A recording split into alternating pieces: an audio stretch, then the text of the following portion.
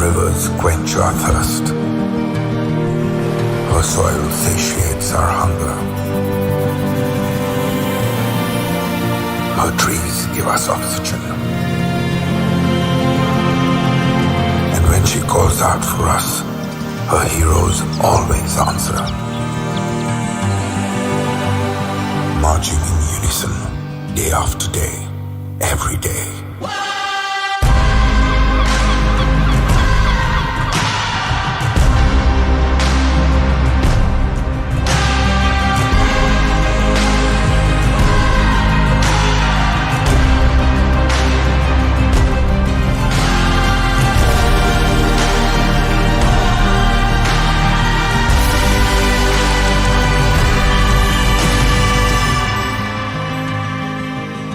Motocorp, celebrating Earth Day every day.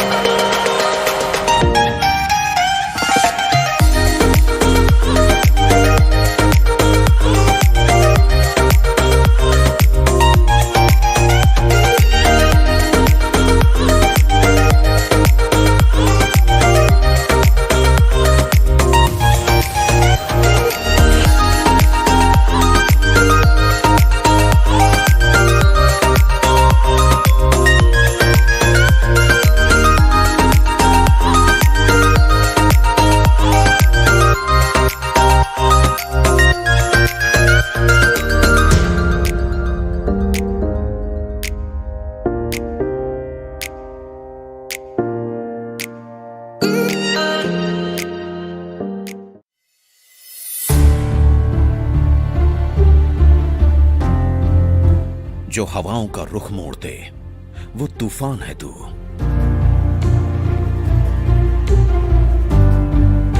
जो लोहे को पिघला दे वो आग है तू।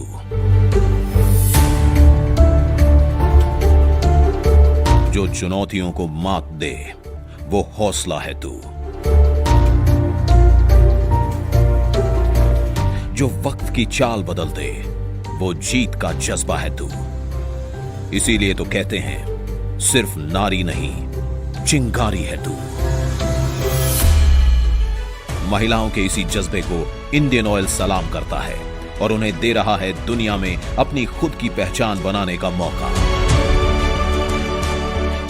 हॉकी की हुनरमंद और जीत की जिद्दी महिला खिलाड़ियों को करियर का सुनहरा प्लेटफॉर्म प्रदान करने और हॉकी खेल को बढ़ावा देने के लिए अंतर्राष्ट्रीय महिला दिवस के अवसर पर कॉर्पोरेट जगत में पहली बार इंडियन ऑयल कर रहा है पहली महिला हॉकी खिलाड़ियों की नियुक्ति और टीम का गठन।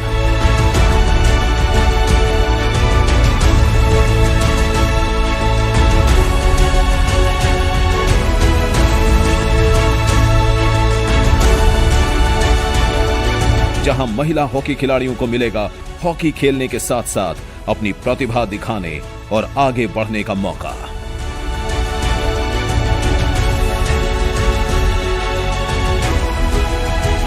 महिला सशक्तिकरण को बढ़ावा देने, महिला हॉकी खिलाड़ियों के हुनर को निखारने और हॉकी खेल के जरिए उन्हें विश्व चैंपियन बनाने के लिए इंडियन ऑयल की एक अनुकरणीय पहल। हॉकी में नया इतिहास रचने की तैयारी। अब नारी की बारी।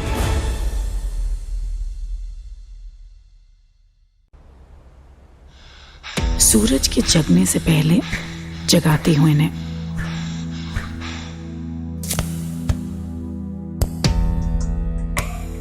भीड़ में आगे बढ़ना सिखाती हूं इन्हें। इनकी ताकत, इनकी पहचान हूं मैं। इनके साथ, इनके कंधों पर देश का भार उठाती हूं मैं। कितने किलोमीटर इनके साथ दौड़ती हूं मैं। इन्होंने कितना पसीना बहाया है उसकी गवाह हूं मैं। मिट्टी हो या मैट, दोनों पे इनके साथ हूं मैं। इनका फोकस कितना क्लियर है पता है मुझे। बड़े से बड़ा खतरा इनके साथ मैं भी उठाती हूँ। इन्होंने कितनी प्रैक्टिस की उसकी शाबाशी सबसे पहले मैं देती हूँ। इनकी सारी चोटों को छुपा के रखती हूँ मैं। जब दुनिया को पंच मारा था मैं तब भी इनके साथ थी, आज भी हूं। इनकी परफॉर्मेंस, इनकी फिटनेस का पक्का सबूत हूं मैं। देश के लिए इनके साथ मैं भी खेलती हूं। कभी हार नहीं मानती और ना मानने देती हूं। अपने अपोनेंट को बखूबी पहचानती हूं मैं। नेशनल एंथम पे सीना तान के खड़ी होती हूं मैं। कश्मीर से कन्याकुमारी तक, कच्छ से कोहिमा तक, सालों से देश की सेवा में खड़ी हूं मैं। ये सिर्फ स्पोर्ट्स की जर्सी नहीं, देश की वर्दी है।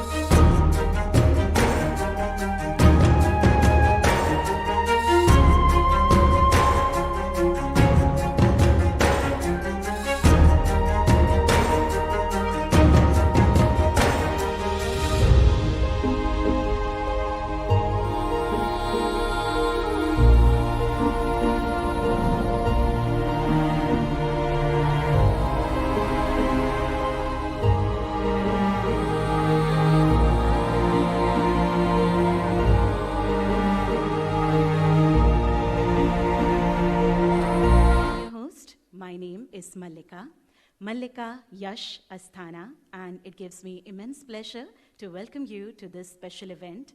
यहाँ पर उपस्थित सभी महानुभावों का, सभी सम्मानित अतिथियों का हार्दिक स्वागत है, अभिनंदन है। आज के हमारे इस विशेष कार्यक्रम में लखनऊ शहर में आयोजित इस भव्य समारोह में हम आप सभी का स्वागत करते हैं, अभिनंदन करते हैं। Ladies and gentlemen, on behalf of Sportstar, we welcome you to the first ever North Sports Conclave. Let's begin this event by putting up our hands together. Sportstar North Sports Conclave deserves a big round of applause, ladies and gentlemen, for infusing a great zeal and enthusiasm into it. So we thank our eminent guests, our respected personalities who have joined us from far-flung corners of the country just to be a part of this special event. Thank you and very warm welcome. Your presence means a lot to us. We are joined today by many respected athletes who have joined us and various top sports administrators who are also present here with us, various representatives from the corporate world and our friends from media. Thank you so much for your valuable presence and your continuous support towards the Indian sports. It means a lot. And आज आप सब अपने व्यस्ततम कार्यक्रम से कुछ समय निकालकर यहाँ उपस्थित हो सके, आपका बहुत बहुत धन्यवाद. Ladies and gentlemen, today's conclave will feature a series of specially curated conversations on existing infrastructure, scouting, training, and governance of sports in Uttar Pradesh, particularly in North India. This event will also highlight inspiring success stories. Sportstar conclave कार्यक्रम में उपस्थित सभी खेल जगत से जुड़े हुए We would like to thank our social cause partner, Hero We Care, a Hero Motocorp CSR initiative. Let's put up our hands together for them. Sports Management Academic Partner, KJ Somaiya Institute of Management. Associate Partner, Indian Oil, Shiv Naresh, KSG. And Life Insurance Partner, LIC. Let's put up our hands together once again for all of them. And ladies and gentlemen, in order to give a right start to this program, let me please invite a very respectable personality who is here with us today. I would humbly like to invite on stage Mr. Ayon Sen Gupta, respected editor, Sportstar. A big round of applause for him, ladies and gentlemen. I humbly request, sir, to please join us and share an opening address.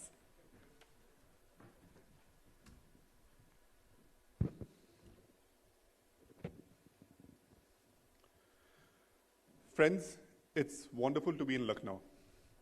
On behalf of Sportstar and the Hindu group, I would like to welcome you to the first ever Sportstar North Sports Conclave. Sportstar, India's oldest sports magazine, will celebrate its 45th birthday in June 2023. And for these 45 years, we have been a constant companion of Indian sports, sharing the joys and heartbreaks of our athletes. The Sportstar Conclave aims to bring together various prominent sports organizations, distinguished individuals from sports fraternity, sports media experts, sports governing bodies, and state governments for dialogues on sports development in India. We hope these dialogues will act as a catalyst to propagate sports in India by creating frameworks for participation, potential, pathway, and performance. This event will provide a platform for sharing vital information and for future collaboration among organizations. Uttar Pradesh, the largest state in India, like the rest of the country, is seeing a sporting revolution with athletes from the state making the nation proud at the international stage. UP has had a rich tradition in sports, and under the leadership of the present government here, the state continues to march ahead with the likes of Vandana Kataria, Lalit Upadhyay, Priyanka Goswami, Vijay Yadav, and of course cricketers like Suresh Raina, Bhuvaneshwar Kumar, and others performing miracles and winning accolades globally. I'm thankful that a lot of these great athletes are present with us today, along with Shri Sandeep Singh, Minister for Primary Education, and Shri Navneet Sehgal, Additional Chief Secretary Sports, Government of Uttar Pradesh. The Sports Minister, Girish Chandra Yadav, will also join us.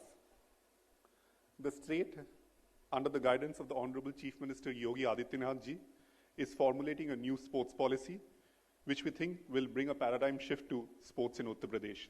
The UP government's initiative, such as the Ekalavya scheme and the free medical insurance scheme for players, will not only help unearth new talent, but also offer support to athletes in time of distress.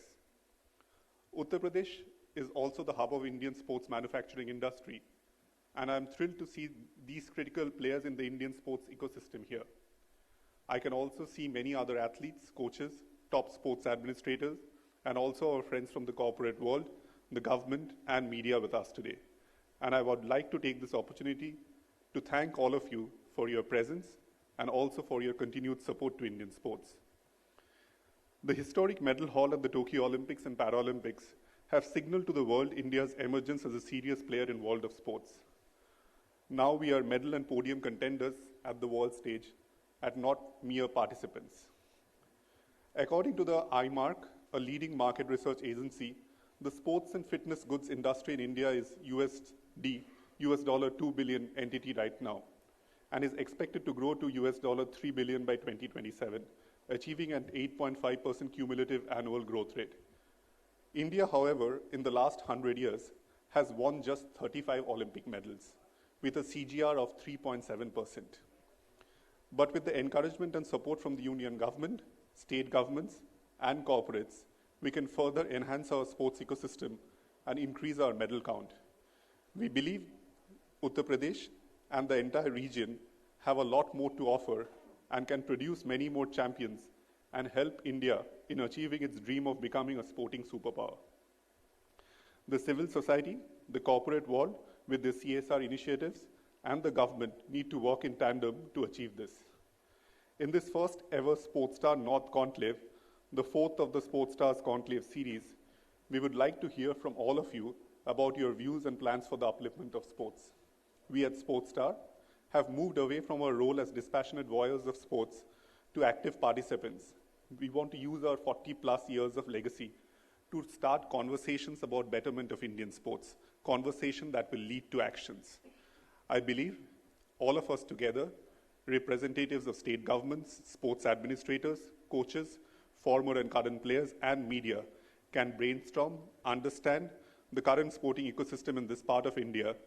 We hope these conversations will also help to further improve the sports system and help us producing champions in every sport. I look forward to a fruitful day of dialogues with all of you, and I'm confident together we can make India a sporting nation to be reckoned with. I would also like to thank my colleagues in the editorial events and advertising team in the Sportstar and the Hindu, and our knowledge partner Sportseed. Without their tireless efforts, this endeavor wouldn't have been possible. Finally, a big shout out to our partners. You have been long patrons of sports, and I hope we will continue to have your support. I would now request Mr. Navneet Sehgal, Additional Chief Secretary, Sports, Government of Uttar Pradesh, to present the inaugural address on how the sports economy can help in Uttar Pradesh's run to become a $1 trillion economy. Mr. Sehgal, a big round of applause for him. Can I also request LV Navneet, CEO of the Hindu Group, to present a small memento to Mr. Sehgal before he starts his address.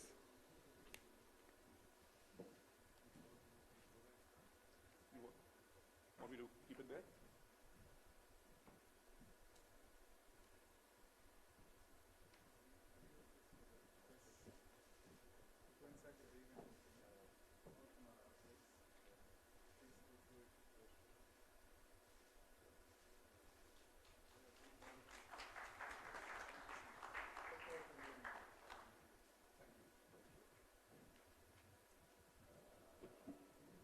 Thank you so much. First of all, let me thank Hindu Group and Sportstar for organizing this event here. In entire North India, they've chosen Lucknow as a center for this kind of a conclave. Once again, I thank them. You see, it wouldn't have been a more opportune time for this kind of an event than this. Our government, led by Honorable Chief Minister Yogi Adityanath ji, inspired by the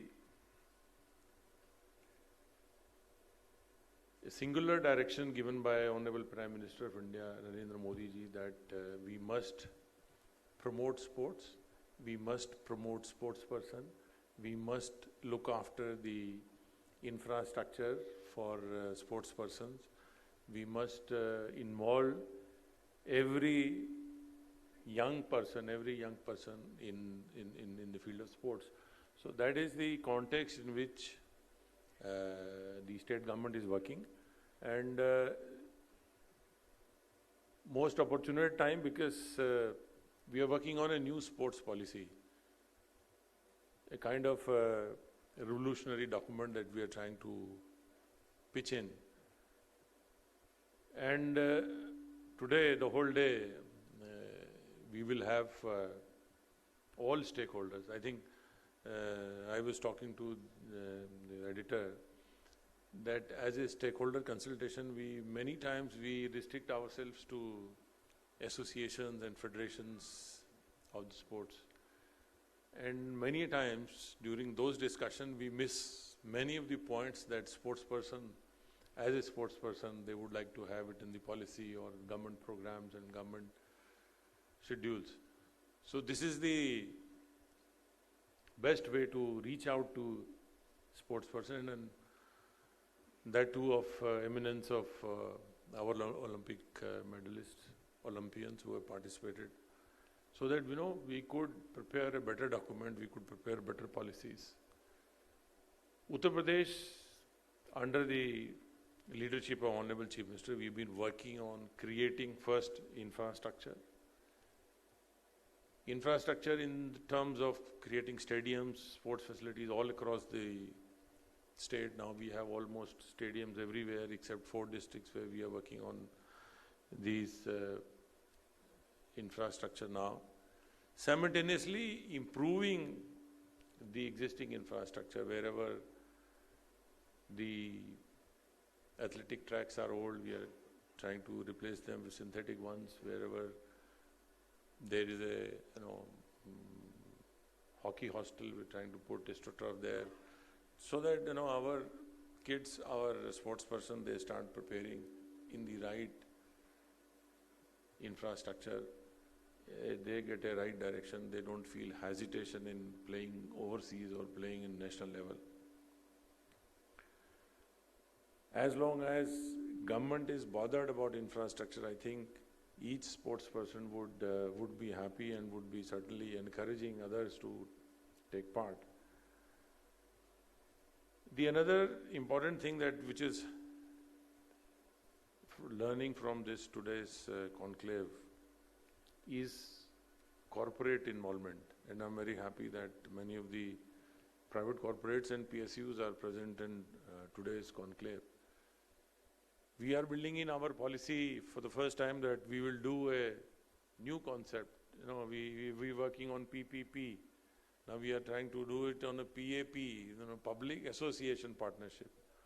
Trying to rope in sports association, federations into not only creating infrastructure but also maintaining that infrastructure for the use of sports persons.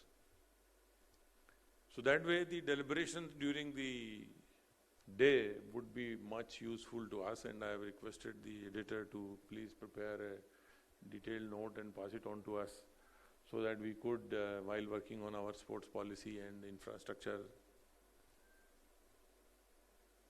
would make use of that information. Khelo India and the top scheme has been very beneficial, useful and helpful in creating not only infrastructure but also promoting sports culture. You see, sports is a way of life. As a trend has to change, like in childhood we used to hear people saying खेलोगे कूदोगे तो होंगे खराब और पढ़ोगे लिखोगे तो बनोगे नवाब. So that attitude has to change, because sports itself can give you a huge career. And some of the iconic players are in front of us. Every sports, if you are successful, government on its own have been promoting merit, in the sense that medals and medal winners have been awarded. In fact, Uttar Pradesh awarded everybody whosoever had won the medals in the Olympics, wherever they are from. And now the state government has also come up with a policy of directly appointing sportsperson to gazetted jobs. Not smaller jobs, gazetted jobs. Like we have 2 players who are being appointed as DSP, Deputy SP in police, and Nab Tahsildar in the revenue department. So Some of the, like we have identified 26 such posts where the gazetted posts where the players, the medal winners would be appointed directly without any interview process or without any qualifying process. UP has a huge population, 240 million people, and there is no dearth of merit. There is no dearth of players who can be incentivized to come up to the national or international level, and our whole ecosystem that the government is trying to create is to help the merit in the farthest corner of the state to come up to the state and national level. And we are also working on now to not only promote the Olympic games but also our traditional ones, like rural sector is still untouched by many of the sports facilities. So now our government has a plan to organize rural sports, bring the rural talent, sports talent into the mainstream, and try to give them an opportunity to compete with others, and also give them an opportunity to interact with the national and international level players. So the whole year-long program that we are working on would continue from village level to a cluster of village, to block level, to tehsil level, to district level, and to zonal level, and to state level. So that way there will be a huge involvement of talent at the rural level, which can now be harnessed into a vibrant talent pool that the state would have. Sports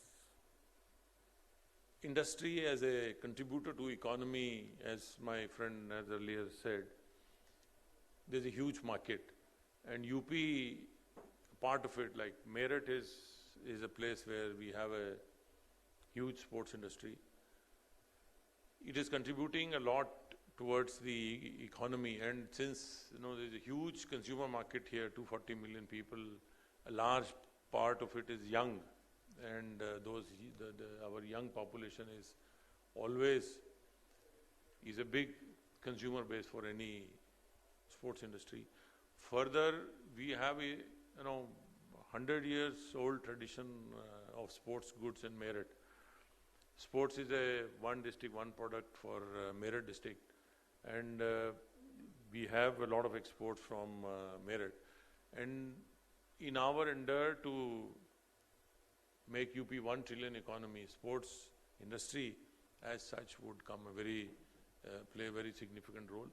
And we are inviting entrepreneurs, we are inviting big industry groups through our industrial policy. UP has the most exciting industry policy in the country. We have a very good ecosystem, like in ease of doing business, we were number 2 in the country. And in terms of ease of approvals and ease of setting up your business, we have a portal called Nivesh Mitra, where more than 250 approvals and sanctions can be taken online. You don't have to go to an office and seek approvals for setting up of an industry. Simultaneously, we are working on a new industrial policy. We are providing more and more incentive to industry as such. So we hope that by end of the day today, when the discussions and various stakeholders would speak about, we would get a very good kind of a compendium of suggestions and compendium of good material where we could use it not only for our sports policy but also for formulating policies in other fields where we can promote sports, not only promote sports, help sports person. And one thing I must mention is that we have created an Eklavya Krida Kosh. It's a kind of fund which is, the government has contributed 25 crore rupees to that particular fund. And that fund is only for the sports person. sports person who are meritorious, who have won national events and who want to go for further for international events and all those. Not only provide them facilities, infrastructure, equipment, but also provide for their social security. And on that basis, we are working on to provide them to insurance cover under Ayushman, where not only them but their families would also be covered for a health insurance up to 5 lakh rupees. So that incentivization, that social kind of security is being provided under this particular fund which the government has created. So that will help a long way to kind of create a sense of security, which we many times feel that sometimes leads meritorious sports person into leaving the game and going in for other remunerative jobs maybe. So that way the idea is to create a whole ecosystem where not only we as a state provide infrastructure, world-class infrastructure, simultaneously also helping them to get trained, try and get better coaches, try and get them exposure to national and international events wherever possible, so that we harness the big pool of talented sports person available in the state. So once again I thank Sportstar, the Hindu group, for organizing this conclave here and inviting me here. I could become part of the whole thing. I'm joining now, I'll also be joining in the evening, and we would get a lot of input, lot of feedback, lot of suggestions from this conclave today. Once again, thank you so much. Thank you.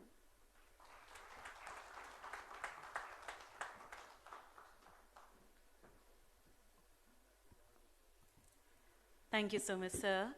And truly said, there is no dearth of talent in Uttar Pradesh, and we have such remarkable sports personalities who have joined us today, who are definitely a great example for all the youngsters of Uttar Pradesh, who will definitely follow their footsteps and make a great mark for themselves. So with this, ladies and gentlemen, we have a very special audio-visual message by none other than the Honorable Sports Minister of Uttar Pradesh, Shri Girish Chandra Yadav ji, who has shared his vision for the sports development. So can we have a look at the screen with the audio-visual? Sportstar conclave कार्यक्रम में उपस्थित सभी खेल जगत से जुड़े हुए सभी सम्मानित नागरिक बंधु, खेल में रुचि लेने वाले, खेल से जुड़े हुए हमारे सभी खिलाड़ी, आज के इस कॉन्क्लेव में मैं उन सब का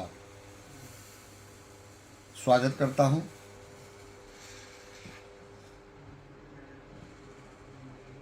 और इस आयोजन के लिए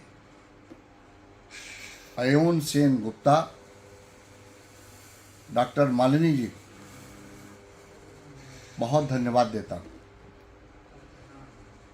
कि खेल से जुड़ी हुई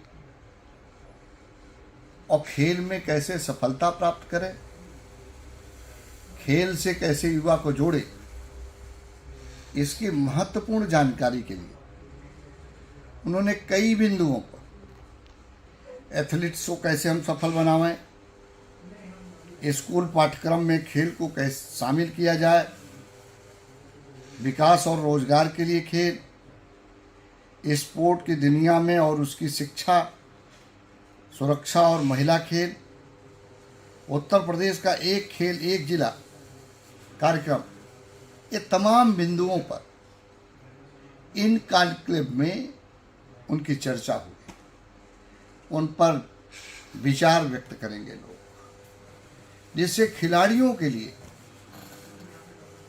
एक बहुत सुनहरा अवसर है सीखने के लिए और अपनी प्रतिभा का प्रदर्शन करने के लिए, अपने अंदर खेल में कैसे सुधार कर सकें और सुधार के साथ साथ कैसे हम सफलता प्राप्त करें, इसके लिए ये जो हमारी स्पोर्ट स्टार जो पत्रिका है, इसमें तमाम बिंदुओं पर जो चर्चा होगी वो कंठस्थ भी होगा। वो हमारे खिलाड़ियों के लिए बहुत उपयोगी होगा, उनके जीवन में के लिए बहुत उपयोगी होगा। निश्चित रूप से इन कॉन्क्लेव से उत्तर प्रदेश खेल की दिशा में आगे बढ़ेगा, युवा हमारा खेल से जुड़ेगा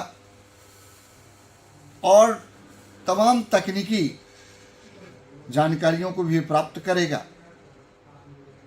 आज के इस अवसर पर मैं इस आयोजन के लिए अयोन सेन गुप्ता जी को और मालिनी जी को फिर से एक बार बहुत धन्यवाद देता हूं, आभार प्रकट करता हूं कि उत्तर प्रदेश के खिलाड़ियों के लिए यह सुनहरा अवसर आपने प्रदान किया। बहुत बहुत धन्यवाद।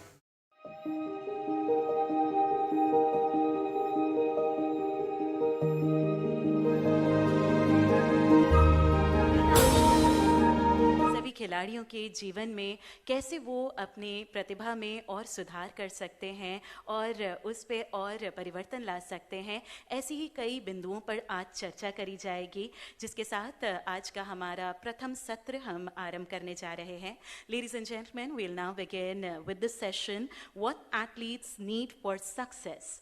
And to begin with this session, let me humbly invite on stage the moderator for the session. आपकी जोरदार तालियों के बीच उनका स्वागत करिए, Mr. Vijay Lokpalli, consulting editor, Sportstar. With a big round of applause, ladies and gentlemen, please welcome him. I request sir to please proceed.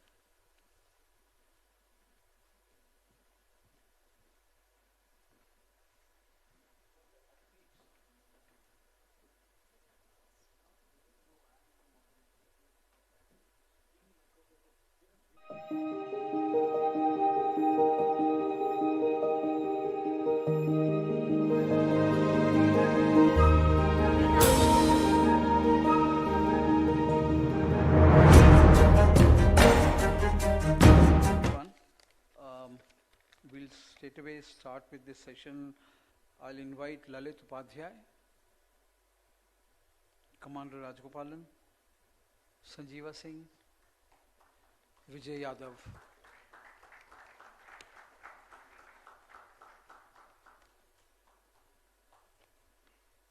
Come.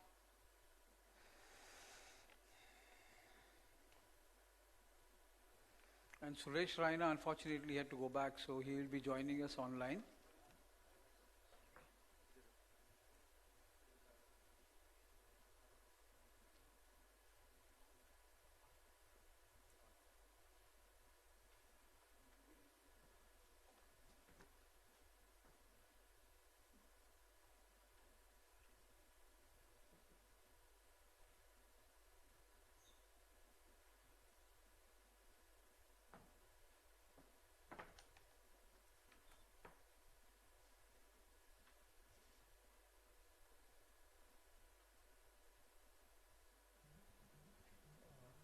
Thank you, Suresh, for joining us.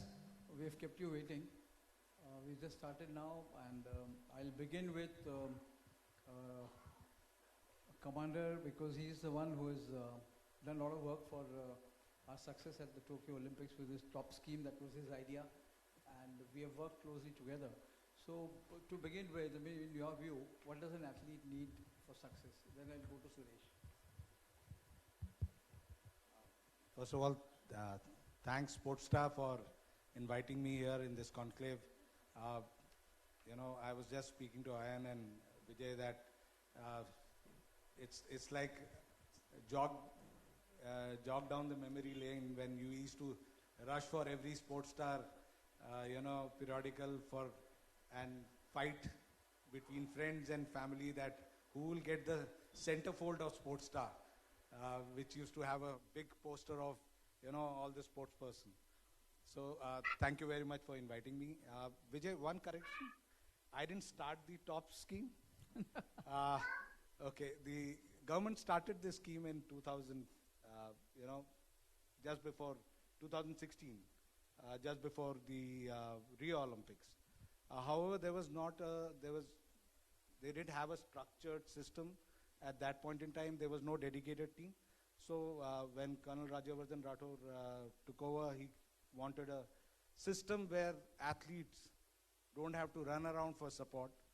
And that is where I came in, and we created a team which, and the athletes performed very well, endorsing our effort that it was worthwhile, especially seeing the Tokyo results.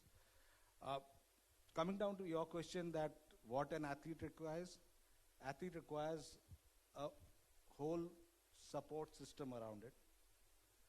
So there are a couple of things which I'll say that I'm a big proponent and a big fan of long-term athlete development plan. So talent, there is no dearth of talent in India. All our athletes, Lalit, Priyanka is sitting there, Vijay, they've all proved it time and again that India is, full of this talent. It was just that ecosystem which was required. So right from the grassroots, a strong grassroots system where the talent is identified based on their potential and not based on their performance. Unfortunately, from time immemorial, we generally see the performance of the athlete and then pick them up for a scheme. It should be scientifically driven system where we pick up an athlete for a long-term athlete development plan, which also includes that education should form an important part of that system. You can't have that athlete is just playing, and ultimately land up post-playing days with no job opportunities. It's very heartening to see that government and corporates are system to give them employment. But what we need is that beyond their playing days,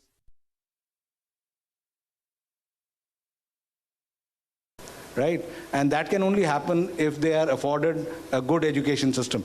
It's not their fault they didn't get that. As the ecosystem, we'll have to provide that.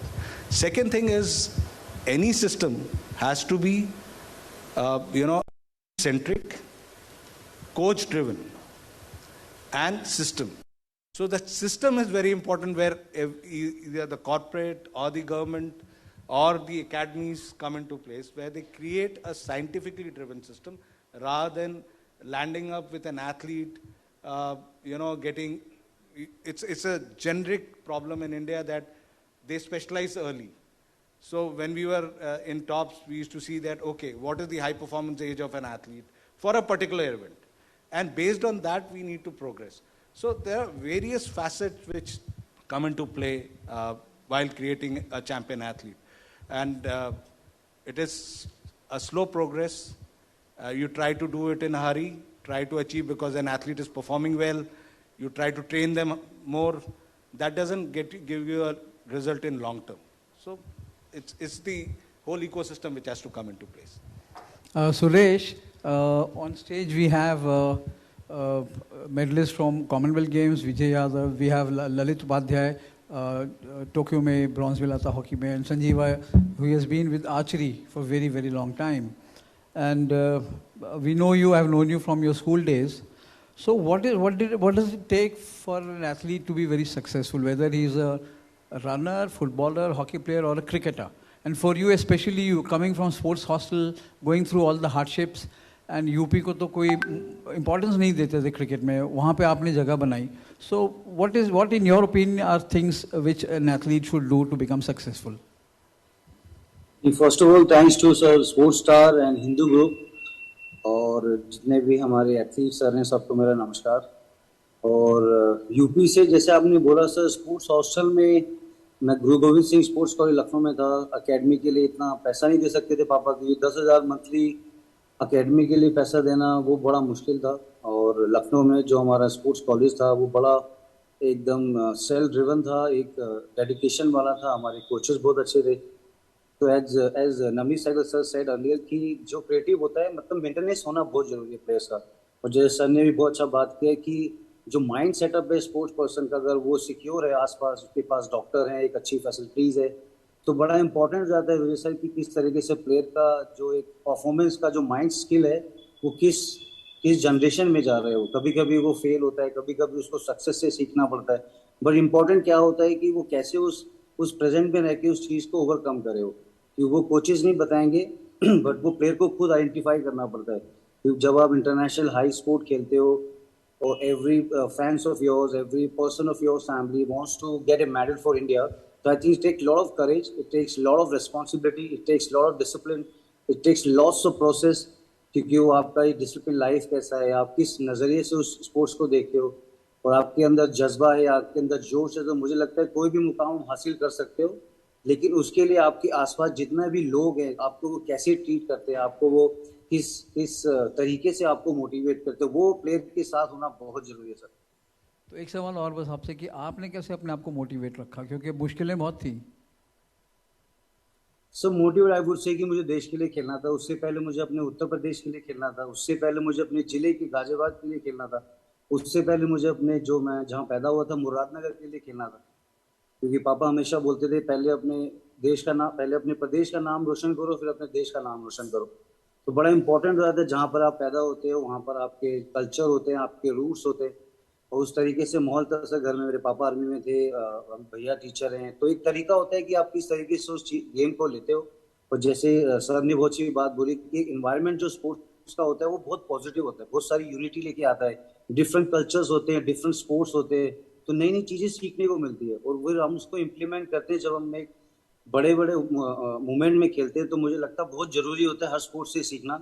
लेकिन हर player का character अलग होता है, हर player का जज्बा अलग होता है, हर प्लेयर कहीं ना कहीं एक अलग तरीके का उसका स्किल्स होता है, तो उसको कभी खोना नहीं चाहिए और दिल से खेलना चाहिए sir. Thank you Suresh. I will come to Lalit. Lalit, hockey हमेशा हर कोई कहते हैं नेशनल गेम, तो क्या था कि आपको लगा कि आप सक्सेसफुल हो जाओगे और क्या करना चाहिए आपके लेवल पे, जैसे जहाँ से आप आए और आप जाके एक ब्रॉन्ज मेडल भी जीता आपने 41 साल बाद हॉकी में मिला, तो आपको क्या लगता है? सर सबसे पहले तो मैं यहाँ पे जितने लोग हैं सबको नमस्कार करता हूँ और मैं हिंदू और स्पोर्ट्स स्टार को भी धन्यवाद करता हूँ कि मुझे अपॉर्चुनिटी दी कि मैं अपने प्रदेश में आके अपनी भावनाओं को, अपने एक्सपीरियंस को शेयर करने का मुझे अपॉर्चुनिटी मिला। सर सब लोगों ने सर इतनी बड़ी बड़ी बात की सर, सबकी जर्नी वहीं से स्टार्ट होती है स्पोर्ट्स पर्सन की, बट जो मेरा एक्सपीरियंस था सर ये था कि हम स्पोर्ट्स इसलिए स्टार्ट कर देते हैं कभी कभी कि पढ़ने में अच्छे नहीं, स्पोर्ट्स में चले आए तो, और रही बात स्पोर्ट्स भी इसलिए चुन लेते हैं कि ठीक है इस स्पोर्ट्स में पैसा कम लगेगा या उस स्पोर्ट्स में पैसा कम लगेगा क्योंकि घर से कम पैसा मिलने वाला है। तो हम सभी स्पोर्ट्स पर्सन की जर्नी यहीं से स्टार्ट होती है। लेकिन अब धीरे धीरे जब ऊपर जाने लगते हैं तो बहुत से स्कीम्स आ जाते हैं, इंडिया टीम के लिए खेलने लगते हैं, टॉप्स मिल जाती है, स्टेट हॉस्टल में आ जाते हैं, वहाँ पर सारी सुविधाएँ मिल जाती हैं। अब तो बहुत ही अच्छा हो गया है। तो जर्नी तो सर ऐसे ही स्टार्ट होती है, बट यही चीज़ था कि जिम्मेदारियों का एहसास जब पहले हो जाता है तो कदम अपने आप सर सही रास्ते पर चलने लगते हैं, इसके लिए ब्लेस्ड होते हैं। और दूसरी चीज़ सर जब आपकी चाह मजबूत होती है किसी चीज़ को पाने के लिए तो सर हेल्प कहीं ना कहीं से मिल जाता है। बस जैसे भाई साहब ने भी कहा कि आप कितने फोकस्ड हैं अपने एम को लेके, टारगेट को लेके, और दूसरा है कि आप कभी ये मत सोचो कि आपके पास क्या नहीं है, आप हमेशा ये सोचो कि आप क्या पा सकते हो। तो आप खुद से भी मोटिवेट कर सकते हो अपने आप को, self motivation is the best motivation, ये मेरा मानना है। और रही बात एक मेंटली कि आप कितना मेंटली स्ट्रांग हो किसी चीज़ को लेके, वो ज़्यादा आप इम्पोर्टेंट करता है, चाहे जिस फैमिली बैकग्राउंड से आए आप। और रही बात अगर आप स्टार्टिंग से ही अपने आप को मेंटली स्ट्रांग रखें तो ऊपर के लेवल पे भी आपको खेलने के लिए उतना ही हेल्प करता है।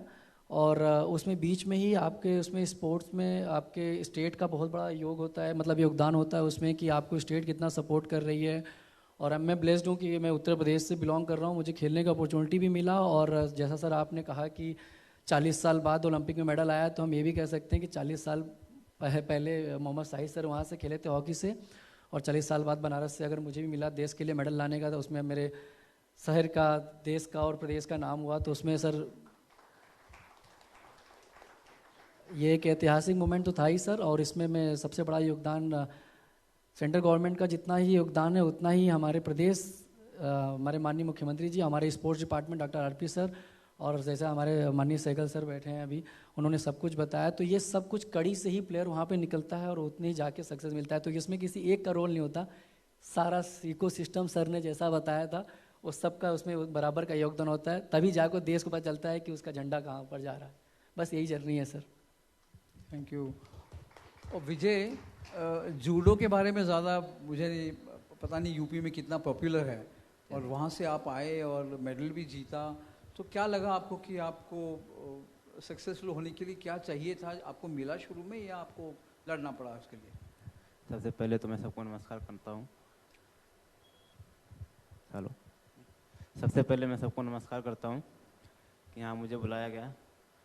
सर, जूडो तो उतना प्रॉपर नहीं था यहाँ तक आने के लिए, लेकिन हमने मैं ऐसे गांव से हूँ कि कोई जानता नहीं था जूडो के बारे में, लेकिन मैं वहाँ से निकला और यहाँ तक पहुँचा। तो ऐसा नहीं है कि कोई गांव या शहर से आके कोई कर नहीं सकता, सभी कर सकते हैं, तो बस सपोर्ट मिलना चाहिए सर। जैसे मेडल आता तो सभी सपोर्ट करते हैं, उसके पहले कोई नहीं वो था।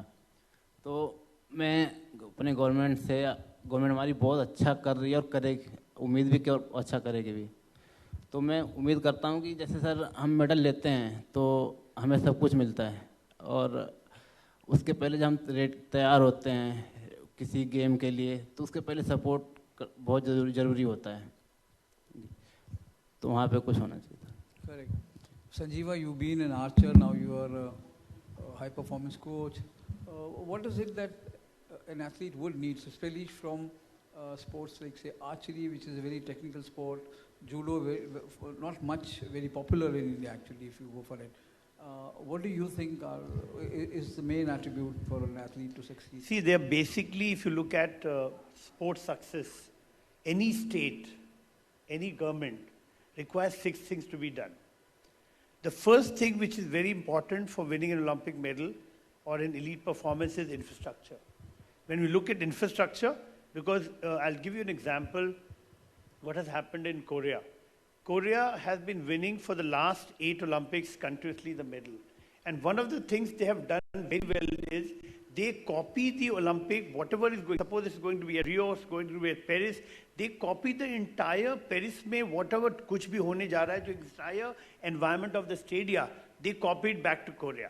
So that athlete, when he goes to participate at the Olympic level, he sees exactly the same thing. It's very, very important at the elite level that do we have the digital, for example, jab hum khade hote hain, shoot karte hain, do we have the digital cameras there? Do we have the entire timers there? So I should be very, very comfortable in an environment when I'm performing at the Olympic level.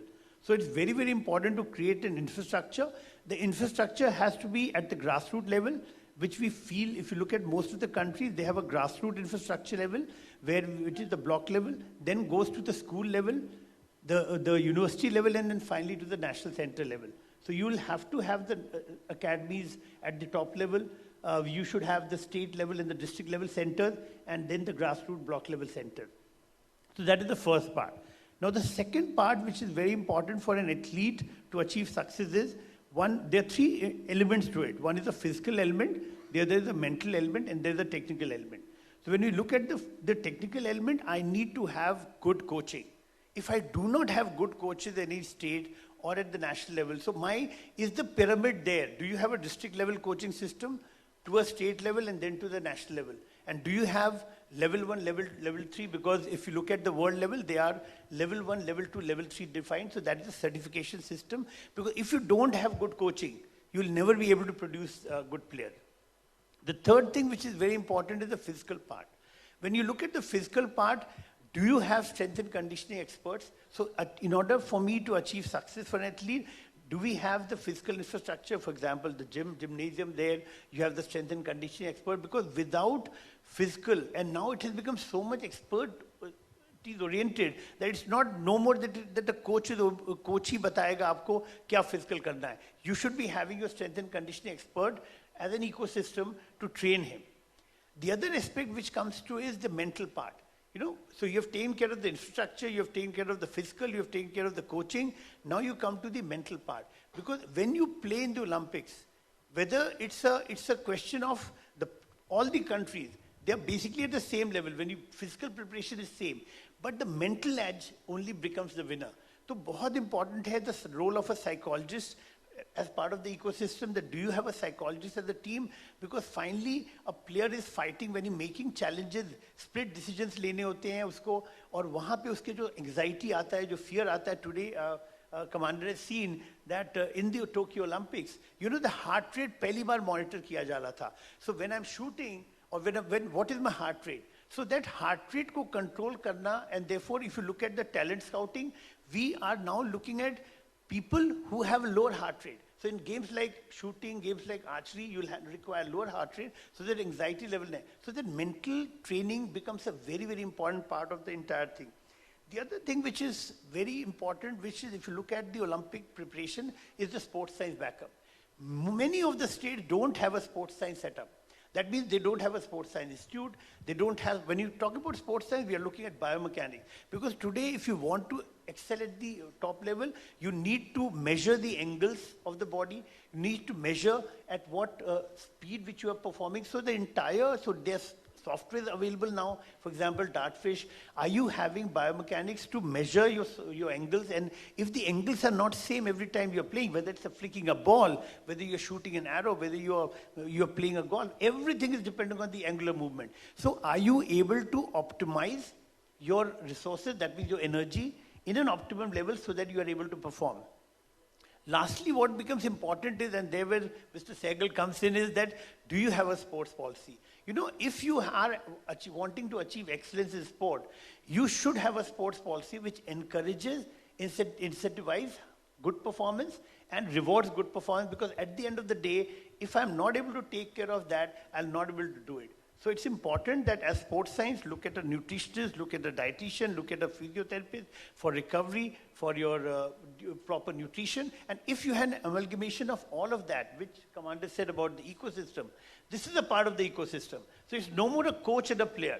It's your complete team which works. You have a sports science team with nutritionists, sports physiotherapists, psychologists, and along with the ecosystem of infrastructure, equipment availability, then only you can achieve success. I'll come back to you, Commander. Suresh, इतना सब सुना आपने, ये junior आप cricket में ये सब available है जूनियर लेवल पे, डिस्ट्रिक्ट लेवल पे, ये सब चीज़ें, स्पोर्ट्स साइंस, न्यूट्रिशन, जिम, ये जो और मेंटल स्ट्रेंथनिंग करना क्रिकेटर का, ये थोड़ा सा अगर आप बताएं तो. नहीं, बिल्कुल है सर. और सर ने बहुत अच्छी बात बोली कि मेरे 2 नी के ऑपरेशन हुए हैं. उस टाइम पे मुझे पता नहीं था कि उसका रिकवरी कैसा है. फिर उस टाइम पे thanks to BCCI, thanks to UPCA, और अच्छे ट्रेनर मिले, अच्छे डाइटिशियन मिले. बट जो फैमिली का सपोर्ट मिला सर, वो मुझे लगता है बहुत इंपॉर्टेंट होता है वो. क्योंकि डॉक्टर के आसपास जब रहते हो कि रिकवरी आप 2 घंटे रहते हो, आपका मेंटल पीस कितना इंपॉर्टेंट है वो, कि वो बहुत बड़ा एक प्लेयर की एक स्ट्रेंथ बनती है वो. तो जैसे हमारे honourable chief minister Yoginath sir ने जो एक स्कीम बनाई है स्पोर्ट्स इंश्योरेंस की होगी, क्योंकि काफ़ी स्पोर्ट्स में उस टाइम में इतना बढ़ावा नहीं था सर. अभी हम लोग इतना अच्छा कर रहे हैं दूसरे स्पोर्ट्स में, क्योंकि गोल्ड मेडल बहुत आ रहे हैं, लेकिन इसके पीछे जो इन प्लेयर्स की जो मेहनत है, जो जज्बा है सर, वो मुझे लगता है वो वाकई काबिल तारीफ है. जिस तरीके से हमारा देश का जो तिरंगा लहराता है बाहर ओलंपिक में, आप देखेंगे कितने बड़े बड़े मेडल्स आए हैं. अभी हर इवेंट में जाते हैं, जब नेशनल एंथम होता है तो इतना गूज बम लगता है इन सब प्लेयर्स को छोटे छोटे शहरों से आना, और वहाँ पर कोचिंग नहीं है, वहाँ पे फैसिलिटीज़ नहीं होती है. फिर भी अभी आई थिंक यूपी गवर्नमेंट ने काफ़ी कुछ अच्छा किया. रूरल प्लेसेस में कोचिंग स्टार्ट हो रही है, मेरठ में यूनिवर्सिटी बन रही है, लखनऊ में आप देखेंगे कितना बड़ा इंफ्रास्ट्रक्चर तैयार हो रहा है. उसके बाद बनारस में क्रिकेट स्टेडियम बन रहा है.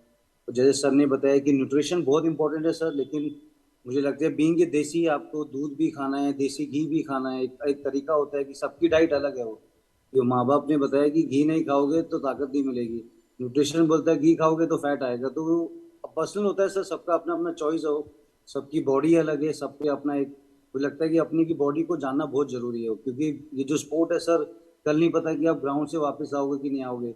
हो सकता है इंजरी होगी, आप 2 साल के बाद ग्राउंड पे वापस आओगे. क्योंकि जो फिजिकल स्पोर्ट होता है वो काफ़ी चैलेंजिंग होता है, और जो टीम स्पोर्ट्स है उसमें बहुत सारे चैलेंजेस है सर. आई थिंक जैसे वो बनारस से हमारे जो मित्र हैं, जैसे उन्होंने बताया कि हॉकी में जब मेडल आया उनके पास, तो किस तरीके से सेंट्रल गवर्नमेंट ने उनको हेल्प किया, जिस तरीके से अनुराग ठाकुर सर स्पोर्ट्स में कितना अच्छा आप देखेंगे इनिशिएटिव ले रहे हैं. और नरेश सैगल सर ने बोला कि छोटे छोटे शहरों में वो मेंटेन कर रहे हैं, क्रिएटिव भी हो रही है, बट जिस तरीके से मेंटेन हो रहा हो, कि being a sports person is very important to give them a facility, but उसको मेंटेन होना बहुत जरूरी है सर, हर लेवल. क्योंकि बाहर की टीम हमेशा एक लेवल ऊपर खेलती है, लेकिन मुझे लगता है कि अगर हमारा स्पोर्ट्स साइंस और डेवलप होगा प्लेयरों की इंजरी के बारे में जाना जाएगा, उसका रिहैब कितना बड़ा इंपॉर्टेंट होता है। तो मुझे लगता है सर हर 2 दिन 3 दिन के बाद मेडल आता रहेगा हमारे देश के लिए। Thank you, Suresh. And Commander, after all this, how do you look at whatever they have said, they have felt, at junior level? Somebody says, like he says, Sanjeeva says, sports science. Suresh says, desi ghee bhi khao, right? And Lalit has his own training methods. He's come without any motivation, actually. He didn't have anyone to look up to. So how do you surmise, this process of preparing an athlete, and at what level should it begin? So I think they have touched very, very important aspects separately. I'll take on from what Vijay said, that the support starts coming once you get success. So I think it's the wrong stage to get success, because then there are, success have many fathers, as they say. बहुत लोग आ जाते हैं सामने कि हम ठीक है support करेंगे. So that has to start at the beginning. So grassroots पे start होना चाहिए. Talent, as I said, has to be picked up on potential rather than, and what Suresh said कि देशी घी भी खाना चाहिए. So obviously your nutrition also has to be part of your culture also. So it has to be aligned, right? And at some point in time, like what, infra, we pay a lot of emphasis to infra, but wherever I've been, to whichever country where I've seen the sporting infrastructure, it's not brick and mortar कि मतलब बड़े-बड़े हमने stadium खड़े कर दिए, उसके maintenance में ही पूरा बजट निकल जाता है, because we are still a developing country and welfare is a very important part and social development is an important part. So obviously a lot of budget has to go there. So obviously it has to be basic infrastructure. So you don't have to have a stadium, but you have to have the field. Field of play होना चाहिए और अच्छा होना चाहिए.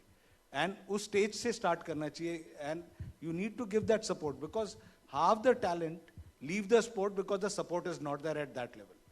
So when you come up, obviously you get a lot of support. You have your scientific, team, you have a support team, you have a mental trainer. So that whole ecosystem has to be created at the grassroots level. And once they start moving, and एक और चीज है कि जैसे एक coach ने बनाया है एक खिलाड़ी को, so ये एक है इंडिया में कि मैं अब इसको ग्रासरूट से एलीट लेवल तक लेके जाऊंगा. आई think that is also wrong, because every coach has his own importance और उसकी वहाँ अहमियत है. तो अगर मैं ग्रासरूट में बना रहा हूँ और अच्छे बना रहा हूँ, तो मैं I should aim and creating more talent and take out talent and give them to development stage.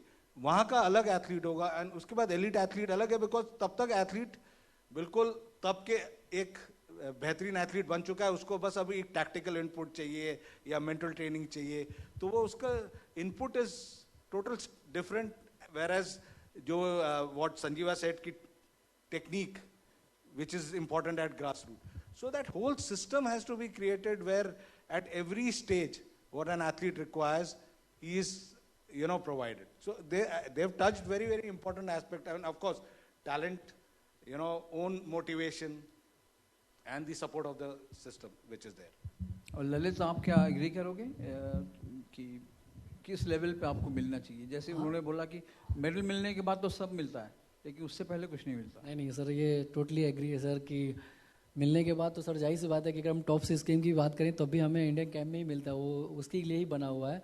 तो जाहिर सी बात है कि जब जिस बेसिक रूट लेवल पे और ग्रास रूट लेवल पे रूरल एरिया में ये सब अगर सुविधाएं मिले, तो जैसे भाई साहब ने बताया कि 2-3 दिन में ही मेडल आने लगेंगे, सब कुछ होने लगेंगे, तो सही बात है कि जब वैसे तो अभाव में ही प्रभाव दिख जाता है हम लोगों के यहाँ. ज़्यादातर तो लोग सोचते हैं कि अगर वेट करेंगे कि फैसिलिटीज़ मिलते रहे तब तो फिर मेडल ही नहीं आएगा. लेकिन अगर ये सब चीज़ें पहले मिल जाएं, पेपर से पहले अगर फैसिलिटीज़ मिलने लगे, तो सर मुझे उम्मीद है कि और जल्दी चीज़ें आने लगेंगी, असर दिखने लगेगा. सुरेश, आपको जाना है, आप जाने से पहले आपको लास्ट सवाल एक पूछता हूँ कि किस लेवल पे आप चाहोगे कि बेस्ट फैसिलिटीज़ मिलनी चाहिए? स्कूल में तो कुछ मिलता नहीं है. आपको लगता है कि स्कूल ही स्टेज है जहाँ पे आप टैलेंट एक्चुअली आइडेंटिफाई कर सकते हैं और वहीं से एथलीट को सपोर्ट मिलना चाहिए?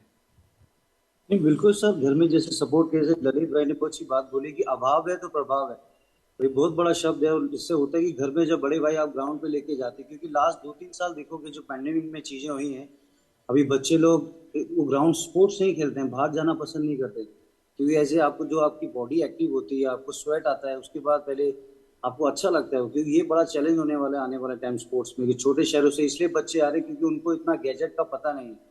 और जो इसीलिए आप छोटे छोटे शहर से बड़े प्लेयर बनते हैं, इसीलिए बनते हैं कि बोलते हैं छोटे शहर का प्लेयर है लेकिन धाकड़ प्लेयर है ये। तो जैसे बनारस से हमारे जो भाई हैं, ललित भाई हैं, जो जूडो से आप बता दें कि पता ही था कि स्पोर्ट्स फैसिलिटीज होती क्या है वो। तो बीइंग ए स्पोर्ट्स पर्सन, जो आसपास के कोचिंग मेथड है उनको जानना बहुत जरूरी है कि किस तरह का प्लेयर का माइंड सेट है वो, कि न्यूट्रिशन भी चाहिए आपको, एक फैसिलिटीज चाहिए, बट सबसे इम्पोर्टेंट है कि प्लेयर का मेंटल टफनेस कौन चेक करेगा, वो किस दौर से गुजर रहा है, फैसिलिटीज कैसे आगे बढ़ेगी। But definitely I think UP government ने काफी काम किया। मुझे लगता है कि 1 या 2 साल में यूपी से और मेडल आए कि उत्तर प्रदेश है बट ये बहुत उत्तम प्रदेश है, यहाँ पे बहुत सारी चीजें देखेंगे, छोटे छोटे शहरों से टैलेंट आ रहा है, वो वाकई माइंड ब्लोइंग है। और मैं कहना चाहता हूँ स्पोर्ट्स स्टार के माध्यम से, हिंदू ग्रुप के माध्यम से जो आपने इनिशिएटिव किया बहुत अच्छा, और मुझे बड़ा अच्छा लगा बात करके। और मैं बधाई देना चाहता हूँ अपने ओलंपियंस को, जिस तरीके से मेहनत करते हैं, उनकी फैमिली को किस तरह से सपोर्ट करते हैं। और आई होप कि इनसे मिलने का मौका मिलेगा, फिर थोड़ा सा पैडल स्वीप भी सीख लूँ। ललित भाई मुझे सिखा दीजिएगा पैडल स्वीप, क्योंकि आप बड़े शानदार प्लेयर हैं। Thank you, Suresh. Thank you for joining us. Thank you so much. Thank you very much. Take care, sir. Thank you, sir. Thank you. Sanjeeva, your views on... I think so what Commander has mentioned is very true. You know, आपको और सभी ने ये चीज़ बोला है, सबसे important चीज़ है sir कि एलिमेंट्री लेवल पे देखिए फंडामेंटल स्ट्रांग होने चाहिए। एंड इसका बहुत अच्छा एग्जांपल आपके सामने में है। अगर आप इंडिया को देखेंगे, इंडिया का जो सबसे बढ़िया चीज़ है वो है education system. Today we are the best in the world. I personally feel we are the best in the world as far as your university education goes. Of course, higher level पे we go. Why it is best? Simple सा देखिए, जब हम class KG से class 12 तक जाते हैं, क्या करते हैं हम? जब पढ़ते हैं तो हमें क्या होता है कि हर मंथ में मेरा एक टेस्ट होता है या क्वार्टरली टेस्ट होता है। तो अगर हम सिर्फ एजुकेशन सिस्टम को अप्लाई कर दे स्पोर्ट्स में, जो हमने देखा है कि अगर आपने, क्योंकि मेरा ग्रास रूट अगर अच्छे स्कूल में हम क्यों भेजते हैं, क्योंकि वहाँ पे फंडामेंटल स्ट्रांग होता है। तो हमें क्या करना है कि स्कूल लेवल पे अगर मेरे फंडामेंटल स्ट्रांग हो गए, क्योंकि एज अब ओलंपिक्स में घटती जा रही है। Today you are able to get Olympic medals at 18 to 21 years, but वो तभी पॉसिबल है जब हमें 8 साल से बच्चे को ट्रेन करना पड़े।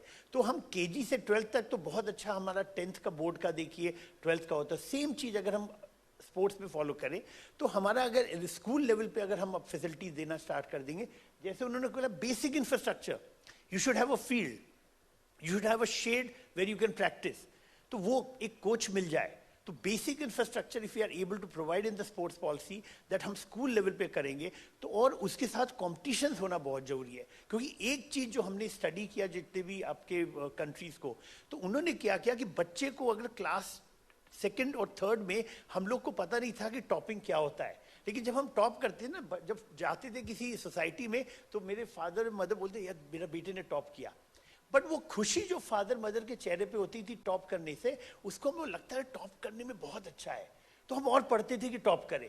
तो क्या होता है कि जब हम स्कूल लेवल पे चैंपियनशिप शुरू कर देंगे, जो कि क्वार्टरली होंगे, जैसे में एग्जाम्स होते हैं, और वो बच्चा जीतना शुरू कर देगा अगर वो क्लास 2 एंड क्लास 3 में, तो क्या होगा, वो चैंपियन की उसकी भूख आ जाएगी, वो ललक आ जाएगी। तो जब तक वो 10 तक पहुंचेगा, वो 8 ईयर्स में उसके स्ट्रॉन्ग फंडामेंटल्स हो जाएंगे, क्योंकि वो खेल रहा है, और जब खेलेगा तभी जीतेगा India. Thank you. And Commander, concluding observations from you on, I mean, how would you summarize? I mean, what is to be done now? So I think everyone has touched a very important aspect, and so as a country, if you see, I feel that we should concentrate on capacity building, and when I say capacity building at every level, so if you see, whatever is my experience, that we are too dependent on foreign experts, right? And why are we dependent on foreign experts? Because we have not created the expertise within our country in last 75 years. But there has been a lot of movement in last 4-5 years in the present government across the state as well as in central, where we are building capacity building. Then even corporates are coming in. I belong to an organization which is totally dedicated towards capacity building, creating good coaching system, creating good administrators, because that's also very important.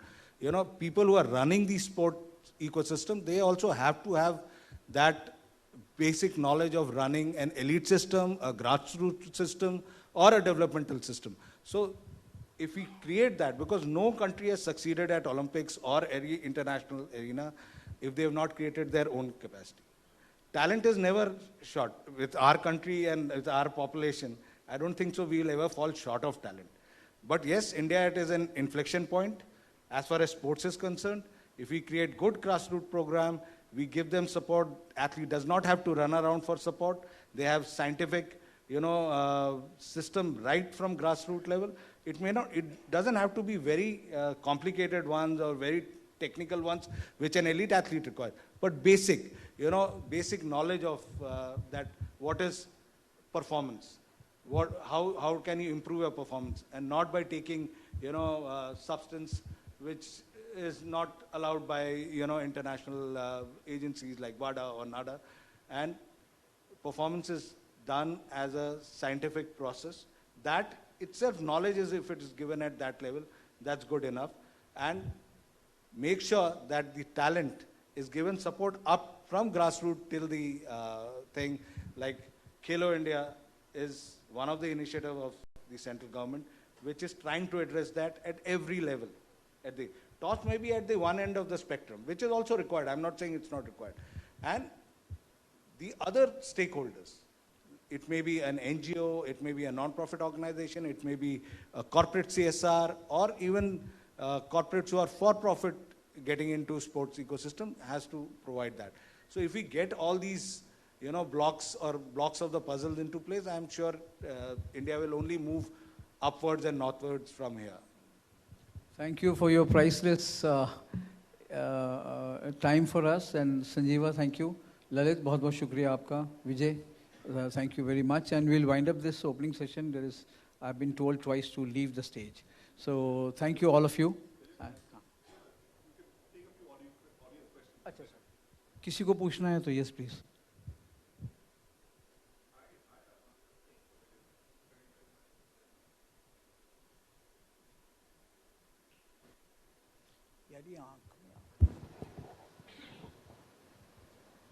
Hello विजय, मेरा सवाल आपसे है, अभी तो Commonwealth का medal आ गया, अभी Olympic में मेडल लाने के लिए क्या ज़रूरत है?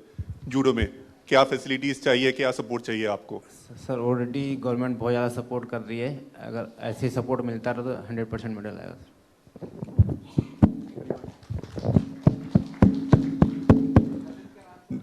नवनीत सर इधर है, कुछ भी चाहिए तो मांग लीजिए अभी. Anyone else has any question? Manjusha, anything from you?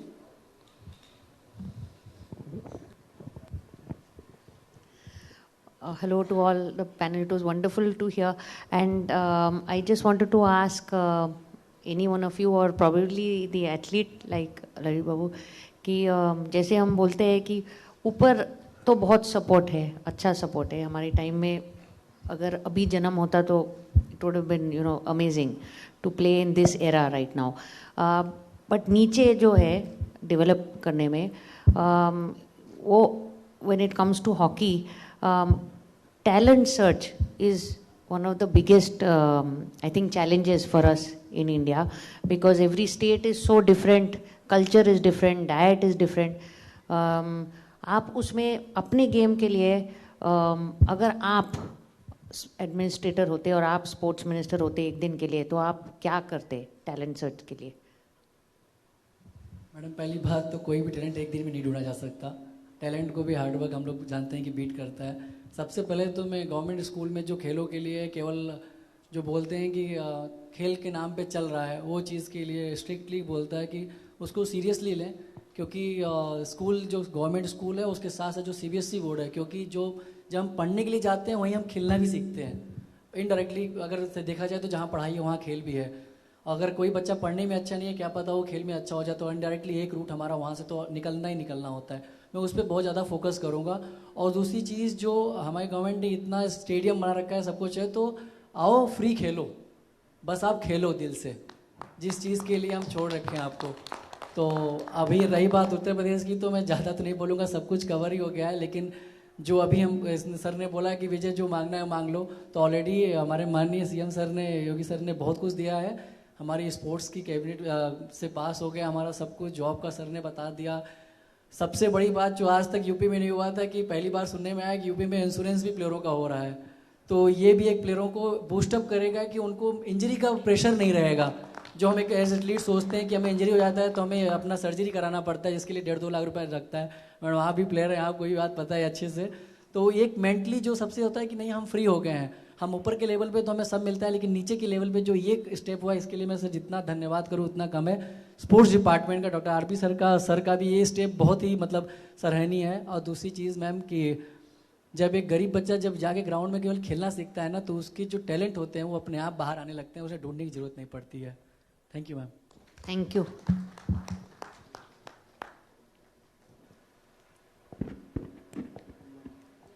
We have some further questions.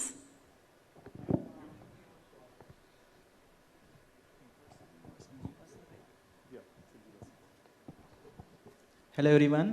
My question is for Sanjeeva sir, being a coach of archery team.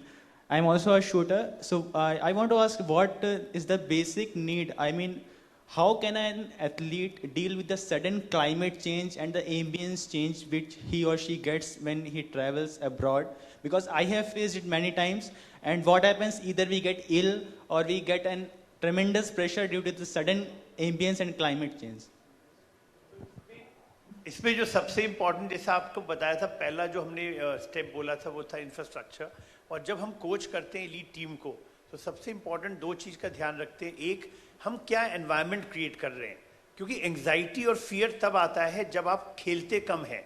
Competition जितना ज़्यादा मिलेगा आपको, उतना ज़्यादा आपका वो डर निकलता है। तो पहली चीज़ है कि क्या आप कॉम्पिटिशन्स खेल रहे हैं। और जो एलीट लेवल पे आप देखेंगे, साइंटिफिकली स्टडी किया गया है कि 30% ट्रेनिंग होती है एंड 70% आपको कॉम्पिटिशन में भाग लेना है। तो पहला चीज़ है कि कॉम्पिटिशन में आप ज़्यादा भाग ले रहे हैं, इंटरनेशनल कॉम्पिटिशन में। दूसरा चीज़ है, जहाँ पे हम ट्रेन करते हैं, जैसे नेशनल सेंटर फॉर एक्सीलेंस है या जो अकेडमीज में, वहाँ पे वो एनवायरनमेंट को क्रिएट करना होगा जो एनवायरनमेंट में आप खेलने जा रहे हैं। तो वेदर वो डिजिटल डिस्प्ले है, वेदर वो आपके टाइमर सिस्टम्स हैं, वेदर आपके फ्लिप चार्ट्स हैं, जिससे कि आपके मन के अंदर में जब आप खेलते हैं आपको कोई बदलाव नज़र नहीं आता है जब आप बाहर जाते हैं। तीसरा जो इम्पोर्टेंट चीज़ आपने बोला कि समय का बदलाव, तो उसको एक्टिलाइजेशन बोलते हैं। तो 2 चीज़ हम करते हैं। तो आज हम लोग कोशिश कर रहे हैं कि 1, एयर कंडीशंस हॉल्स बना रहे हैं, जिससे कि अगर हमें बहुत ज़्यादा है तो I can even play inside, तो इनसाइड खेल पाए। दूसरा चीज़ जो इम्पोर्टेंट है कि हमें टाइम के वजह से 6 घंटे का डिफरेंस है, तो नाइट प्रैक्टिस कर सकते हैं। तो उस तरह से हम तो अपना जो सिचुएशंस को जितना ज़्यादा हम उसके बराबर कर पाएंगे, टाइमिंग में, एनवायरनमेंट में, टेम्परेचर में। हम अगर सपोज हमें जाना है 22 डिग्री टेम्परेचर में और यहाँ पे 38-40 है, क्या हम कहीं और ट्रेनिंग कैंप लगा सकते हैं जहाँ पे टेम्परेचर सेम रहे, या हम 1 हफ्ते पहले जाके वहाँ पे ट्रेन करके अपने को एप्टाइज कर पाएंगे, जिससे कि हमारा परफॉर्मेंस बेस्ट होगा। Ashok Bambi wanted to ask a question.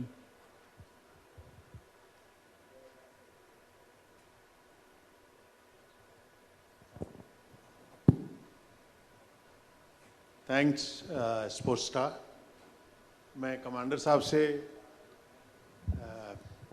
एक शेयर करना चाहूँगा ये चीज़ कि खिलाड़ियों के उत्थान में एसोसिएशंस का बहुत बड़ा रोल होता है। और सहगल साहब से भी मैं ये क्वेश्चन करना चाहूँगा कि क्या जो नई पॉलिसी आ रही है उसमें जो एसोसिएशन के पदाधिकारी हैं उनके ऊपर भी क्या कुछ अंकुश लगाया जाएगा?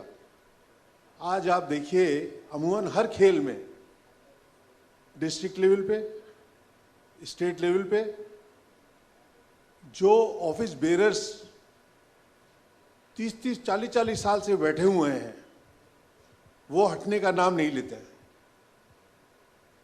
एक तरीके से उस पर उन्होंने अपना पूरा एकाधिकार बना रखा है। इवन जब उनका कार्यकाल या उनकी ध्यान भी हो जाता है तो वो अपने किसी परिवार को बना देते हैं, या प्रेशर पड़ता है तो वो अपनी कन्या को या अपनी वाइफ को भी बना देते हैं। तो क्या यूपी गवर्नमेंट इस तरह का कुछ तरह का अंकुश लाएगी कि कोई भी पदाधिकारी 3 साल 4 साल या 5 साल का उसका टेन्योर होगा, उससे ज़्यादा नहीं होगा, क्योंकि अंत में ये खेल और खेल खिलाड़ी के ऊपर बहुत फर्क पड़ता है इसका। I think Kamal is there in the sports code, if you can just. तो आपका इसके दो पहलू हैं, मतलब बहुत सिंपल नहीं है जितना हमें लगता है, और एक जगह प्रॉब्लम है और एक जगह उसके कई एडवांटेजेस भी हैं, तो मैं दोनों कवर करना चाहूँगा। तो स्पोर्ट्स कोड जो है 2000 जो सुप्रीम कोर्ट ने भी वो किया हुआ है, उसको एंडोर्स किया हुआ है, तो वो तो अब टेन्योर पे पूरा अंकुश लगाया हुआ है उन्होंने कि आप 2 टेन्योर कर सकते हैं या प्रेसिडेंट 3 टेन्योर कर सकते हैं। अगर आपने ऑलरेडी एक पद संभाला हुआ है तो दूसरे पद के लिए अगर आप जा रहे हैं तो ये पद भी काउंट होगा, इसका टेन्योर भी काउंट होगा। और इसमें आपने देखा ही होगा कि अभी रिसेंटली काफ़ी फेडरेशंस इसमें प्रॉब्लम में आई है।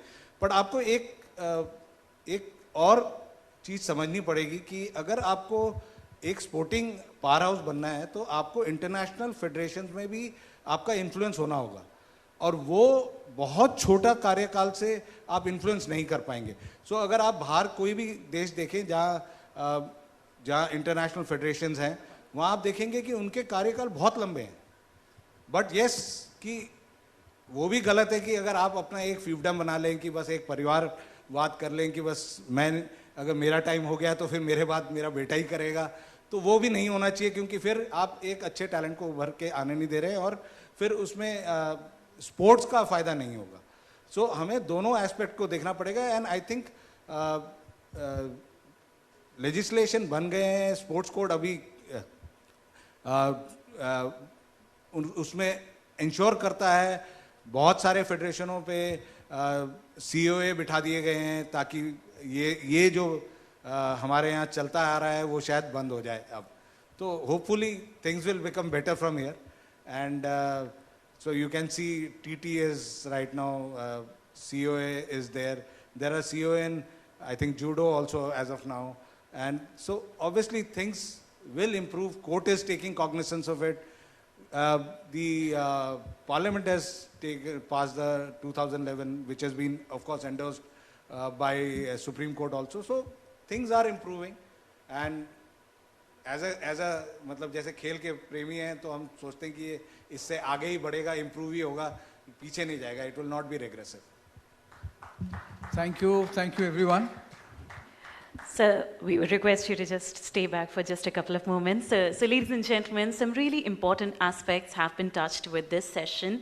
And now, before we proceed, we would like to express our gratitude to our honorable panelists who are present here.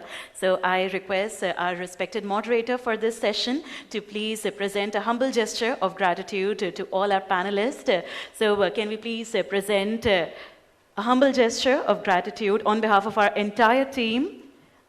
I request Mr. Vijay Lokpalli ji to please present it to our panelists. एक बार जोरदार तालियां हो जाएं सभी के लिए. Thank you, gentlemen, for being a part of this wonderful session and sharing your thoughts and insights into it. And we would also like to thank Suresh Raina ji, who joined us through the digital platform, and he was also a part of this session. Let's hear it. A big round of applause for him as well, ladies and gentlemen. Thank you so much, gentlemen. Thank you so much, sir. With a group photograph, we'd like to capture this moment.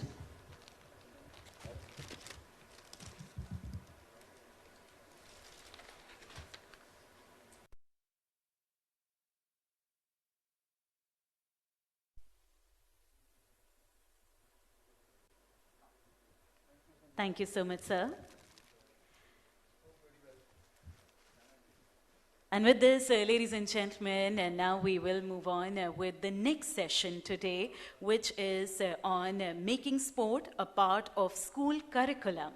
And to conduct this session, let me please humbly invite on stage the moderator for this session, Mr. Varghese George, resident editor, The Hindu. एक बार जोरदार तालियों के साथ sir का स्वागत करिए मंच पर.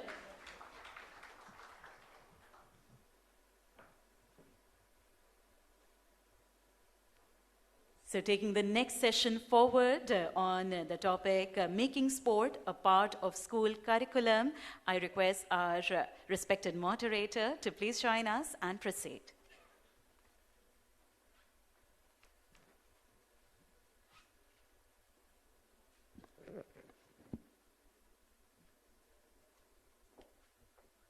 Thank you. And we have a very, as with all our panels, a very carefully curated panel to discuss the next topic.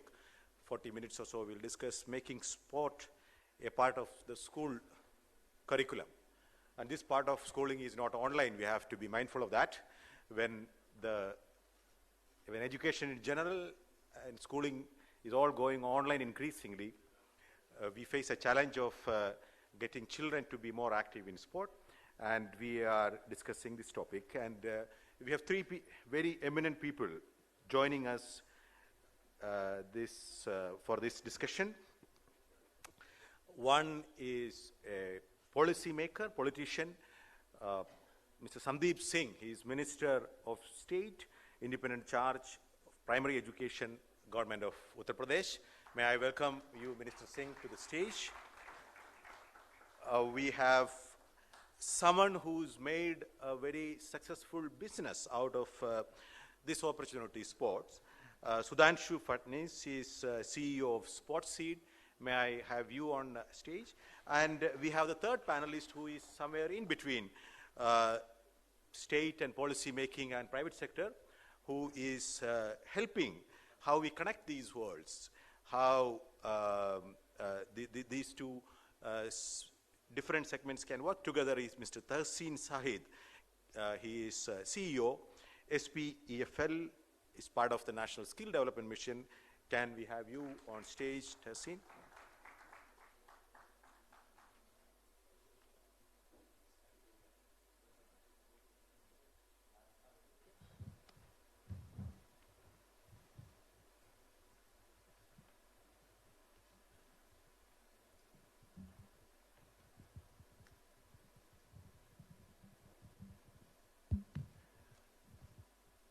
I'll ask with you, Minister Singh, what is the Uttar Pradesh government's vision for integrating sports with education in general? See, first of all, thank you so much for giving this platform to join all of you over here. Today, under the guidance of our Honorable Prime Minister and under the motivated guidance of our Honorable Chief Minister, we are equally looking sports also as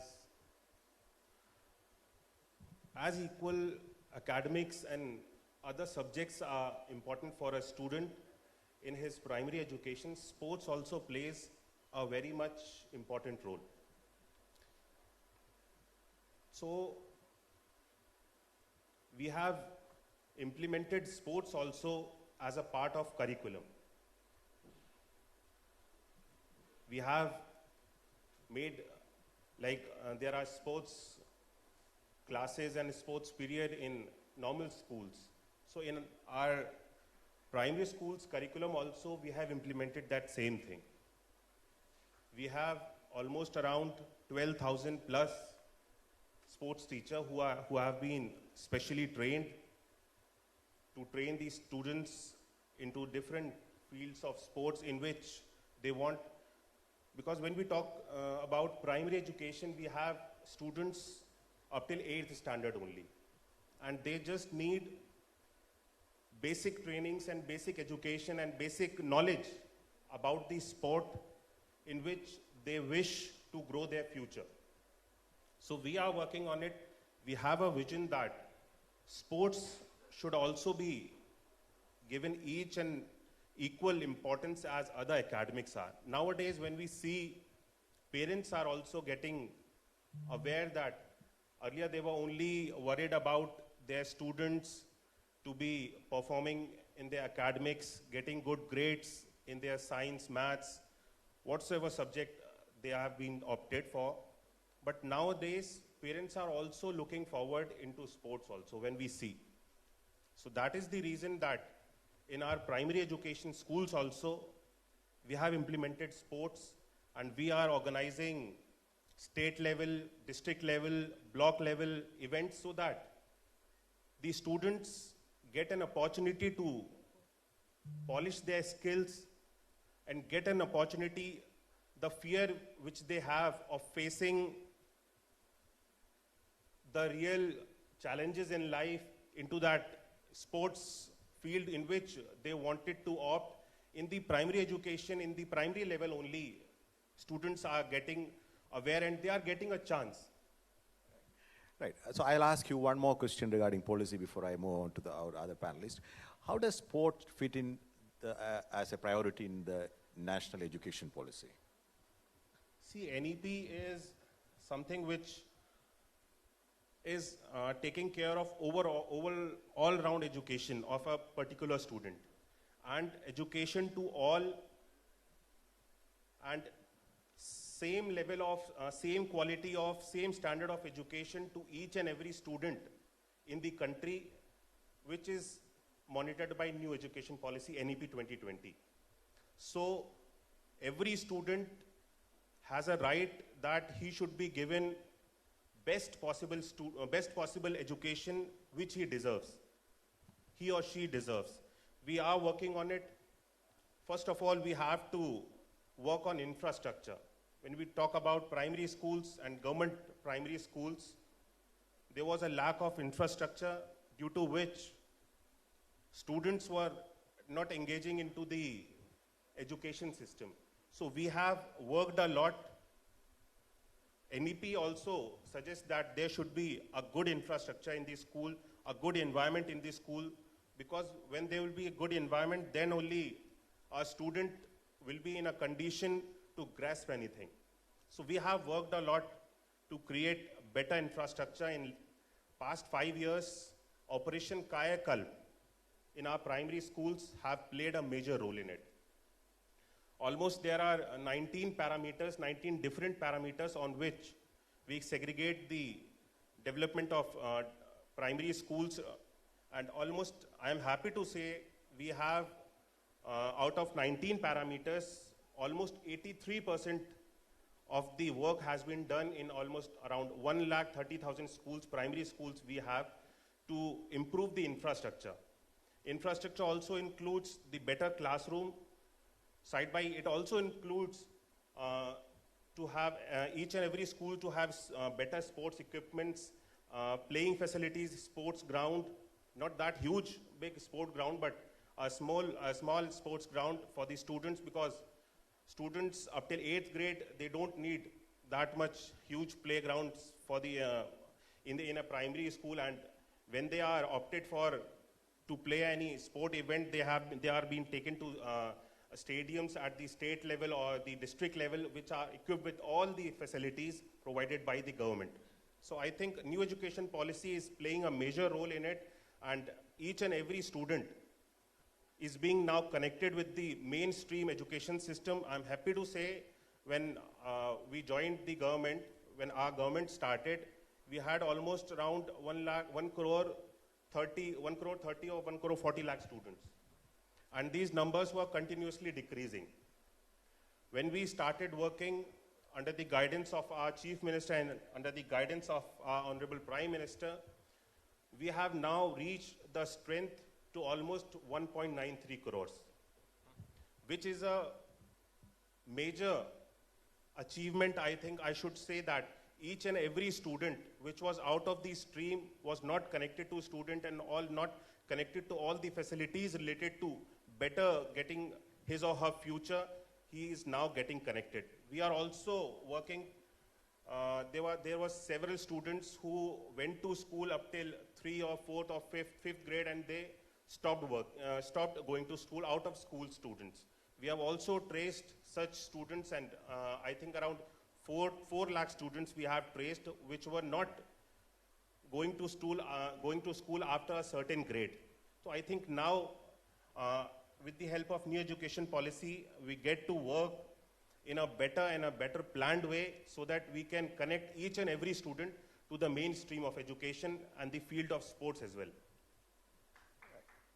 So that was about sports being a part of education. Now let us turn to sports being a part of development strategy and economy in general. That is what your work focused on. Could you explain that framework and philosophy, how it actually became part of a national awareness and policy making, in which sport is taken as a component of the overall development strategy?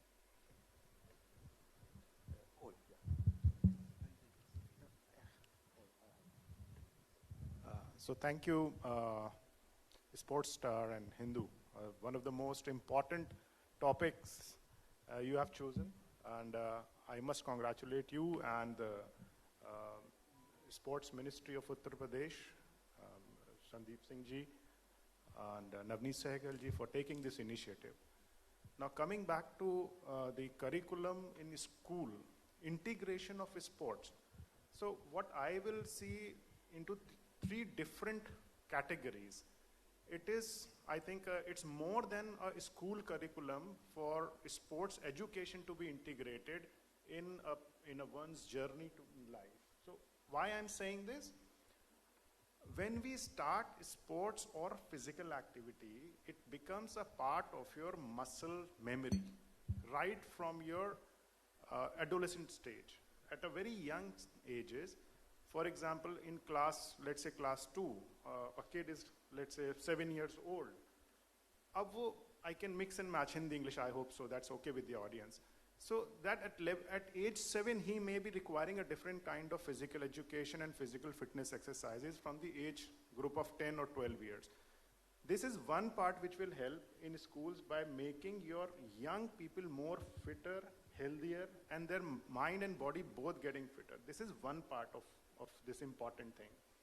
The other importance that can come is that once you start building sports into the curriculum, and if you are able to accumulate that into the marking system of the education, that is where you will be able to bring the parents and the society as a whole towards this concept. हमारे देश में आज भी कहीं, मतलब मैं दुर्भाग्य बोलता हूँ इस चीज़ को, कि जब तक कि कोई भी चीज़ मार्क्स में कन्वर्ट नहीं होती है, पेरेंट्स को अच्छा नहीं लगता है। और ये सारी चीज़ें हम लोग ने अपने बचपन में देखी हैं। मैं भी इस पूरे सिस्टम से निकल, जहाँ पे शायद मेरे नहीं था कि मैं कुछ खेल, जब तक के कुछ नाम आ गया पेपर में, उस दिन मुझे बहुत डांट पड़ी कि तुम करते क्या हो। सो वो जो एक मानसिकता है, कहीं ना कहीं उसको बदलने की भी बहुत ज़रूरत है, क्योंकि CBSE has given mandate for 1 period every day for sports.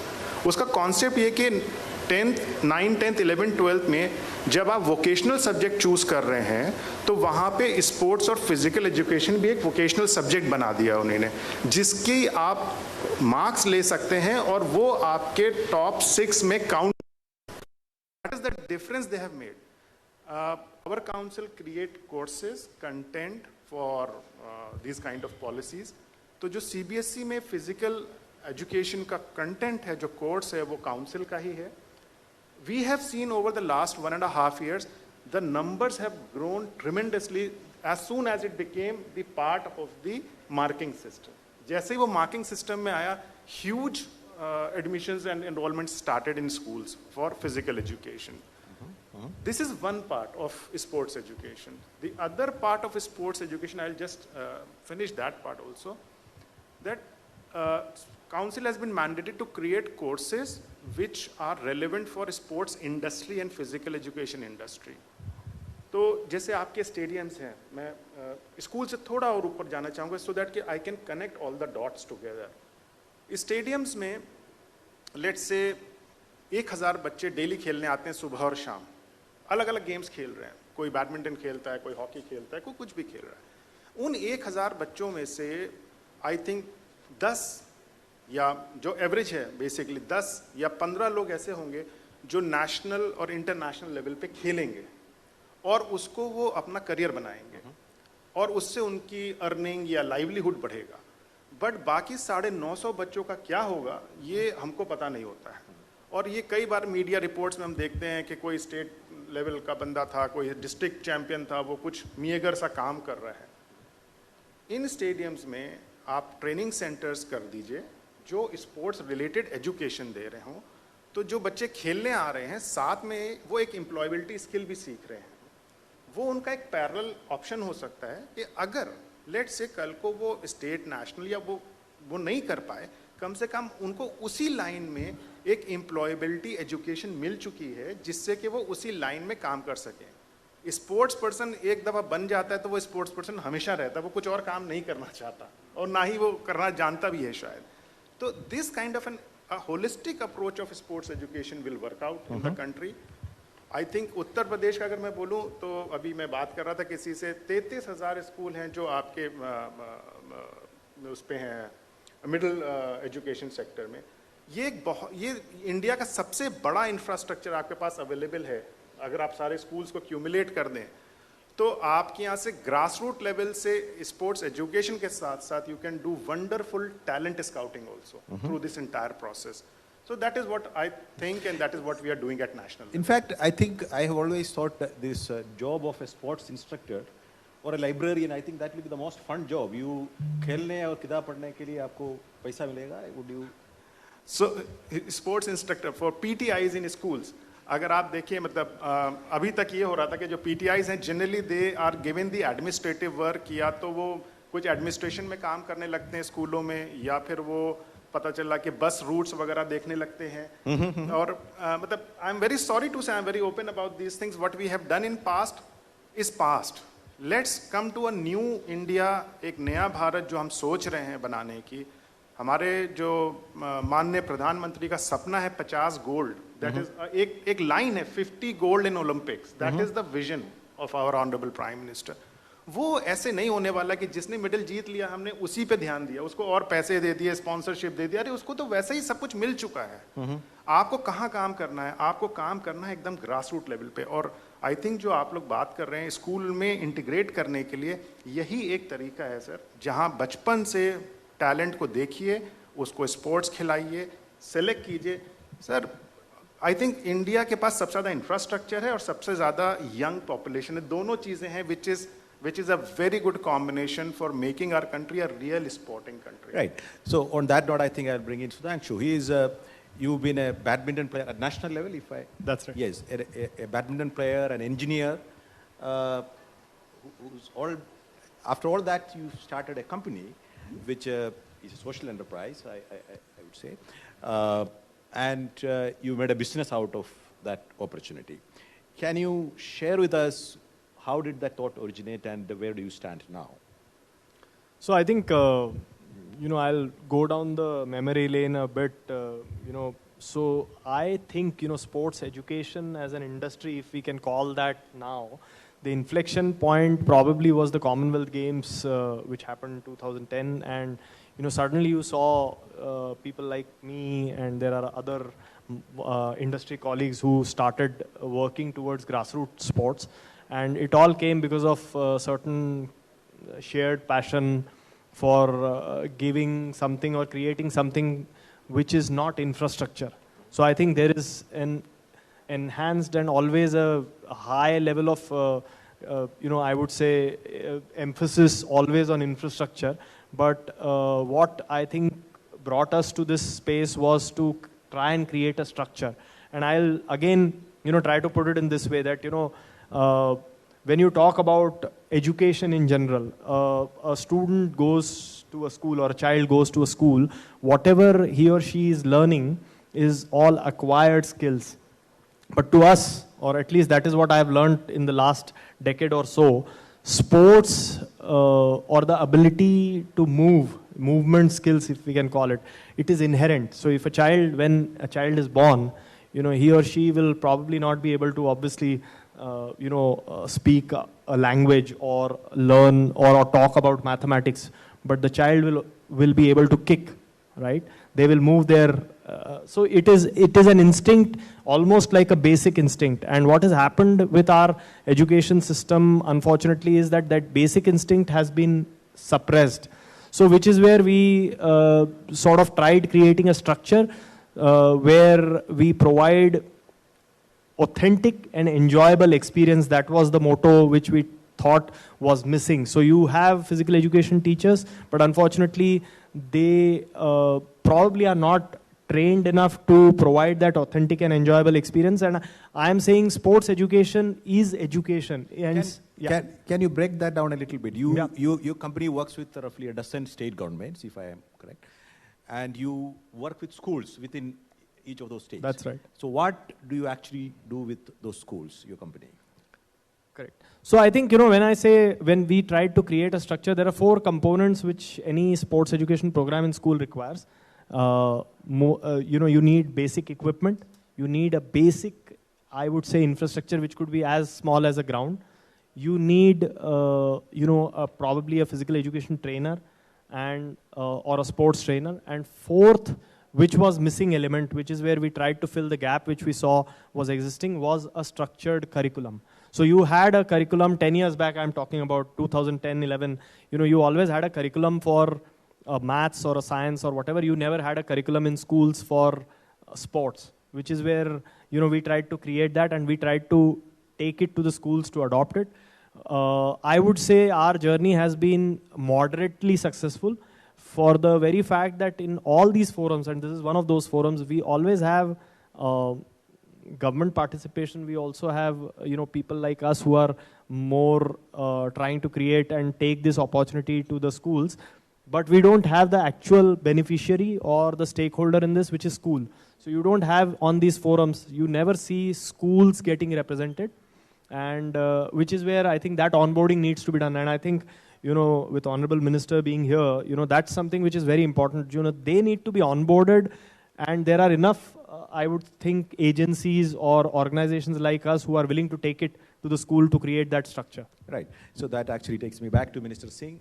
How do we ensure that, or is it, if at all that is a plan, the government and the private sector work together in this field? See, if we talk about a state like UP, and with such a huge number of population and such a huge number of students, we have like almost, just I told, almost 1,93,00,000 students, and almost like 1,30,000 schools. It is not possible that each and every school will be provided with each and equal opportunities. Every student studying in the school at the same time, each and every student will get equal opportunity in the sports which he or she wants. So I think going together with the organizations which are working in this field and are specialized, especially to train these students for the better sports and to choose a sports as their career, I would say that government, as a part of government, we welcome all those organizations, those who are willing, and we do have a policy also to work with such organizations to implement sports as a career of our students. I should say that I welcome, as a part of government, all the organizations, those who are willing to be a part of this journey to improve the students and their career into the sports field. I would say this is an opportunity for all the students. We have an open policy for all the organizations. We are working hard, but as I say, we have a huge number of students, and with such an amount of infrastructure which we have with the government, we are providing all the facilities which we can, but this is not sufficient enough for each and every student studying in our government schools. So I would say, with the help of all these organizations, we can go ahead and provide all the better facilities to our students. Right. Uttar Pradesh itself being such a huge size, whatever happens in Uttar Pradesh will have a ripple effect. It has the capacity to create that critical momentum for any policy initiative which can be replicated nationally. So are you thinking in terms of Uttar Pradesh being a role model in terms of integrating sports into school curriculum and education in general? Definitely, we are working on it, and if anything is being implemented in UP, it itself becomes a role model, because if anything gets success in UP and with such a huge number of students, it itself gets a path for the other states that on which path they can go ahead and train their students into sports, into the field of sports. So I think we are working hard into the area of sports also. We are working on a dedicated sports university also under the guidance of our Chief Minister. We are working on a sports university also, which will be completed soon and will be available to all the students, those who wish to get their career into sports. So I think UP has a better chance, and every student studying with us in our schools have got a better opportunity under the guidance of our Prime Minister and under the guidance of our Chief Minister, that they can opt any of the sports which they want, because at the primary level also we are providing all the equipments to the primary schools, which is sufficient, I think, for the students to get indulged into sport activities and understanding the sports, which is, I think, equally important today as academics are. Because when you choose sports as your career, you are choosing several opportunities in your life. Sports is a thing which teaches you several things which you will face in your life, several circumstances, several situations which you will be facing in your real life. In the sports field, you get to learn so many things. One of it is like you get to know about team support, how to work in a team, how to face defeat, how to face victory. These are several things a student learns in a ground. So I think education is also very, as much as important education is, sports is also that important, and we are working on it to implement sports education also. And in coming years, I'm definitely sure, under the guidance of our CM, we'll be the state which will lead this into our country, and the system in Uttar Pradesh will be followed by each and every state in our country. Right. So, sports in a way is a very high risk, high reward kind of a sector, where if you are successful, you are a global icon, you make a lot of money, you're famous, everything. But if you're not, then you might end up with many other challenges. So that is a challenge that both you, Sudhanshu, and you, sir, are trying to deal with. Now, when you say that your company is moderately successful, when you try to reach out to people who would be requiring your services, what are the challenges or resistance that you face at the level of the school or of the parents, students, or the government? So I think I'll straight away answer the challenges part, because one is that the mindset issue. So when we talk about sports education and sports careers, it is not the schools, for example, whether it is a government school or a private school, the leadership there needs to understand that it is not, sports career doesn't mean just becoming an international repute sports star. Sports career could mean a lot of other things, and sports education is a path to creating those careers, and which is where Tehsin can come in and say that how Sector Skill Council is trying to do skilling in different areas where sports people who probably are not able to make the cut can take alternative careers through skills acquired through sports education. Second challenge which we face is the very fact that and I'm going to use Sportstar as the word here, so every school wants sports stars, whereas sports education is not just about creating stars, it's about getting every child to play. Now that's not happening. So that mindset again is an issue. And third and most important thing is that agencies or implementation companies like us, we face problem in terms of how do we implement, because every implementation, we may be a social impact organization, but we need funds. And when we go to the corporates, I think again the sports star attitude becomes a challenge, because I think the idea is that you spread the whole thing, get more kids to play. When you are talking to governments as well, I am yet to come across programs with more than 12 state governments that I have worked with, where they are actually trying to push sports education in the form of a curriculum. So at a policy level, I completely agree with Honorable Minister that a lot of effort is happening. NEP has brought in a lot of new things.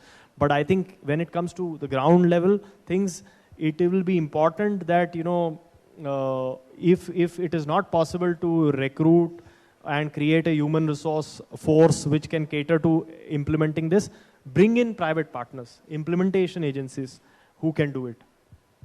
Right. You referred to part of the mindset change in your earlier segment, where when you have grading incorporated into this thing, there is a little more acceptance of this thing. But beyond that, do you think more and more people willing to take up sports as a potential career of, not as a national star? So if I were to specify, just to hypothetical scenario, if one were to end up as a university level swimming coach, he would be considered as a failed swimmer or a successful professional? Very good question, actually. So earlier it used to be like, if he's not good enough for anything else, so he's playing. That's a proverb goes in our centuries of culture. Now, that's not true, actually, because being a sports person is much more tougher than getting 95 or 98 percentiles in your 10th and 12th. And please mark my words, because my daughter doesn't go to school, by the way. She is 15 plus, and I have not sent her to regular school till now, because I don't feel till class 12th she actually needs to spend that much of time on bookish studies. And she has just been enrolled in a school. She doesn't go to school, but she gives her exams. She plays badminton, by the way. That mindset has to change somewhere, and it has to change from us. Us meaning, when I say what we call as a more IQ high-level parents. The problem with failed sports person versus a coach, the question that you asked. So not every sports person can be a coach, first of all. So it's not necessary that if I am a good bowler, I can also be a good bowling coach. These are two different things altogether. To become a coach, there are many more things that you have to learn beyond the technical aspects of a game. So for example, NIS Patiala, where the coaching happens for the technical coaches, you go and learn many more things, and you need to learn sports psychology at the same time, counseling at the same time, understanding a particular player in its individual form. These are all those things that you need to learn before you are awarded a certificate of being a coach. So for being a coach in a university or a college, you need to have an NIS certificate, or you need to have a sports council certificate. Now to achieve that certificate, if you see the courses that NCVT has designed with us, technical aspect of sports is 40%. Apart, the 60% is the coaching curriculum into that. So there's a huge difference between this. It's not about a failed sports person. It's actually being a good coach himself. That's the huge difference. That's a very, very nice way of putting it. So now, education, as I mentioned in the opening remark, education in general is actually moving online. So sporting activities, encouraging children to actually go out to the field, it's a huge challenge. As a father of two teenagers, I can very well know that. So how do you ensure that, and how do we encourage? This is also part of, I would say, curriculum formation or design, where one, as you said, is ensuring that, okay, that is also built into your grading and other things. But how, it's again a question of mindset. We are faced with a new challenge of a generation that is pretty resistant to the idea of any games that is not actually online and on the computer. So, yeah, I think Rome was not built in a day. Again, I'll use that line.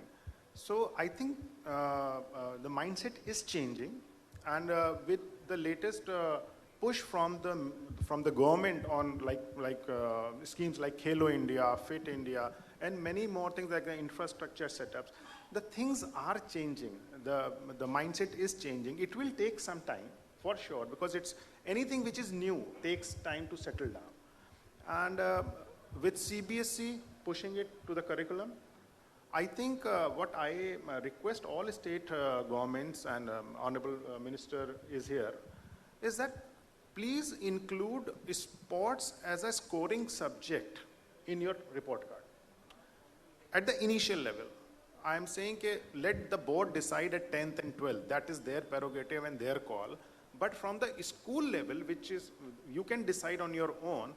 For example, maths, physics, English, this, and there's also marks for a sports activity. So rather than giving them A plus or B plus or B marking, give marks out of 50, 100, whatever way you want to design. The day you will be able to do that, the psychology, the human psychology, understand figures very easily. How would you respond to that suggestion, Minister Singh? देखिए, जैसे कि अभी यहाँ पे बात बता रहे थे कि आज एजुकेशन को लेकर के और स्पोर्ट्स को लेकर के जिस तरह से लोग जागरूक हैं, और एक उदाहरण तो हमारे पास में ही बैठे हुए हैं कि आज अपने बच्चों को वो एजुकेशन के साथ साथ स्पोर्ट्स में भी उतनी ज़्यादा अपॉर्चुनिटीज़ दे रहे हैं, उतनी अपॉर्चुनिटीज़ दे रहे हैं कि वो जिस भी फील्ड में आगे बढ़ना चाहते हैं उस फील्ड में आगे बढ़ सकते हैं। तो मुझे लगता है कि हम सब, हर एक बच्चे के अंदर ये पॉसिबल नहीं है कि हर एक बच्चा स्पोर्ट्स, वो एजुकेशन के फील्ड में, किसी भी एकेडमिक के फील्ड में अच्छा करे। उसको चांस देना चाहिए कि अपना करियर स्पोर्ट्स में भी वो चूज़ कर सके। और कहीं ना कहीं अभी जिस तरह से आप बता रहे थे कि जब स्पोर्ट्स को लेकर के कोई भी हमारा खिलाड़ी अगर देश के लिए कोई मेडल लेकर के आता है, कोई भी ओलंपिक या फिर कोई भी इंटरनेशनल इवेंट में या नेशनल इवेंट में किसी भी तरह का कोई अगर उसको पदक प्राप्त होता है, कोई भी मेडल मिलता है, तो उसको सरकार के द्वारा या फिर लोकल बॉडीज़ के द्वारा पुरस्कृत किया जाता है, उसको इनाम दिया जाता है। मेरा ऐसा मानना है कि हमारे जैसे देश में अभी स्पोर्ट्स को और ज़्यादा लोग समझें, इसके लिए इन सारी चीज़ों की आवश्यकता पड़ती है कि स्पोर्ट्स में भी जब कोई व्यक्ति, अगर उनका बच्चा अच्छा करेगा और जब उसको पूरे देश और पूरे विदेश हर एक जगह से उसको ख्याति प्राप्त होगी, अपने देश की सरकारें उसको सम्मान देंगी, तो एक विश्वास जगेगा कि खेल के फील्ड में भी, स्पोर्ट्स के फील्ड में भी उनका बच्चा बेहतर कर सकता है, उनका करियर बन सकता है। तो मुझे लगता है कि हम सब लोग मिल करके इस पे कार्य कर रहे हैं और आने वाला फ्यूचर अच्छा होगा। और स्पोर्ट्स को जिस तरीके से जो जगह मिलनी चाहिए आज एजुकेशन सिस्टम में, स्पोर्ट्स को हम सब लोग वो जगह दे पा रहे हैं। Thank you, Minister. And I think we should now open this discussion. A few questions. I'll take. Can we have the mic here on the first table here?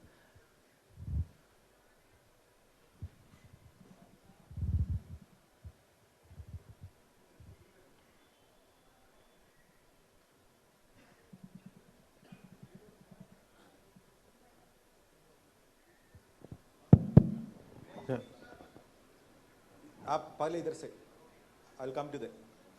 मेरा जो सुझाव है वो संदीप जी के लिए है।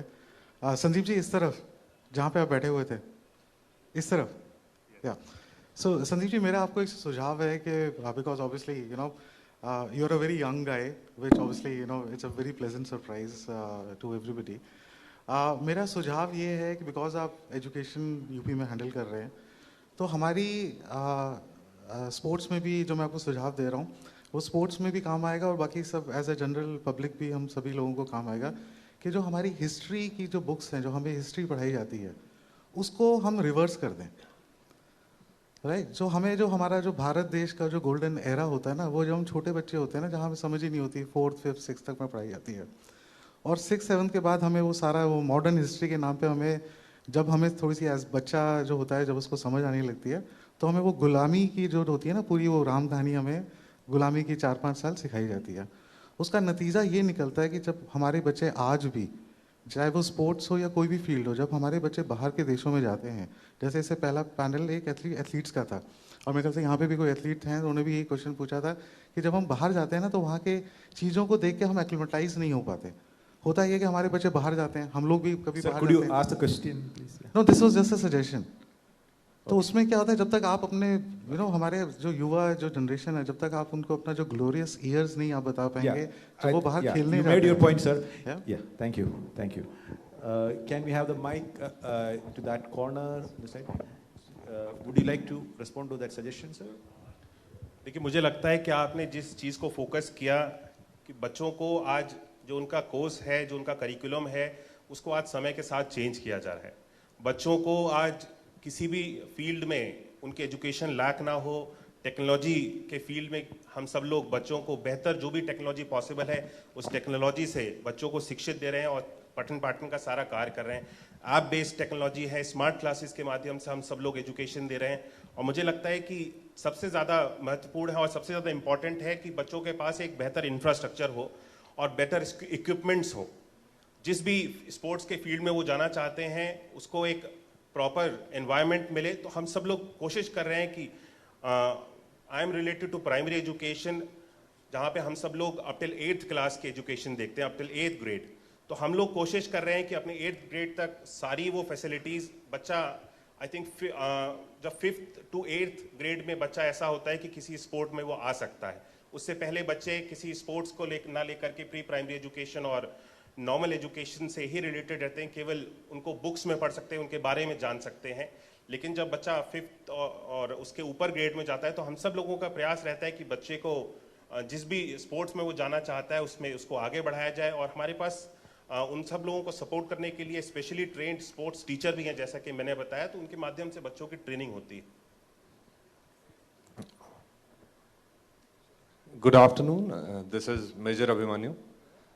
This was regarding a very small thing which I know ke the able panel will be able to appreciate and would like to throw some light. This was regarding concept of sports school. In fact, in later 70s, a school came. The people, those who are into sports, they'll be able to relate with it. M&S Sports School, Rai. On a similar platform, when such an institution is there, irrespective whether professionally you come in sports at a later stage or not, the environment is such that those people, even if they go into a different field altogether, they appreciate that vibe of sports.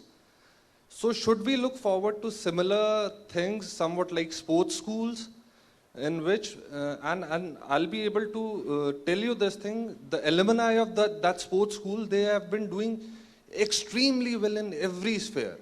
In fact, the chairman of NABARD, he was an alumni of sports school. Yes. Should we look forward to such institutions like sports schools? This would be the people. The question is for whom? This is for both the panelists, those who are Sandeep ji and I just missed the name of sir. Please. Yeah, so I'll just quickly answer to you. The question is that we should look at a sports school as a concept and take it forward. I agree 100% what you are saying. And my idea would be that every school can be a sports school. The problem with this nomenclature, actually the problem is with the image and the brand of a sports school. So generally parents think that in a sports school there are no studies. It's only to play. That's the problem. We have to portray these things to larger public that sports doesn't mean that you are not allowing kids to study other subjects. It is actually a parallel activity which is integrated with your education system. So we have to be very clear whenever we are promoting this kind of a concept. We need to say, for example, I have never said that I will not let my daughter study. She studies also at the same time, and studies can be done parallelly. Sports is one thing, you said alumni, so they might not be sports person in their life, but sports is becoming a lifestyle itself. आप एक दफा खेलते हैं एक game, वो पूरे जिंदगी भर के लिए आपके साथ रहता है, और वो एक बहुत बड़ी जिसको बोलते हैं अपने आप में एक अचीवमेंट है कि हम आज भी अगर मुझे स्ट्रेस होता है, आज भी मुझे ऑफिस में बहुत ज़्यादा काम होता है और मैं लेट्स से संडे को मैच खेलने चला जाता हूँ, तो इट्स गुड लाइक दैट।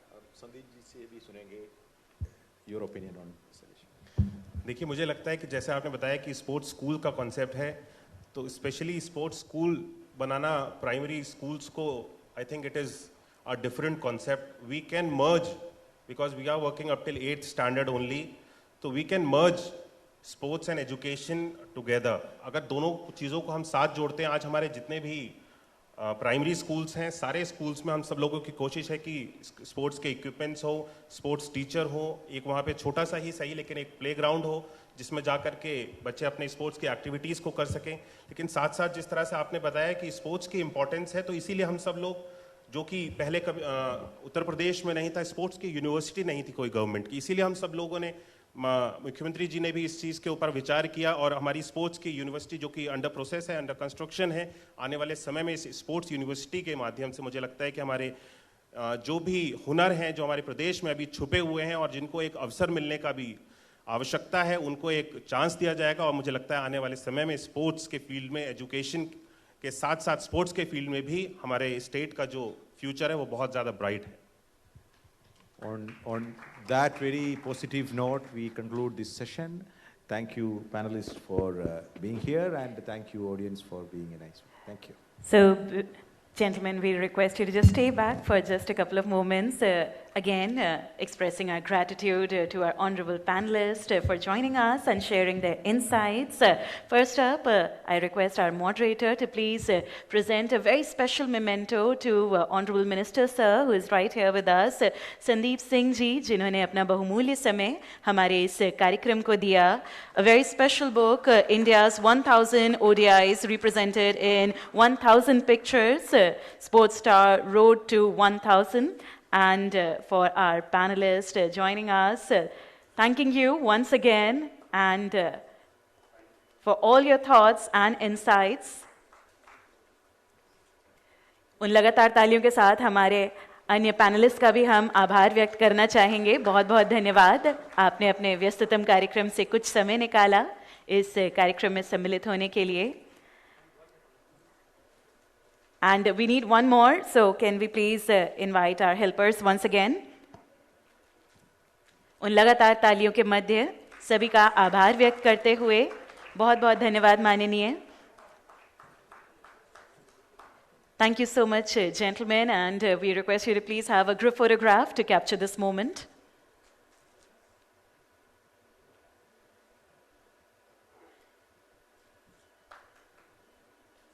उन लगातार तालियों के साथ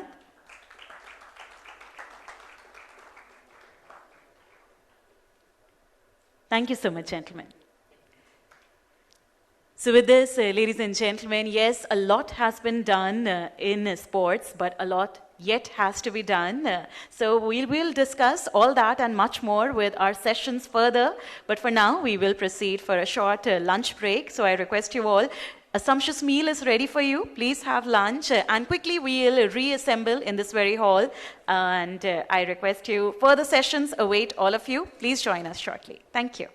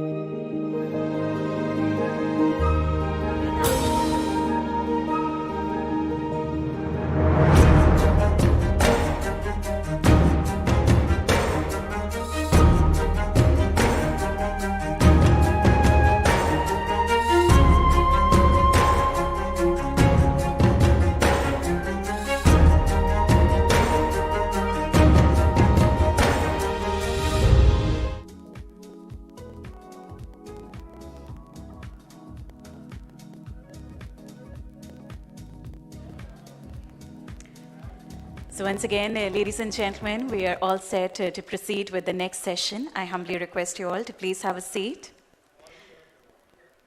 So a very warm welcome, ladies and gentlemen, yet again, after that sumptuous meal to our wonderful event today, Sportstar North Sports Conclave. I'm your host today, and I warmly welcome you all once again. I hope we are all re-energized and recharged to proceed with the next session.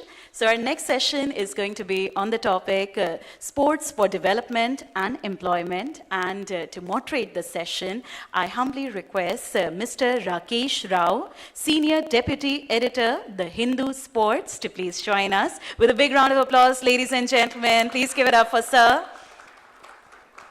Very warm welcome, sir.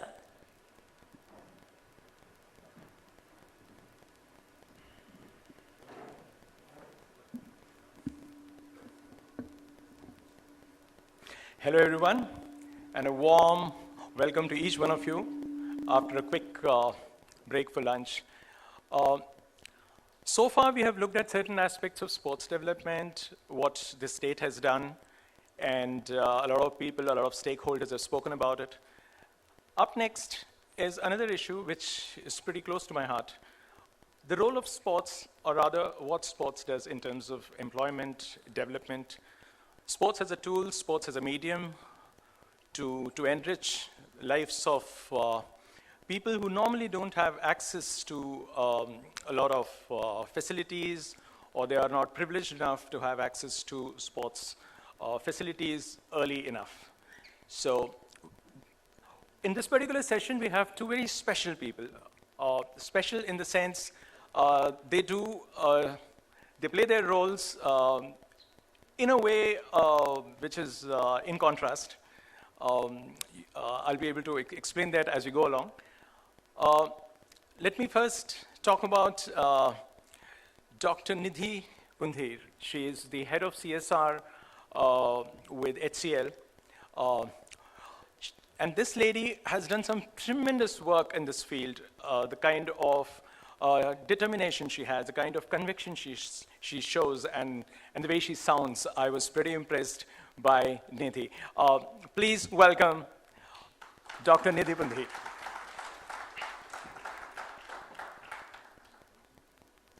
And the second esteemed guest on this particular panel happens to be a great sportsman, someone whom I've been privileged to watch from at least the last 30 years.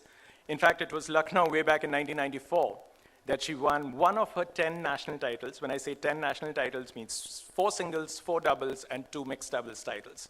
Let's hear it for one and only Manjusha Pavangatkar Kanwar.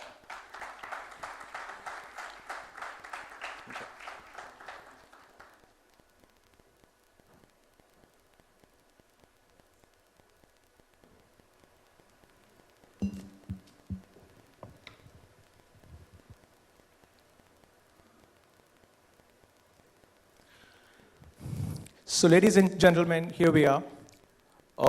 In this particular segment, we're looking at sports for development and empowerment. Now, sports, as we know, is not something that is easily accessible to a lot of people. Sports as a medium, as a tool, as I said, it can be a game changer. A lot of people who believe that in this country, where we, even after 75 years of independence, we couldn't give roti, kapda, makan to our people, I mean, every single individual. And here we talk about sports infrastructure, building, investing into sports, where we still lack a lot of basic necessities of life. And then, of course, sports cannot be a priority there. But here we are with people who have done their bit, they played their role, and they continue to do a fantastic job. So let's hear it. First of all, let's talk about people who are trying to build sports people. And then we'll move to someone who actually employs sports people who are already ready-made. So let me start with, how they are spotted in a certain way using CSR, that is corporate social responsibility funds. And in this particular field, Nidhi has done some fantastic work. So let's hear it from her. First of all, a warm welcome to you. And let's hear it from you. How did you get into this, and how have you been managed to divert this fund towards sports? Because I'm aware that out of the CSR funding, which people say that it's like an ocean, and only 1.6% of this comes to sports. So I want you to take us through this. No, thank you so much, and I've been hearing the discourse since morning, and congratulations to Sportstar and Hindu for bringing such a pertinent issue, and especially when it comes to sports for development, grassroots sports, and making it available and possible for the segments for whom the CSR work. Bringing it to the center stage, and a lot of policy discourse happening here, which is critical. So I think, one thing that we've done, and over the last 7 years that we've been investing structurally into sports, we pretty much never disassociated it from regular education. Yeah. Because what we realized was that if you kind of do that, then it would be very difficult to convince anyone that why would you want to work on sports.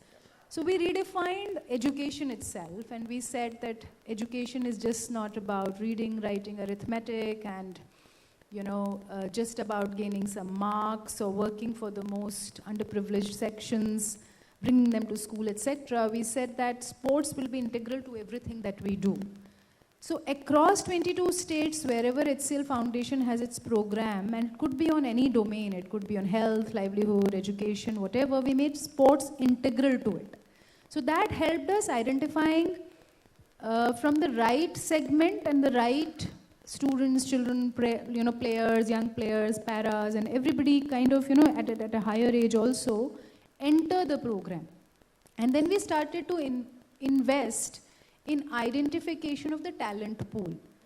So what we have is a pyramid structure where you have a very broad base, where you let sports become a part of everything that happens. The program could be anything. It could be a rural development program. It could be an environment, climate action program. But let them be exposed to the various basket of opportunities. And that doesn't happen just by saying sports. We invest in nutrition, kits, infrastructure, coaches, creating various opportunities of various kinds wherever we work. And from there, the talent pool start getting identified. That needs a higher level of investment. And there comes a larger need for qualified coaches to step in, exposures, travels. So then what we do is we do something known as regional qualifiers, where we bring these teams together and let them play against each other. We also bring in mainstream sport champions, such that they're not restricted to playing against, if I may use the word, children from difficult circumstances, or as we are mandated to work with the ultra-poor segment, that they face the competition with the regular mainstream children. And once they qualify that, we have our own platform through National Sports for Change. So we call it Badlav Ke Liye Khel, कार्यक्रम जो है हमारा. So and it runs for a very long duration of time, and it's a regular program. They come, they graduate, and then the national pool which we identify, there we make scholarships available which are over and above the CSR fund. So what we have is something known as Power of One Fund, where HCL Technologies employees, they donate a rupee or 2 or 3 or 5 per day from their payroll, which we create into a pool of fund which is unrestricted in the sense we can use it per student, per child. So when we identify the national champions who have the potential to now represent India at international, we start investing heavily through that, and that we coin as sports scholars, or sports star as the term here. उनके साथ फिर हम intense काम करते हैं. We kind of, so for us it's a public health intervention, it's a lifestyle intervention at the grassroots, if you like it, and then the talent starts coming up, where we have specialized teams, where we have our own coaches. So we have taken a very structured, very scientific approach towards sports and made it integral to CSR, where a source code is available, that how can you replicate it, how can you show impact at the social developmental indicator level, which is critical. So sports has helped us delay child marriages, has kept children away from crime, drugs, mental health issues have come down significantly. We've seen resilience index, and we have tried and tested tools. Ki pre-sport and post-sport, how the resilience of the child has really gone up, how the anemia eradication has happened. So we've been able to link it up with various social developmental indicators, which are anyhow a part of the Sustainable Development Goals and direction by Niti Aayog, और उसको हम constantly research करते हैं कि अब आगे क्या, अब आगे क्या. So just a gist of it, if that answers your question. बहुत बहुत शुक्रिया. नेक्स्ट, हमने अभी ये बात की कि कैसे एक स्टेज पे, एक मीडियम पे स्पोर्ट्समैन को हम आइडेंटिफाई कर रहे हैं, टैलेंट को, इसलिए नहीं कि हमको चैंपियंस बनाना है. We are using it as a medium to give strength to these children, as she says that, you can also prevent anemia. You can control that to an extent because people are playing, they are getting good stuff to eat, nourishment is in place, and so on and so forth. So this is a different kind of a role which they are playing to create a healthy society. Now, once these sportsmen have reached a certain level, they're showing a certain level of proficiency, and of course success in purely competitive sports, then comes the employment part. That's where someone like Manjusha has a role to play. And she is working with one of the leading public sector companies, an oil company. And in the corporate office, she has a role to play when it comes to employing of people. So let's hear it, what she has to do, the kind of role that she has when she has dealt with sports people for so long. Manjusha. Thank you, Rakesh sir. And firstly, just big thank you to the Sportstar team, Ion and Vijay sir and all of you. I've been with you all right from my playing days, so I feel part of the team. So thank you so much for having me over here. And yes, of course, I have been a sports person myself, and I was employed in Indian Oil Corporation in 1993.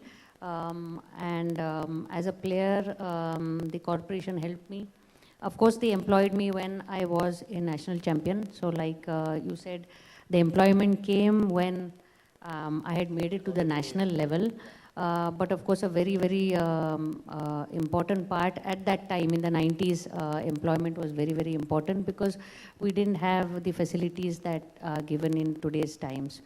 And it's very good that it has happened now, but it was a little less at that time. I do wear Indian Oil on my sleeve, like you see, because it has given me and many of our sports people a livelihood, a job, and we are secure. And my parents then could allow me, fully to pursue the game, because playing badminton was expensive in those days. Also, I think still now, if you have to start playing badminton or any other sport, it is expensive. So employment was important. And when I started working, just before I get to that point, I'll just get to another point which was dealt with the other group. The first group is that Indian Oil literally works, having the sports code in Indian Oil. It is ex-sports people that are driving sports entirely, right from the regional coordinators and to everything, policy making and everything. These are all sports people that are working. And the management is hearing to the sports person, and so that is phenomenal. Secondly, when we come to employment, for the last 3 decades, Indian Oil has been employing sports people, have been nurturing talent through their scholarship schemes, and then taking them on board and giving them full-fledged employment, and have been doing that very, very silently. in the background, and therefore I respect it more because it was not so much so into coming forward and saying this is what we do, and it was just doing its role very silently, and huge number of champions have come out from that. You know, I was, privileged to be, start my journey when Gopi Chand was also employed, and then we have Sharad Kamal and so many, Rohan Bopanna and so many more champions that were given a job when they were not that big. Nobody knew them so much as they are today. So it was very, very important. So Indian Oil, of course, has reached full circle. They've done a lot of employment, but they've also done a lot of other work, like, in CSR, we have an entire scholarship scheme right from 2005, and sports people all over India look forward to these schemes. They wait for it, so that shows that there is still a lot more to do. Because even though there are other foundations and everyone that are coming up with government, they still wait and they still call me, ki kab aayega wo scheme, kab aayega. So that shows that there's still a lot more that we can do. And also Indian Oil has ventured into the social aspect of developing, using sports as a tool, where we have this huge project called Parivartan Prison to Pride, where we worked with 23 states across more than 40 prisons, and we introduced sports over there for inmates. Sports coaching was done, and it hit two sections. So it hit, we started this project in 2021. That's when a lot of coaches were laid off after the pandemic, so then we pulled in a lot of coaches, and so they got a livelihood, and the prison inmates played sports, and it was phenomenal. I mean, of course, it was not done with the aim to produce a champion, but in the process, I'm so happy to tell you that on 2nd August in 2022, the Chicago inmates played a match against our Orissa Chaudhar Cuttack jail inmates, and our inmates, after 7 months of coaching, beat them. So it was a victory in itself, that sports can be used as a magnificent tool to uplift society in general, to make it healthy, and then of course, make champions in any way that we can. Sorry. शुक्रिया. इससे पहले हमने सुना था इनसे कि बदलाव ला रहे हैं खेल को लेके, जी, तो उसके बारे में आप ये बताइए कि आप कैसे चैलेंजेस होते हैं उसमें, क्योंकि जैसा हमारा समाज है वो खेल को बहुत एक अलग ही दृष्टि से देखता है, कि अगर पढ़े लिखे पेरेंट्स भी हों तो कहेंगे पहले पढ़ाई उसके बाद स्पोर्ट्स. सो आप जब खेल के माध्यम से जब आप एक बदलाव लाने की कोशिश करती हैं तो क्या कठिनाई आती है आपको? नहीं, वो आसान नहीं है. Let me put it very straightforward कि specially in our country regular sports में ही बहुत सारी प्रॉब्लम्स आती हैं. अगर मैं देखूं कि जो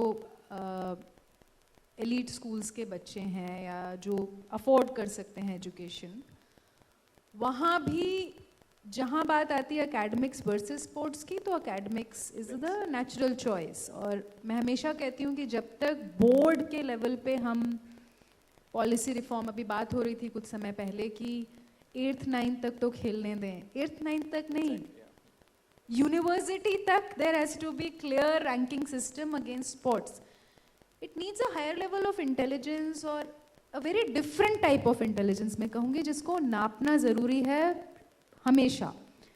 तो सबसे बड़ा चैलेंज तो यही आता है कि जब हम बात करते हैं और जिस तबके के साथ हम काम करते हैं, जो रूरल है या अर्बन स्लम्स में हम काम कर रहे हैं, तो वहाँ पहले ही पेरेंट्स बच्चियों को बिल्कुल नहीं भेजना चाहते हैं.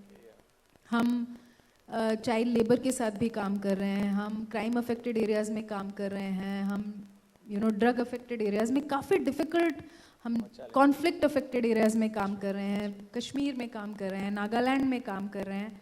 तो पहला सवाल तो यही आता है कि जब पढ़ने के लिए नहीं तो खेलने के लिए क्यों? तो उसमें हमें बहुत काम करना पड़ता है कम्युनिटी के साथ में. और transparency is very important, that what is it that we are doing with them.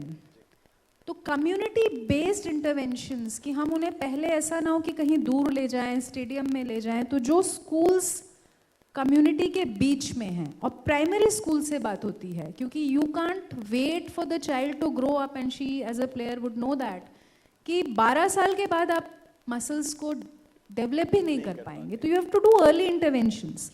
तो अर्ली चाइल्डहुड एजुकेशन सेंटर्स की अगर हम बात करें, वहाँ पर भी छोटी मोटी व्यवस्थाएं, और हमारा प्रयास ये रहता है कि कम से कम एक खेल की व्यवस्था हर स्कूल में हो, सारे ना हो पाए, कम से कम एक खेल, और फिर एक्सपोज करें बच्चों को सारे खेलों की तरफ, एटलीस्ट ओलंपिक खेलों की तरफ। तो यदि उनका इंटरेस्ट दूसरे खेल में, तो दूसरे स्कूल में जाके अपने ही शहर में पास। Mobility is a big challenge. Sports में क्या होता है कि थोड़ा बहुत खेल लिया, खेल के घर चले गए, doesn't happen like that. It needs regular practice. It needs nutrition. पोषण हमारे लिए बहुत बड़ा चैलेंज होता है, क्योंकि एक समय के बाद बच्चे परफॉर्म नहीं कर पाते हैं, उनके पास पहले ही, जिन बच्चों के साथ हम काम कर रहे हैं वहाँ तो वो बहुत बड़ा चैलेंज है। तो न्यूट्रिशन का भी हमें एक सिस्टमैटिक प्रोग्राम चलाना पड़ता है, उनका पूरा टेस्ट करना पड़ता है। उसके बाद हमें एक पूरा उनका, पहले तो उन्हें सीवियर एक्यूट मैलन्यूट्रिशन है या उससे भी निकालना पड़ता है, क्योंकि बच्चे में टैलेंट है, खेलने का जज्बा है, तो फिर हम उनके साथ उस पर काम करते हैं।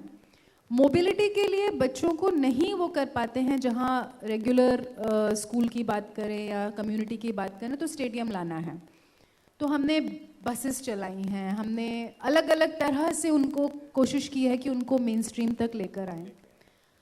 The other big challenge which we face with girls is कि एक एज के बाद रिलक्टेंस आने लग जाती है, या पहले तो उनको भेजा ही नहीं जाता है, मैरिज का प्रेशर आने लगता है, व्हेन दे अटेन मैच्योरिटी तो कल्चरल चीज़ें आ जाती हैं बहुत सारी, तो वहाँ पर हमें हार्डकोर काउंसलिंग करनी पड़ती है, पेरेंट्स के साथ भी, बच्चों के साथ खुद, बच्चियों के साथ खुद।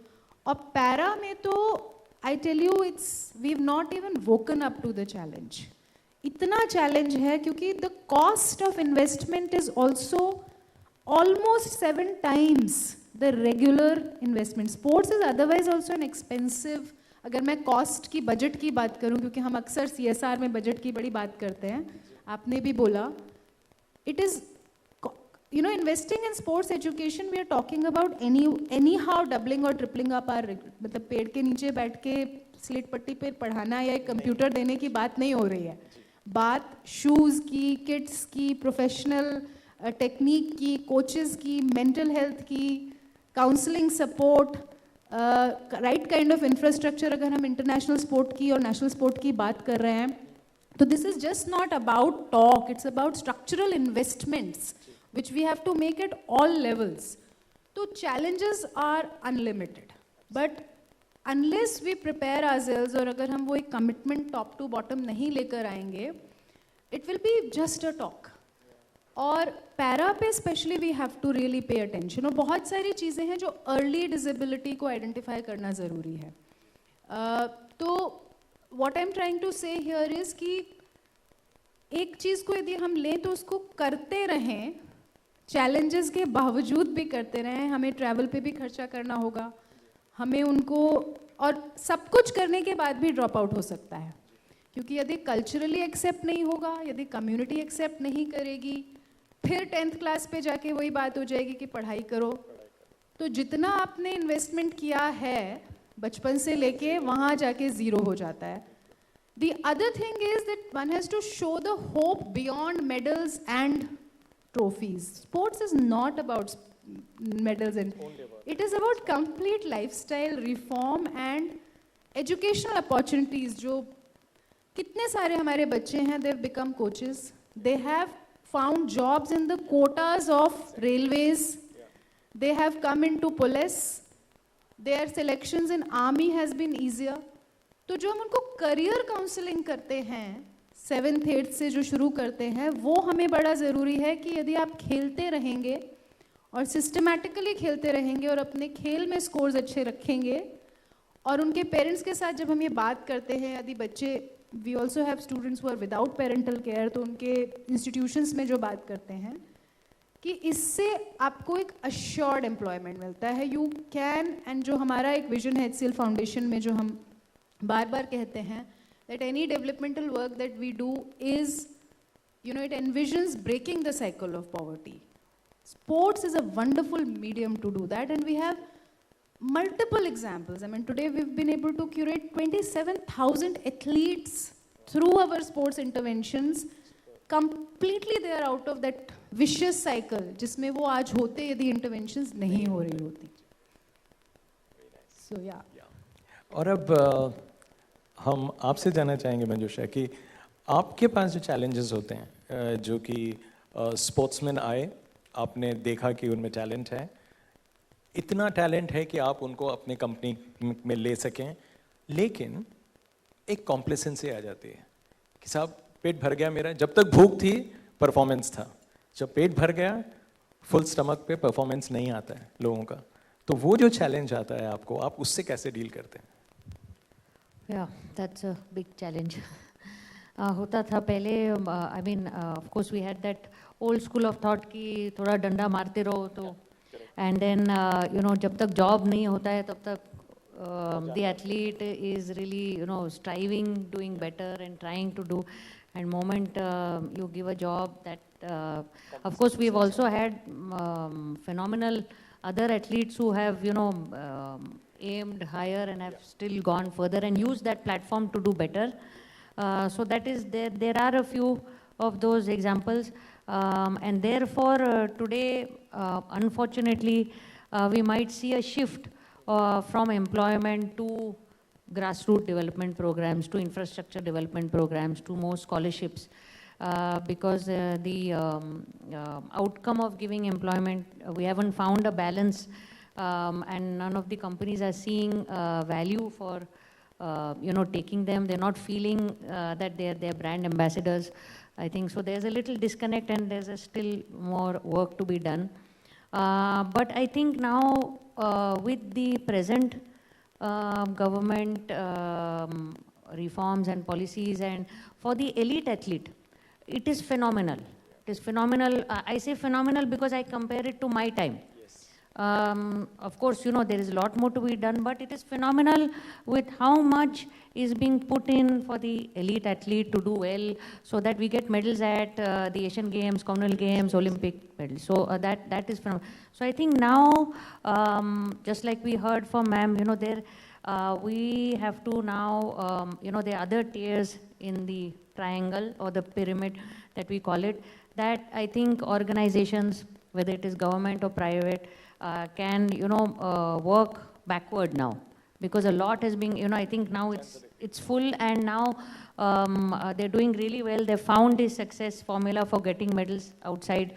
So now it is how to bring up more talent so that the top academies, so-called academies, can get more children out of a good school program, out of a good CSR program, whether it is a rural development program, whether it is a district or state level, that we have to still find a very good way of getting that talent. And like, you know, in the first discussion, they said that the first coach or your first teacher somehow gets lost in the way, because when an athlete grows, you know, the success that when the medal comes and that coach is rewarded more than your first teacher. So we have to find a good balance. We have to find very good rewarding schemes. And if the state, like we are in UP today, if they're working on the policy, if they can find, my message as an ex-athlete and now working in sports administration is to find a good balance between ground level to the top, to make some rewarding schemes for the people working down below, to make your sports teacher equivalent to a maths teacher. That was one of my questions I had kept for the previous group, whether they can stand together, you know, when a sports teacher and a maths teacher can stand together on the same platform, to make that job, you know, better, so that, you know, our ex-athletes tomorrow, if I was not employed, I would like, you know, would I like to be a sports teacher in a school? You know, so we got to empower those places so that, where the children that ma'am was saying work in, even if they don't become great athletes, if they become great sports teachers, I think, half the job is done. Because it's not that, there's just this many percentage that make it to the top, while everyone, it's a rat race. The moment that today, your child is born, they feel कि अब archery में डाले ये क्या क्या करे. So it's, the minds, because so we, I hope that, with the new, we heard very, hopeful words from the UP authorities saying that they're going to make the policy. I hope that they work at every tier. And a person like me from Indian Oil, I know, and मैं कह सकती हूँ दावे से कि अगर आप sports people को लेकर आए स्पोर्ट्स एडमिनिस्ट्रेशन में और साथ साथ काम करें ना, I think you'll have a very nice balanced policy. Yeah, absolutely. And it will be nice to take ideas, because I was just talking to my colleague, senior colleague Devesh Chauhan, who is also an Arjun Odi hockey player. And in the break, we're talking, और क्या करे, ma'am, और क्या करे, and he's having ideas, and we say, okay, we heard this, ये भी करे क्या, वो भी करे, अच्छा state level में ये भी करे. So so there, it's like bubbling with ideas, but we need someone, to help all these, athletes structure it, because a sports person, most of them don't know how to structure the ideas. They have a lot of ideas. So if they work in unison at the state level, I think that will be phenomenal. Absolutely. Yeah. अब जैसे आप दोनों का role थोड़ा different है, like you are looking at competitive sports, people who have already achieved a certain level of excellence, whereas you are using sports to empower people, to give them something which they hadn't experienced before, and you said that it's a fantastic tool, it's a fantastic medium. Now, for you, when you are dealing with children who come from a certain background where they don't have access to a lot of things, their understanding of sports as a medium, even they don't even have that. From where do you start? I mean, making children play, let that be the first step. Forget about people playing and winning. Each one, just get them out of their homes. Now, here I'm including people from various stratas of our society, financially or otherwise, economically weaker, or whatever you call them. How difficult is it, again, for you to get them out to start playing? We keep talking about sports, I mean, it's a fantastic thing, and people should play, and so on and so forth.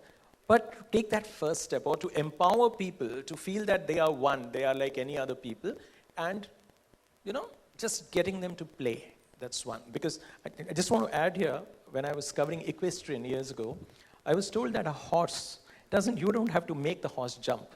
It's born to jump.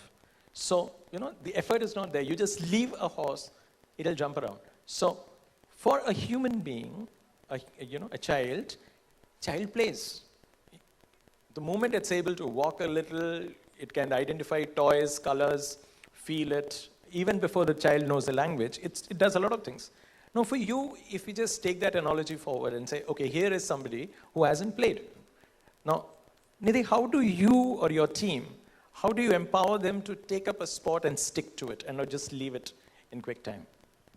No, that's a very interesting question, and it all comes, I would say, one is to know about sports and another is to run it as a social development program, or two different ball games. And we are also evolving and learning with our HCL Foundation Sports for Change program. We've learned each year. Each year is a new lesson. Each induction is a new lesson for us. Each community is a new lesson for us. So as you rightly said, it comes naturally to children, and we pretty much see it as in the ambit of right to play.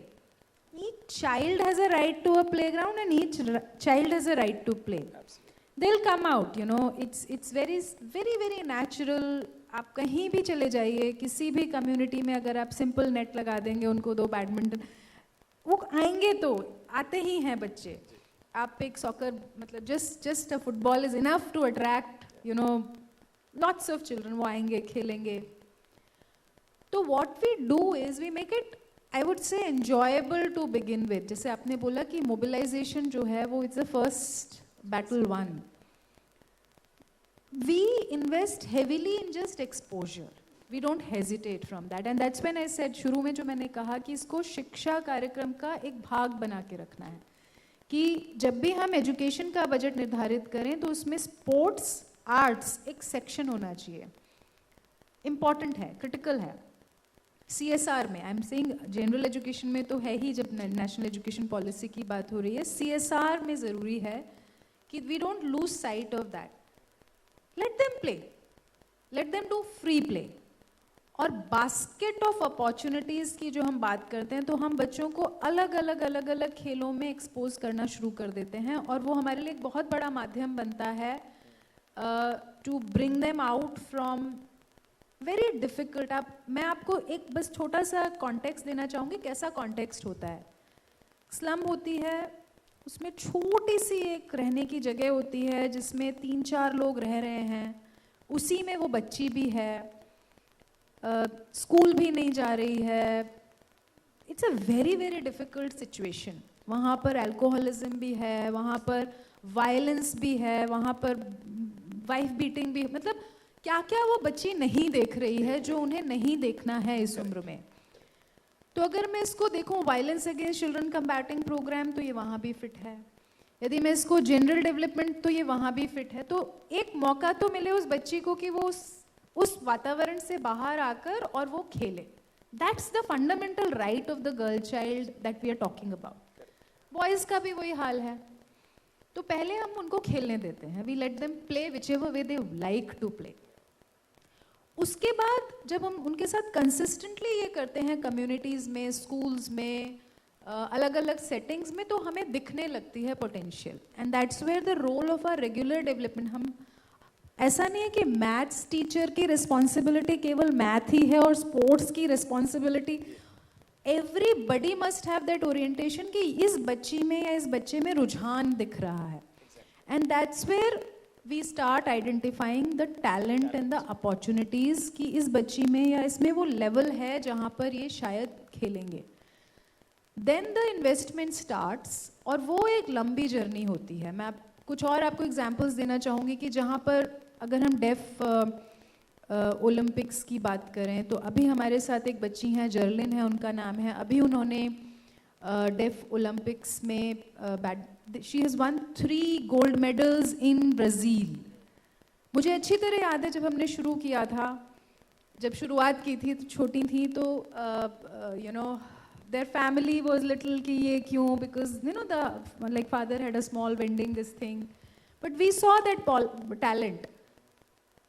She breathes badminton. मतलब उनके लिए आप बोलो कि उसको आप बैठ के पढ़ाओगे and doesn't work. You know, she breathes it. The other girl, Kanishka, she's an international chess player now. शुरू में जब उनकी मदर भी आती थी, फादर भी आते थे, we used to, हम जाते थे कम्युनिटी में, और I have seen these people transform over 7. They're different people now.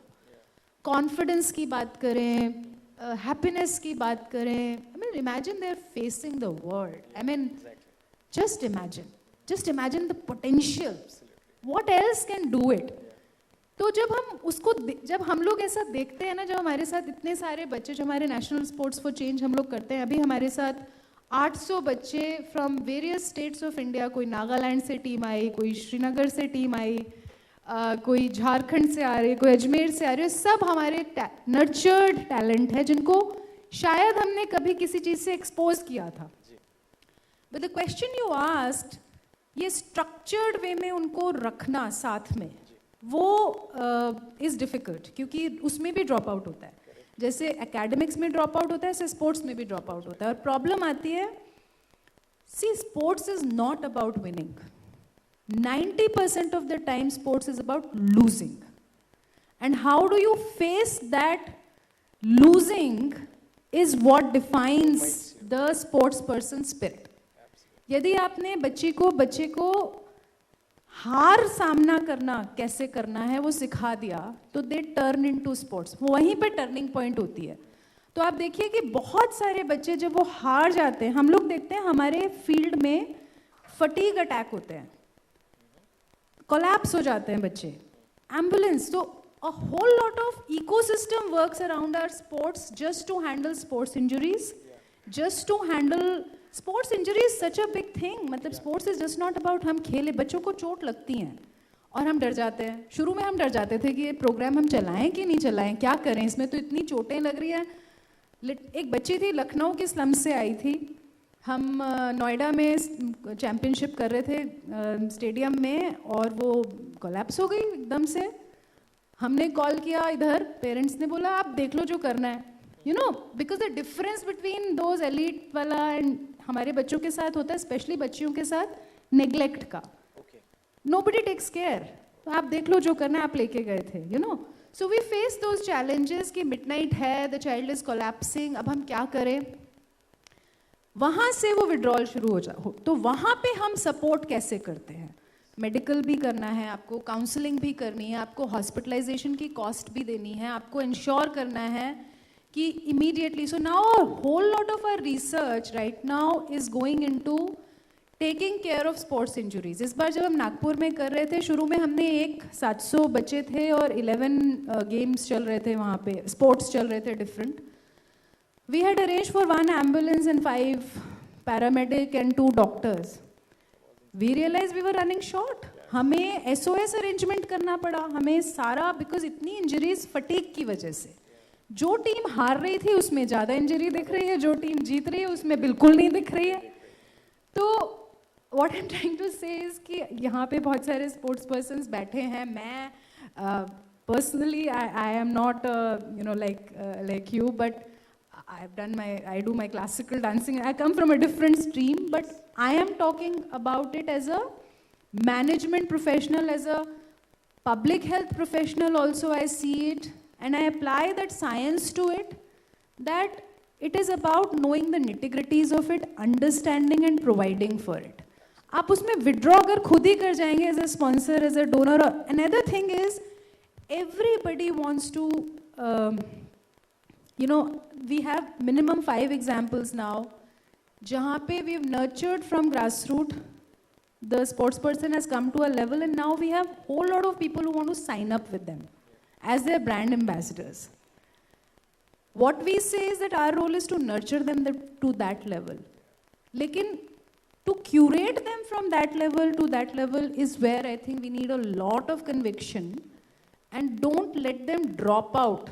And don't drop out yourself, क्योंकि challenges इतने आएंगे जब आप इस path पे आगे चलेंगे कि आपको courageously उसको देखना पड़ेगा और करना पड़ेगा, जो हम लोग हर बार सीख रहे हैं. With every game we are learning that it has a technique and it has its own. Coaches, I mean I remember Nagpur में अभी rugby हमने first time हमने भी देखा कि ऐसे खेला जाता है. But coaches will come and tell us left, right, center कि आपके इसमें ये कमी है यहाँ पर. As organizers, we have to be careful. The another coach came and said कि where are the female doctors? There are so many women, young girls getting injured. तो ये चीज़ें, why I'm saying all this is because this is a serious audience and you're looking at making a policy in this state. अगर यहाँ पे बदलाव आएगा तो बहुत बड़ा बदलाव हो जाएगा for not only for our country but globally we can provide so many sports people. But it's important that we research these areas, we work on them consistently, and we don't withdraw ourselves. There's no dearth of challenges is what I'm trying to say. Got it. Yeah, thanks. Yeah. And unlike the kind of challenges that she faces, what I see is that you employ the creamy layer of Indian sports, be it table tennis, be it badminton, and I mean, I can just list them. Virtually, the national team is your petroleum team, and vice versa. Now, these guys are representing India. So that means they need to be groomed in a certain way. They are the ambassadors of India. Not everybody is savvy when it comes to being interviewed, the way they conduct themselves, the way they carry themselves as champions. Now, this is where I want to ask you that grooming, for me, grooming of a sports person is very important. I mean, grooming anywhere, anytime in the society, any section, grooming helps. Now, here I'm not talking about a finishing school, but I'm talking about grooming at a level where socially, irrespective of the sports person's background, the educational background, family background, economic background, he's well, he or she is well equipped to deal with these challenges. So grooming part of it, is it something that you people also see, because they are also representing your organization, they're wearing a badge on their hearts. So is there anything that you see there, and how important do you think this aspect is? Yeah, I think, Rakesh, it's a topic that we've spoken about a lot, and I think it's still not, it's an area where I think India as a whole country has to work on. We have now found the formula of making champions. We have, like what I'm hearing from ma'am, there's a lot of work being done at grassroots level, and a lot of work done by the center and state for the champions, giving them infrastructure, giving them equipment, giving them coaches, rewards and all. But this is one area where I feel a lot more has to be done, because ultimately when you go and represent either your district or state or national, or you're a brand ambassador from wherever you come out. You're a brand ambassador the moment you leave home. You represent your parents, then you represent. And unfortunately, we have fabulous education of maths and science, or and sports still along. We have to do that, but unfortunately we have not been educated in how to represent ourselves. Many of them are confused. We are still learning. I have shifted to administration, so I am learning the importance of it. As a player, we had to just learn along the way that when you represent India, what is your role, how to speak, how to represent yourself, how to know that you have a responsibility. You've been given a certain task, and how to take it forward well so that you become a role model. Whether it is in your area, it is in your school, it is in, for your country. So I think that is one area that I will take back after this and represent it to my organization, and find out how we can either start a grooming school. It's like the sports school subject, and and we can include a topic of grooming in that, to so that it instills itself when they're young. That moment you leave home, you come to school, you represent your home and you represent your culture and your state. I think it is a very, very important topic, and I think now, going forward, I think a lot more can be done, and I hope that we can be the first ones to do that, and many also follow.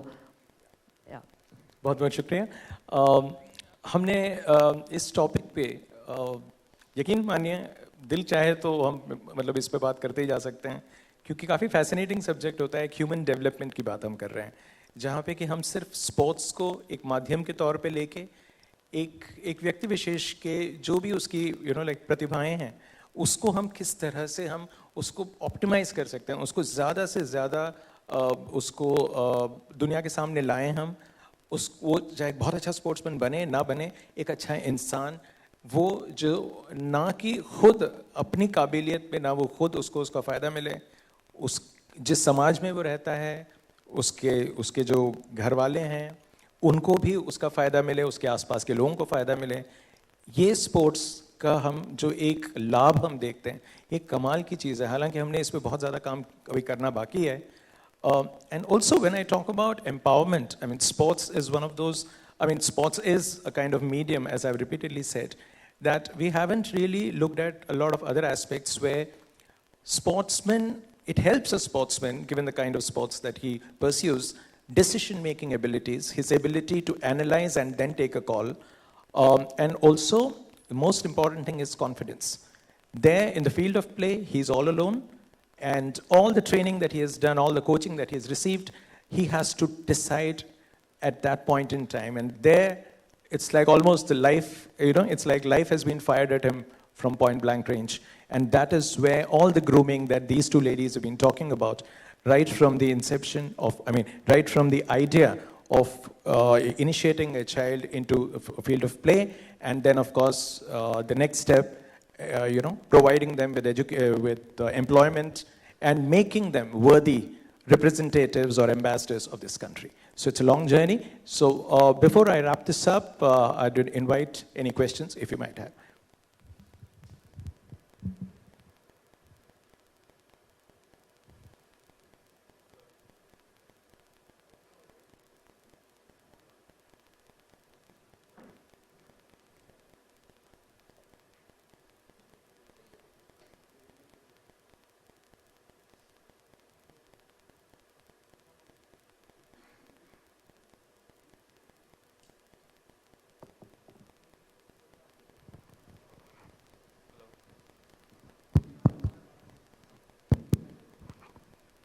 Hello.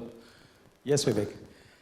Uh, it's good to know you are working on the grassroots level. I heard about the basic development, creating infrastructure for one sport, which is great. So one of the things which I would like to suggest is that you should have an expert of that sport for the infrastructure. Like we have a mathematics teacher, we should have, if we are having table tennis, then we should have table tennis teacher or badminton teacher, whichever sport you inculcate.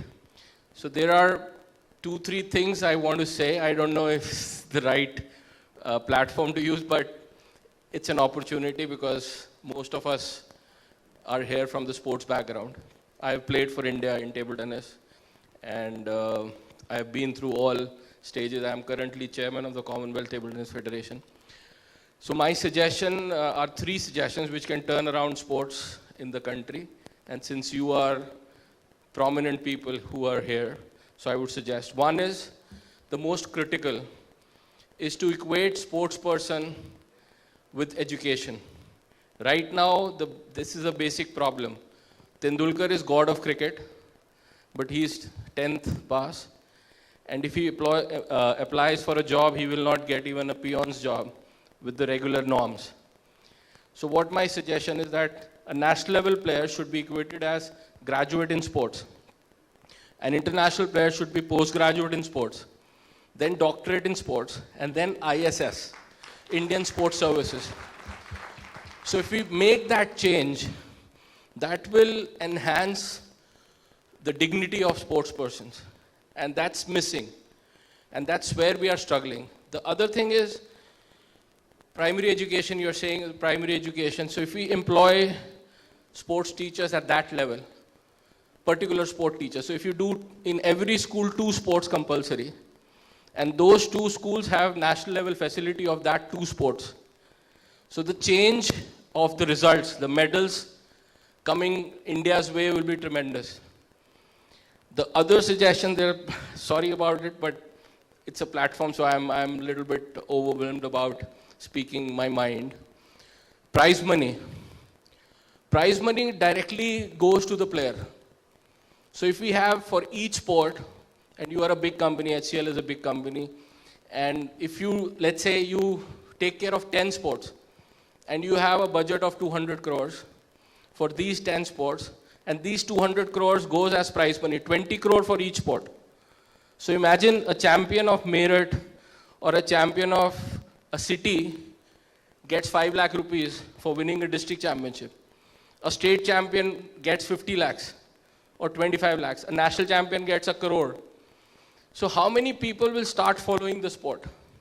So just by investing 200 crores in 10 sports, 400 crore for 20 sports, you will have millions following the sport. So that's my 3 suggestions, and I think somebody will implement those in the near future. Thank you so much.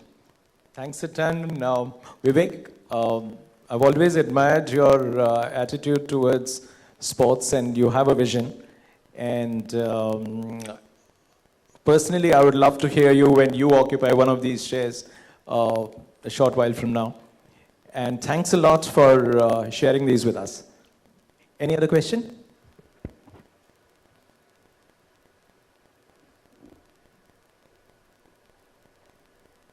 So with no further questions, once again, we would like to thank our panelists for this wonderful session and our moderator for conducting it so well. So we will take a moment to express our gratitude to both lovely ladies. So a humble gesture of gratitude on behalf of our entire team. I request our respected moderator, Mr. Rakesh Rao, to please present these humble gestures to the lovely ladies. आपकी जोरदार तालियों के साथ thanking you for sparing your quality time just to be here with us.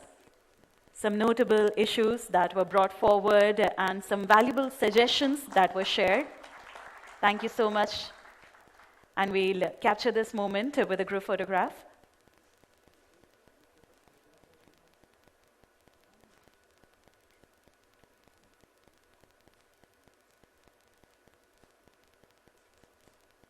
Thank you, sir. Thank you, ladies.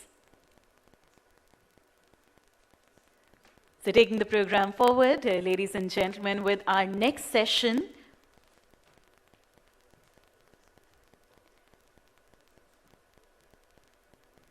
So our next session shares light on the world of esports and education. And to moderate this session, let me humbly invite on stage Mr. Sudhanshu Fadnis, CEO Sports Seed. With a big round of applause, ladies and gentlemen, please help me welcome him on stage. And with the topic, the world of esports and education. Ladies and gentlemen, we are now all set with the next session. So some valuable suggestions are continuously pouring in, which will definitely go on to change and improve the face of sports in our country, and particularly in Uttar Pradesh. So moving forward, all yours, sir.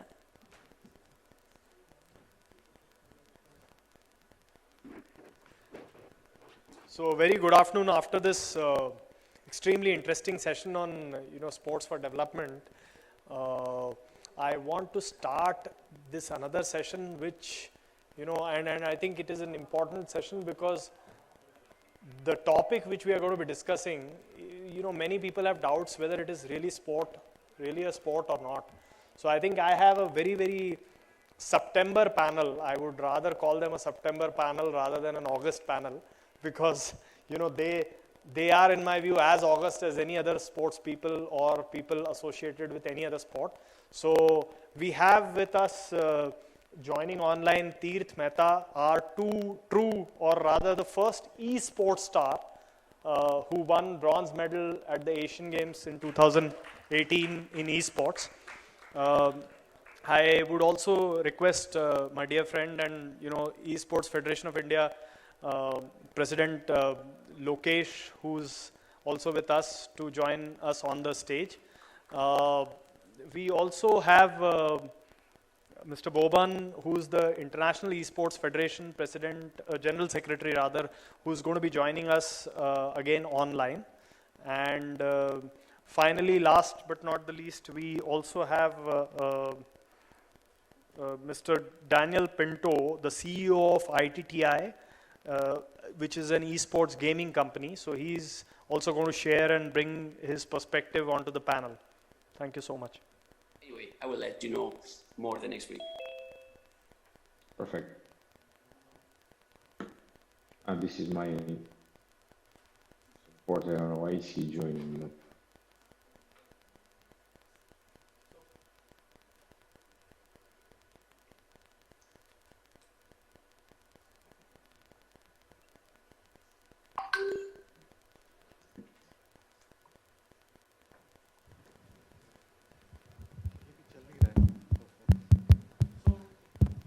It's an esports panel, our electronic device is not working. Okay, so thank you, gentlemen, all of you who are joining online with us on this panel. Guys, we have to go mute. Hello. Yeah. So, gentlemen, please, you're welcome on this panel. I would like to start with Tirth, he being the youngest, I believe, on this panel, and also the esports superstar for India, the first one that India has produced. So, I just want Tirth, you to share with everyone first, how in your view, esports also is a sport. You being an esport athlete yourself, why don't you share with the audience here how esport is a sport?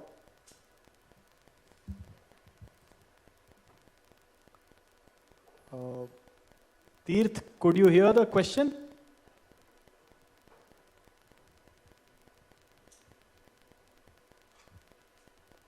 Okay, so maybe I think there is some technical glitch. So we'll quickly, I think I'll direct that question to Lokesh, who's present here. Tirth, are you able to hear? Hello. Hopefully I'm audible. Hi everyone. Yeah. So first of all, thank you for inviting me. Am I audible now? Yeah, you are.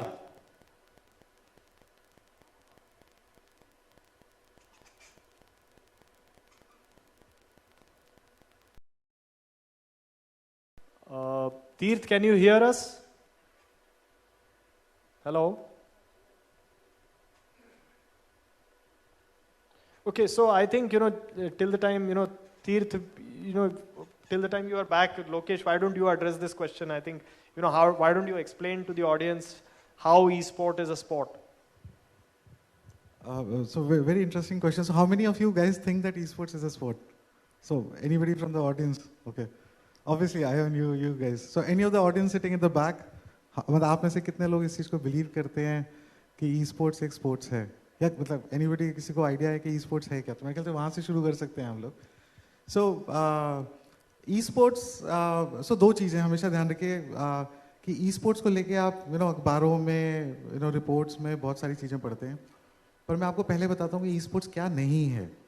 So if you are playing, let's say तीन पत्ती, rummy, fantasy, poker, or even if you're playing casually, games like Fruit Ninja or Farmville or Ludo for that matter.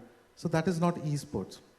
And even if you are playing any video game, जैसे कई बार होता है phone पे, we start playing, Bubble Burst and all those things.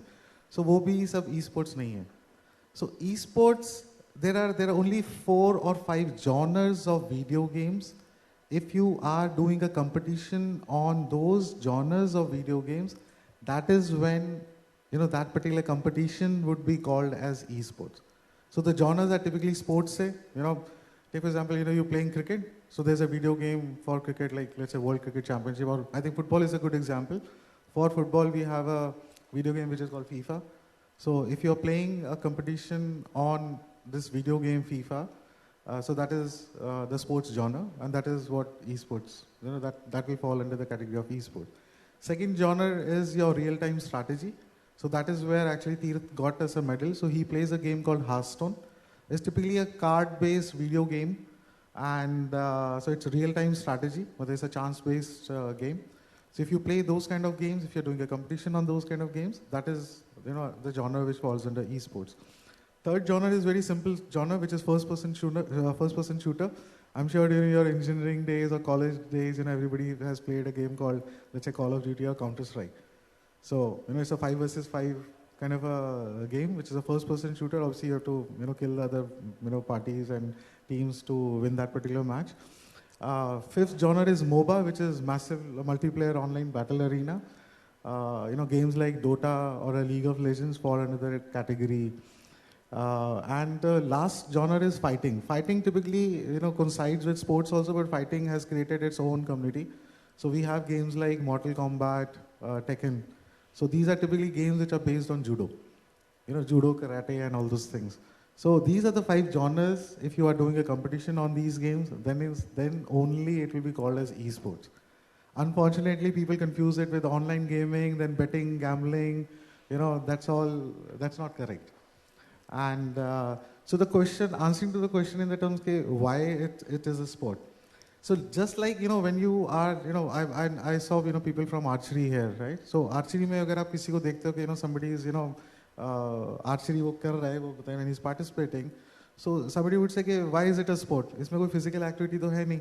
But for somebody to even, stand at a particular pose, and that is what eventually I came to know, I was on the panel along with Abhinav Bindra. So shooting में भी क्या होता है? मतलब somebody might simply say कि shooting में क्या होता है? बंदूक ली सामने खड़े हुए aim करते हैं. इसमें why is it a sport? But the posture in which you have to stand, and all those things typically need a lot of your physical building, your nutrition and everything. So in our case, it's very simple. So what people see is somebody sitting behind a computer or behind a mobile or a Xbox or a PlayStation, just clicking some buttons. But please understand that our sport is very, very response oriented. You need to be very quick and to respond back to the other person's, actions. So your body will, you can only be, better responsive in comparison to your opponent if you have a healthy body. Now, in order to have a healthy body, you need to do a lot of things, physical activity, your diet, your sleep schedule, and all those things. And I think today, when we, as on date, when we are talking about esports, see, the pinnacle body or the apex body for sports is Olympics. Olympics has already recognized esports as a sport. Before Tokyo Olympics or during the Tokyo Olympics, Olympics started up with the Olympic Virtual Series. It's already been there in Asian Games. Eventually, you'll be surprised that Olympic Council of Asia has been very, very forward-looking. I don't know how many of you guys know that in 2007, Asian Indoor Games, esports were there as a demonstration title. So since that time, every activity which Olympic Council of Asia has done, esports has been a part of, Asian Indoor Games and this. And it was 2018 when esports was included as a demonstration title. And now, as of today, esports is a medal sport in Asian Games 2022, which unfortunately have been postponed to next year. And Commonwealth also, recently when they concluded, they parallelly had a Commonwealth Esports Championship, wherein, of course, very proud to say that, our Dota team won a bronze medal. So I think that it's a perspective. How has the sports evolved? Sports, the origin of sports was, all the soldiers and ये सब खाली बैठे रहते थे, क्या करना, चलो भाग के देखते हैं, कौन पहले भागता है. And that is how typically sports evolved. So we should look at sports, how is that a civilization evolving? Everybody is becoming digital today. So why would our sports not become digital? And that is the digital evolution of sports is what esports is. So thank you. I think, Lokesh, that was interesting perspective to, just to add to what you've said. I just wanted to summarize it in one line saying that, just like any other sport, you have to have a physicality and a deterministic outcome, and then it is called a sport. And so is the case with any of the esports which just now Lokesh threw light upon. So with this, I'll again go back to Tirth. Can you hear us, Tirth, now? Yes, I can hear you now. Okay, wonderful. So thank you so much. So I think we missed getting the answer from you on the first one. So now let me ask you this question that, as an athlete, as an esport athlete, and when whatever Lokesh was describing right now, so how did you prepare, in terms of this sport from a physical perspective, because sport has to have physicality in some ways, and also from the point of view of getting that deterministic outcome, which is the bronze medal that you got. So I'm sure there is a lot of work which you must have done on the skill component of your sport. So if you could share first, give us a little perspective on what Hearthstone as a sport is, and then you can share about your preparation for the sport. Right. So Hearthstone, I would say, I usually define it in simple forms as a combination of chess and poker, where you need strategical thinking of a game like chess, and also you need to manage your odds, or manage your randomness or variance of that is often found in games like poker. So I usually define it as a mixture of those two. But when it comes to the genre itself, it's a traditional card game which is often played in a turn-based strategy component. And that's basically, again, I think one of the most important component of playing a card game is managing your resources that is found in game, things like, playing the card for value and all those things. And along with that, you need to manage your randomness as well, the variance as well. So I would say it requires a fundamental knowledge of or understanding of the mathematics behind the game itself as well. So yeah, I mean, again, it does have a component of randomness, but I strongly believe that, as long as a player is highly skilled, they can approach a deterministic outcome. As we see, even in games like chess, there is the top player often has, win rate or win percentages of around 60% to 65%. So the same thing is found to be true in a game like Hearthstone as well. So I think it is very fair to, conclude that it is a game that requires strategy over, over the component of randomness. So that's one thing. And when you talk about, the physical requirements of a game, fortunately, I would say for myself, at least for Hearthstone, it doesn't require that much of physical skills. Other games, like for example, when I talk about Dota, which is another real-time strategy game that is also team-based, now that requires a lot of, for example, brain and hand-eye coordination as well, where you have to think on the spot and you have to press a specific set of buttons in a specific sequence. You also need very quick reaction time. So I would say all those factors come into that play, and games like, if I say StarCraft, which is another real-time strategy game, we see that athletes often, have to press buttons in a specific thought-out order around 400 to 500 times per minute even. So all of those require some specific amount of physical skills. Of course, it's not like, for example, as athletic, I would say, as for example, running a marathon or any other typical sports that we see.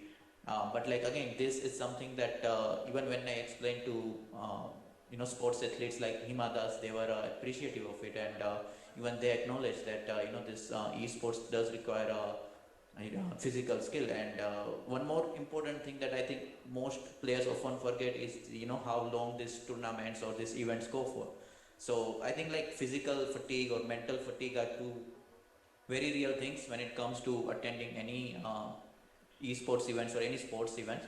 So I think one of the major skills also come from that, where we have to be not only like physically fit to play the game, but we also have to prepare ourselves mentally and physically to prepare beforehand for the whole event itself. So I think that's one of the main things that I would say share similarity with other sports as well. So thank you so much, fantastic, Teerth. I think that was absolutely well said, because now I think I'm sure the audience will be able to appreciate when you talk about and give a comparison with a sport like chess or an archery or a shooting, and the kind of preparation which goes into it, which most people in the sports fraternity do understand. I think people will be able to appreciate where you are coming from in terms of the preparation also for esports. So thank you so much. So I'll come back to you again, Teerth, but I don't see our two other, so I'm not too sure if we can see. Yeah. So Boban, can you hear us? Yes. Okay, wonderful to have you with us on the panel. So Boban, as I introduced, is the General Secretary for the International Esports Federation. So my question to you, Boban, would be that why don't you, share, because you are looking at a global perspective, and, can you share with us, what is the trend which you are seeing on two fronts? One, in terms of, how it is becoming popular across the world over the last few years, and how that popularity and the spread of esports globally has also impacted India, in your view. That is my question number one. And second question is, how do you see the pathway of esports to Olympics, particularly in the light of a sport or a game which, for example, Teerth mentioned, that chess is still struggling to become an Olympic sport. So why are you hopeful that it will become an Olympic sport?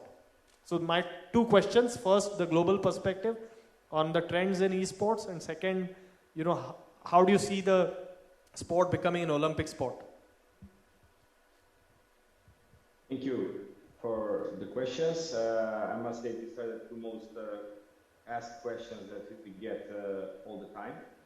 Well, first of all, from the global perspective, the most important thing for esports is that it's a community-driven sport.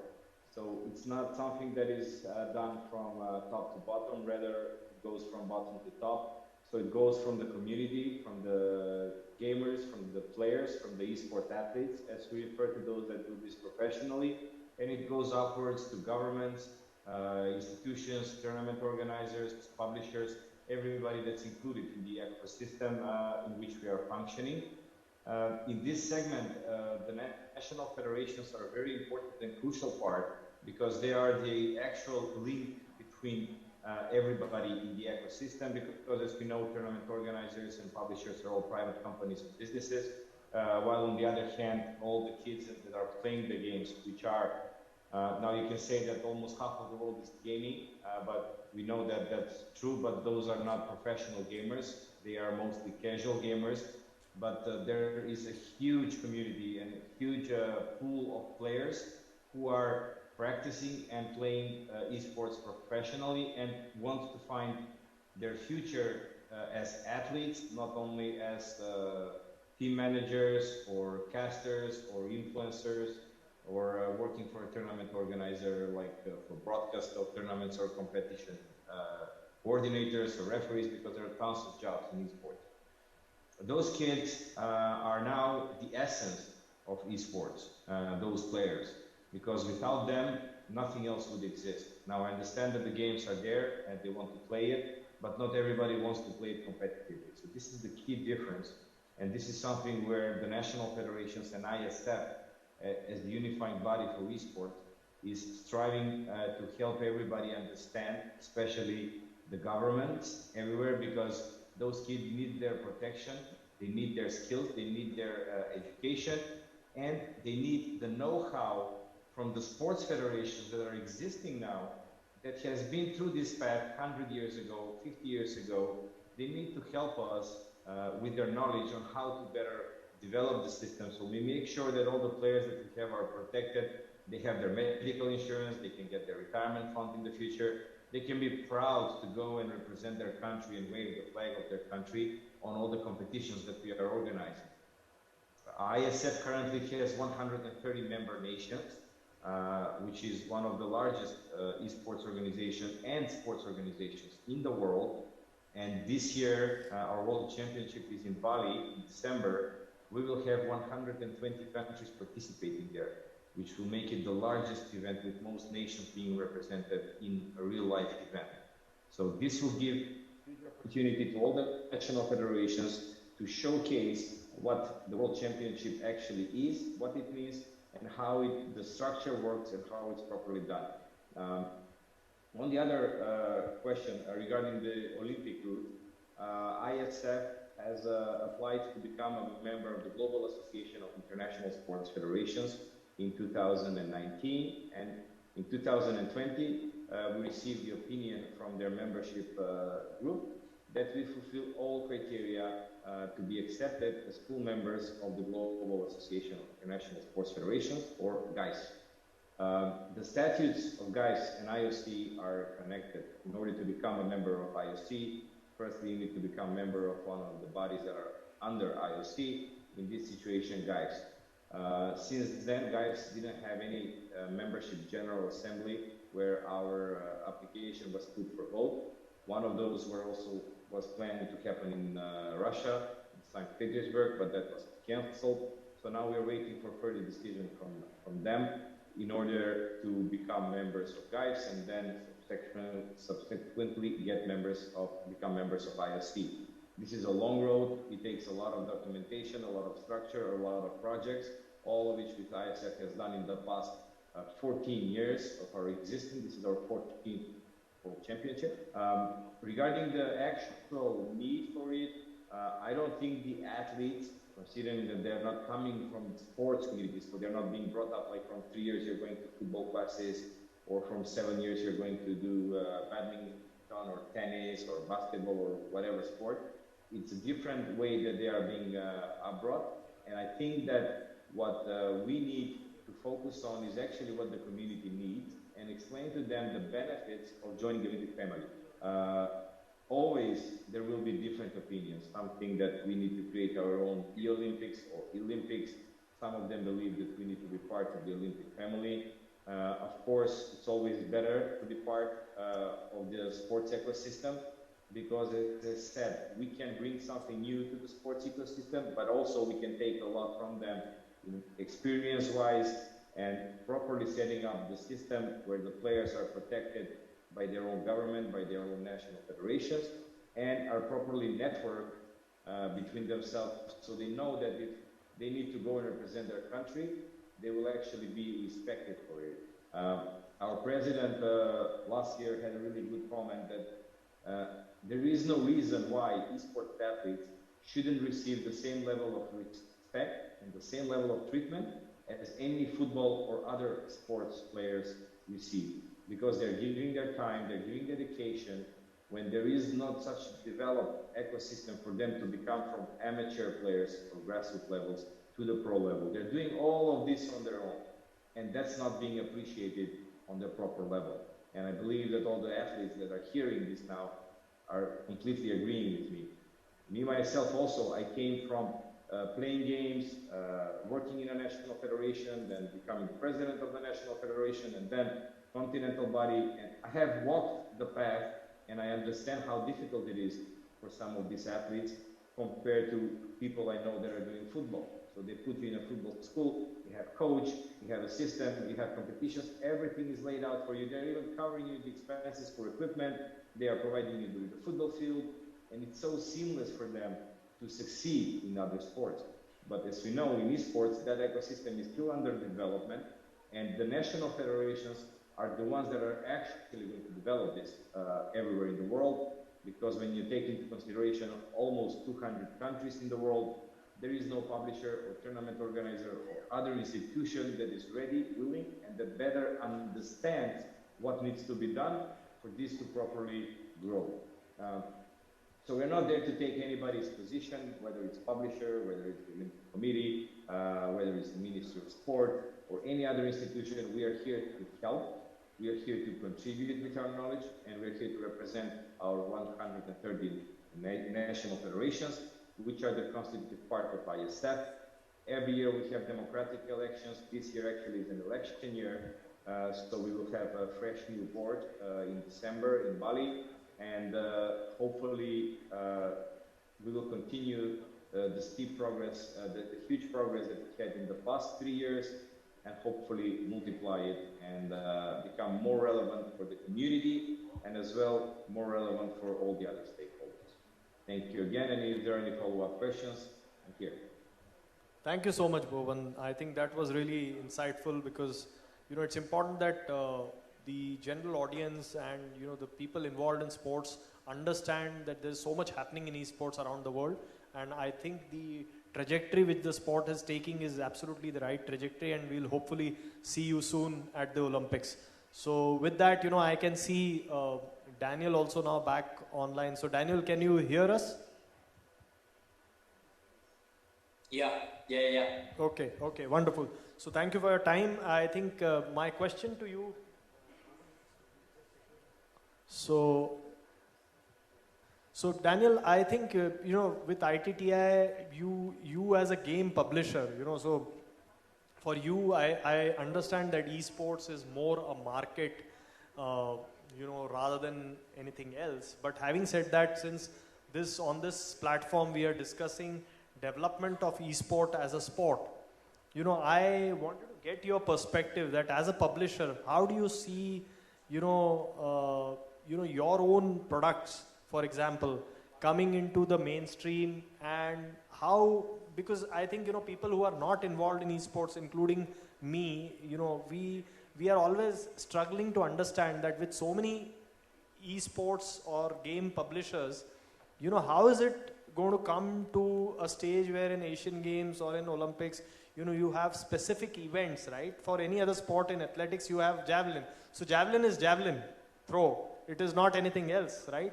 But with esports, you know, you have different publishers publishing different games, producing different innovative, you know, products. So how do you see that? Is it a fight for you? Or is this something which is going to be determined largely by market? Or is it going to be a decision made by the administrators in the federations? That which you know, actually esport becomes a part of some of these larger mega events? First of all, thank you, everyone. And just to clarify the question, it's like, this is the question regarding the publisher, why the publisher are running everything? This is like the question, basically? That's right. Okay, fantastic. I mean, this is just a matter of time. You know, I remember when I was a kid, you know, I had the ball and I went to, you know, to the beach with my friends, and I say, okay, I have the ball, I have the power, so okay, you are going to play with me. You are going to play with the others, okay? Because I was the ruling. I was the one who had the power, I have the ball. That is true, you know, that maybe after like some time, we started playing well, so the school started hire a referee, the school started talking with other schools, and then we have a rule, you know, we have a kind of like rules to follow, and the ball is not in my hand anymore, you know. I think it's just time, because then we will have rules, and in this case, everything, I believe, Boban and Lokesh will be the ones who have to talk with the government, in this case, to start making everything coherent from the top, okay? So this is just a matter of time, for sure. And as well, Boban say about education. I believe education is a must for the industry, okay? I don't see Messi is top player, okay? But I don't see Messi after finishing on 2 years his career being the, you know, business administration of Barca, you know? I don't see him, because he needs to study to have this kind of position. So you know, maybe a question for Tirth would be like, Tirth, are you able right now to see yourself after, you know, playing some years? I hope you try to retire like a long time. But are you feeling, like where to be? I don't know the direct how to make sponsorship. You need to study like everyone to achieve this kind of position. Even if you are taught in what you are doing in the Hearthstone. Yeah, for sure. So once again, I believe everything takes time. Okay, the industry needs time, but for sure needs education. So just at ET, we have this program in sports with FC Barcelona. Everything is online. We bring that, and I hope soon we work close with a lot of federations to bring that to professional athletes like Tirith. Okay, all right. So I think that really gives an understanding to all of us, in terms of how a game publisher is looking at the development of esports, and that with that I will, in the interest of also some questions that audience might have, open the floor to the audience, and can we take some questions if you have, since somebody,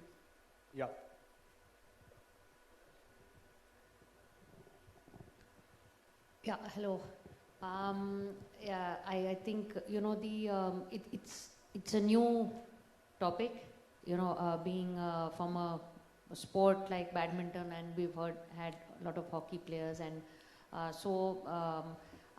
how do you look at bringing this to India, to the schools, or because every time we think of sports, somehow we think of grassroots, rural development, and so whenever we have any scholarships or any CSR activity, it is basically directed in bringing out the children, empowering them with equipment, so because they cannot afford it or anything, and then we see e-sport, and suddenly you feel that it's only the entitled that can actually start to play. So is that, it's confusing still. If you can help me understand it, and do you have a plan on how you are going to introduce it in India at a larger scale, to connect it to all the other stakeholders, public, private, foundations that are looking at funding sports and helping them grow? Do you have a plan, and if there is something quickly which you can say so that we can understand it more, to value it and to respect it as a sport of today? So very good question. See, very honestly, so esports is not a sport of elites, right? All you need is 10,000 rupee phone. Thanks to COVID, parents who were not giving the mobile phones or the laptops or PCs to their kids, largely, again, because of COVID, because they had to attend online classes and everything, largely most of the people who are in schools, and of course colleges, of course, but schools typically have, one or the other devices. Now, again, as I said that, esports is, again, I'm just, esports may be, or not maybe, it is actually the cheapest sports of the world. Take, for example, if you have to play badminton, you have to buy at least, a good racket, which is like 1,000 rupees, or 1,000. I know it's 1,000 is not a good racket, but at least a 5,000 rupee this thing, and then you have to physically go. Shuttles are expensive, the net is expensive. महीने डेढ़ महीने में वो पड़ जाती है. जूते उस हिसाब से पहनने पड़ते हैं because you can't wear normal sport shoes and play on a badminton court. And then obviously you have to travel to a badminton court. Then somebody has to establish a badminton court wherein people will come, they'll pay entry fees and this thing. Look at the cost involved. And what do we need on for esports? Just a 10,000 rupee phone. And the accessibility, right? If, for example, while let's say I was sitting, as I said that, I'm an esports athlete myself. So while I was sitting and, some of the in-between breaks and this thing, I quickly played a 5-minute short game. So I kind of gained some brownie points or whatever. So infrastructure is not at all a problem. And the second thing is that this is our, and as Boban also said, the reason why esports has grown big is not because of, let's say, a CSR or let's say Star TV tying up with Kabaddi Federation and making it big, or thanks to Neeraj, winning a javelin, and that is how largely most of the India knows what javelin throw is. So esports is the reverse cycle, because the games already exist. People are playing these video games. It's just that a community. So esports today, the reason why today, brands like let's say Star or World Over, whatever media houses we talk about, or even for that matter, Olympics, that is the only reason why they have got into this, because this community is so strong and they have brought it to a level wherein, somebody like Olympics. See, getting a sports included or approved by Olympics is a tedious task, and you guys know much better than what we know. But imagine within 4 or 5 years, Olympics said in, I think it was Charter 9 or something, whatever their annual conferences happened, that they agreed that esports is something where they need to spend time. The reason for that is, and no offense to sports, because obviously we are also sports, right? We are no different from your thing. You play it on a traditional, on a physical ground, we play it in a digital format. Rest, everything is required. We need coaches, we need curriculum, we need infrastructure, right? Same is the case with the grassroots, this thing. But in our case, the things become very easy. So when we look at, coming back to the point is that esports is, the community has driven it so big that it's now being included into Olympics. So in the terms of, people are already playing it. All we need to is to kind of bring them together, give them a platform. So I'm sure, how many of you guys have played PUBG? Now PUBG is banned, I shouldn't be talking about it. Most of the people, guys, can you raise hand who has played BGM or PUBG or FIFA or Clash Royale, right? You already have people playing. And you just go back to your friends and circle or young kids, they are already playing these kind of games. Right? Maybe not a PUBG. Now PUBG again is a different topic. We can see, very honestly, 45 minutes is very, very short time to talk about esports, right? But so the reason why, let's say, traditional sports want to get involved into esports is because the Gen Z is not watching cricket. My son does not know who Virat is. Can you believe it? And I'm sure, hockey players, हमारे cricket की जो बाकी team है, I told my son today that Suresh Raina, I might meet Suresh Raina. He said, who's he? Right? Wherein you talk about, let's say, I'm meeting Buka or I'm meeting Ninja.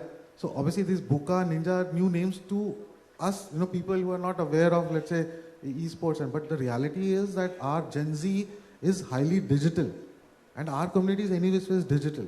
So they already know how to do things. And the problem today which the sports is facing is, for that matter cricket also, that the audience is like, people like me. 30 plus or 35 plus are the people who are watching, let's say, rugby, FIFA and all those things. Where are the young guys? They are all playing these games. And that is where I initially said that esports is the evolution of sports. Now the help which we as esports organizations or the federation need is because there is so much of a learning. Very honestly, the only reason I sat, I came to 7 a.m. directly from Dubai to Lucknow. The only reason, I was feeling dead tired, dead sleepy, but the only reason I sat for all the sessions is it's a learning for us. There are so many good discussions which have happened. So while we do that, of course we need, so there is no dearth of talent in India. Thankfully India is a very talented country. The problem where we get behind is in the terms of that skill development or that particular delta. And that is where typically we look at, tying up with, organization. Obviously, there's some discussions happening with Sportsseed also.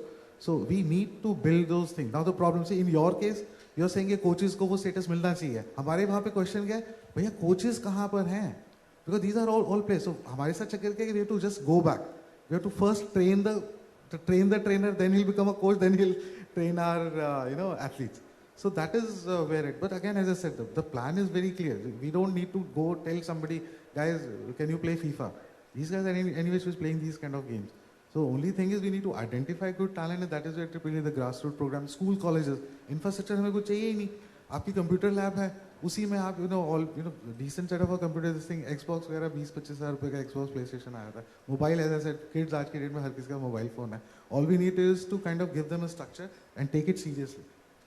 Right? And then, kind of this thing, in our it's the simplest thing. You can buy aloo gobi using mobile. Of course, you can compete and, win medals for the country or playing on mobile too. I think. All right. So, just one. Are we short on time? Can we take one more question? We can. Yeah. Okay, one more. So, I'm saying, you can say, madam, continue. Yeah. I'm not able to see where is the question. Sorry, yeah. So actually, I just wanted to know, as you say, it's a very cheap sport, and that's all fine. But the issue is that the athlete who goes into it and deep into it is going to sit for long hours. So do you have any plan of physical conditioning or awareness programs or some educational programs, because they are going to get involved into lot many other injuries which can be difficult to handle? So, very good question. So again, as I said, that whatever is happening in sport is being replicated in esports also. There is no difference. So thankfully, within India, as a federation, what we very recently did is that we have tied up with Mandeha. Mandeha is the leading sports psychologist based out of Mumbai. So they do, conduct certain set of sessions with our athlete. So the Commonwealth team which went before, during the send-off session, we had conducted a 2-hour session wherein, mental grooming and all those things. So that sports psychologist, obviously because he also realized the potential of esports, and that's, we kind of tied up with these guys. So that is any which way is happening. So, but again, just having one sports psychologist would not help us. So the online gaming population of India is around 400 million. So imagine how many, so as esports, we are talking about a complete new industry. Ranging from anything, lawyers, sports psychologists, nutrition, media, marketing, broadcasting, streaming, everything. You got special mices. Somebody wants to get into manufacturing, there are special mouses, special gaming chairs.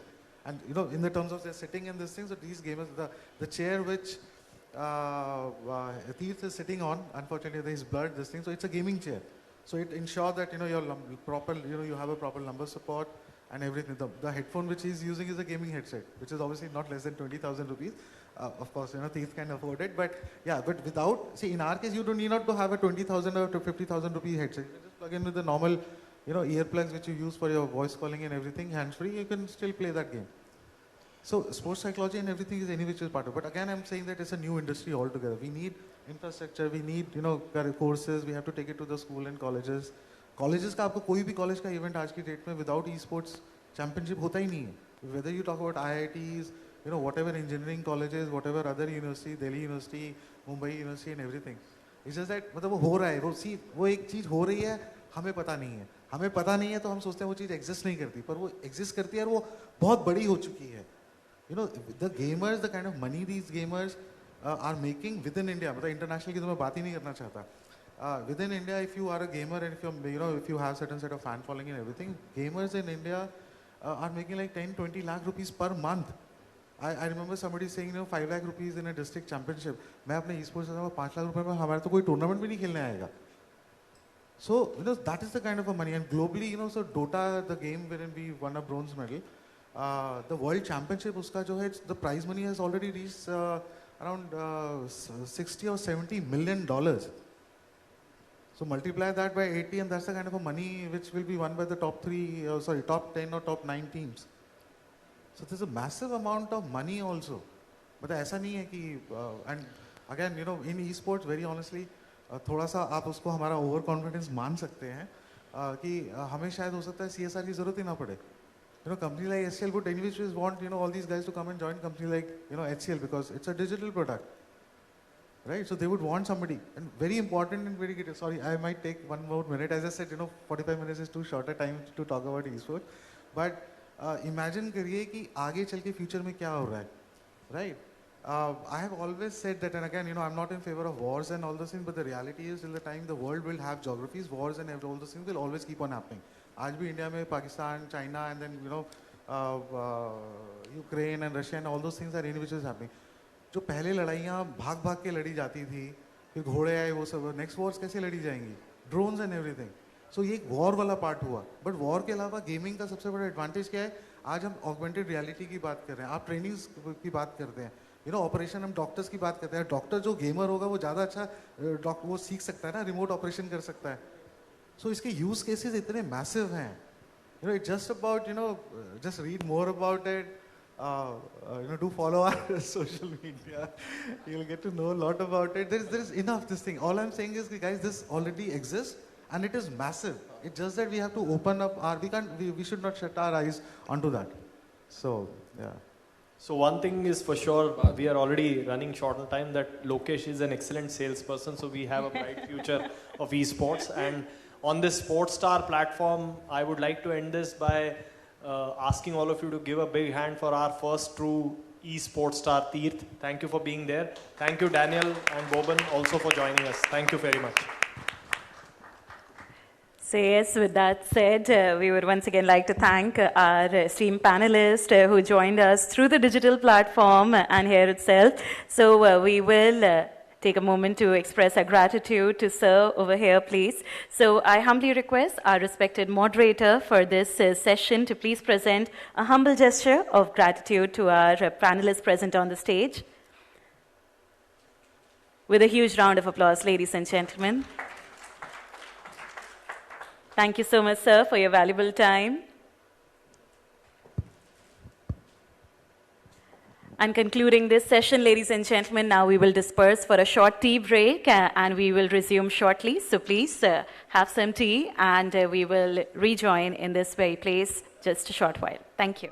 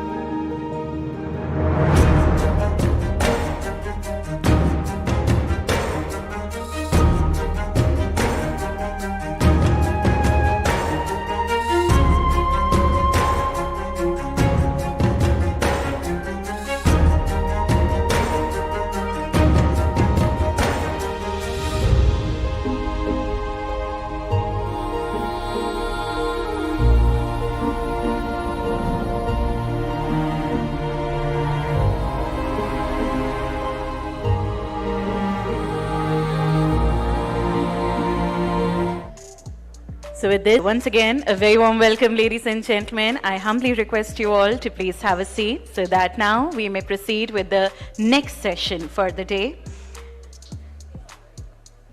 So the next session for the day, ladies and gentlemen, is based on the topic safety and women's sports. And to moderate this session, I humbly request Taruka Shrivastava ji to please join us, former Asian Games soft tennis athlete and founder of the Playnox. With a big round of applause, ladies and gentlemen, let's give it up for Taruka Shrivastava ji joining us.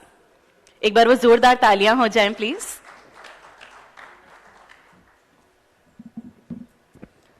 Good afternoon, everyone. Rather, good evening. I would like to introduce my esteemed panelists for today. Three of them I know very well, and one is Rachna ma'am. I'll begin inviting with firstly Vandana Kataria, CWG medalist and hockey player. Vandana, if you could please come on the stage. आप आगे आइए. हमारी दूसरी panellist भी Olympian Priyanka Goswami ji.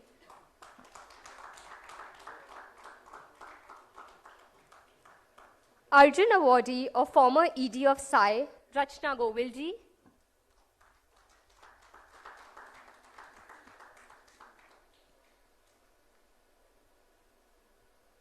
And हमारी Asian Paralympics medallist miss एकता भयान जी को हम stage पे इनवाइट करना चाहते हैं.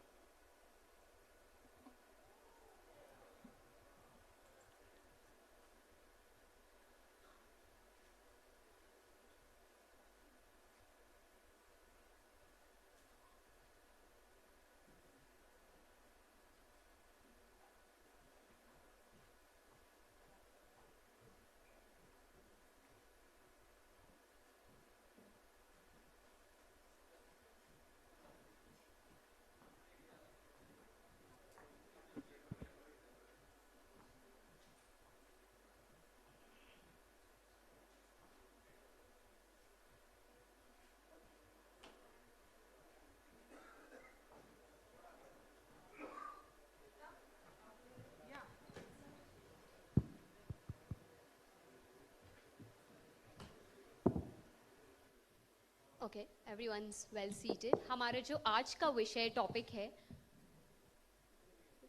वो है women safety and how we can create safe space for women in the sporting ecosystem.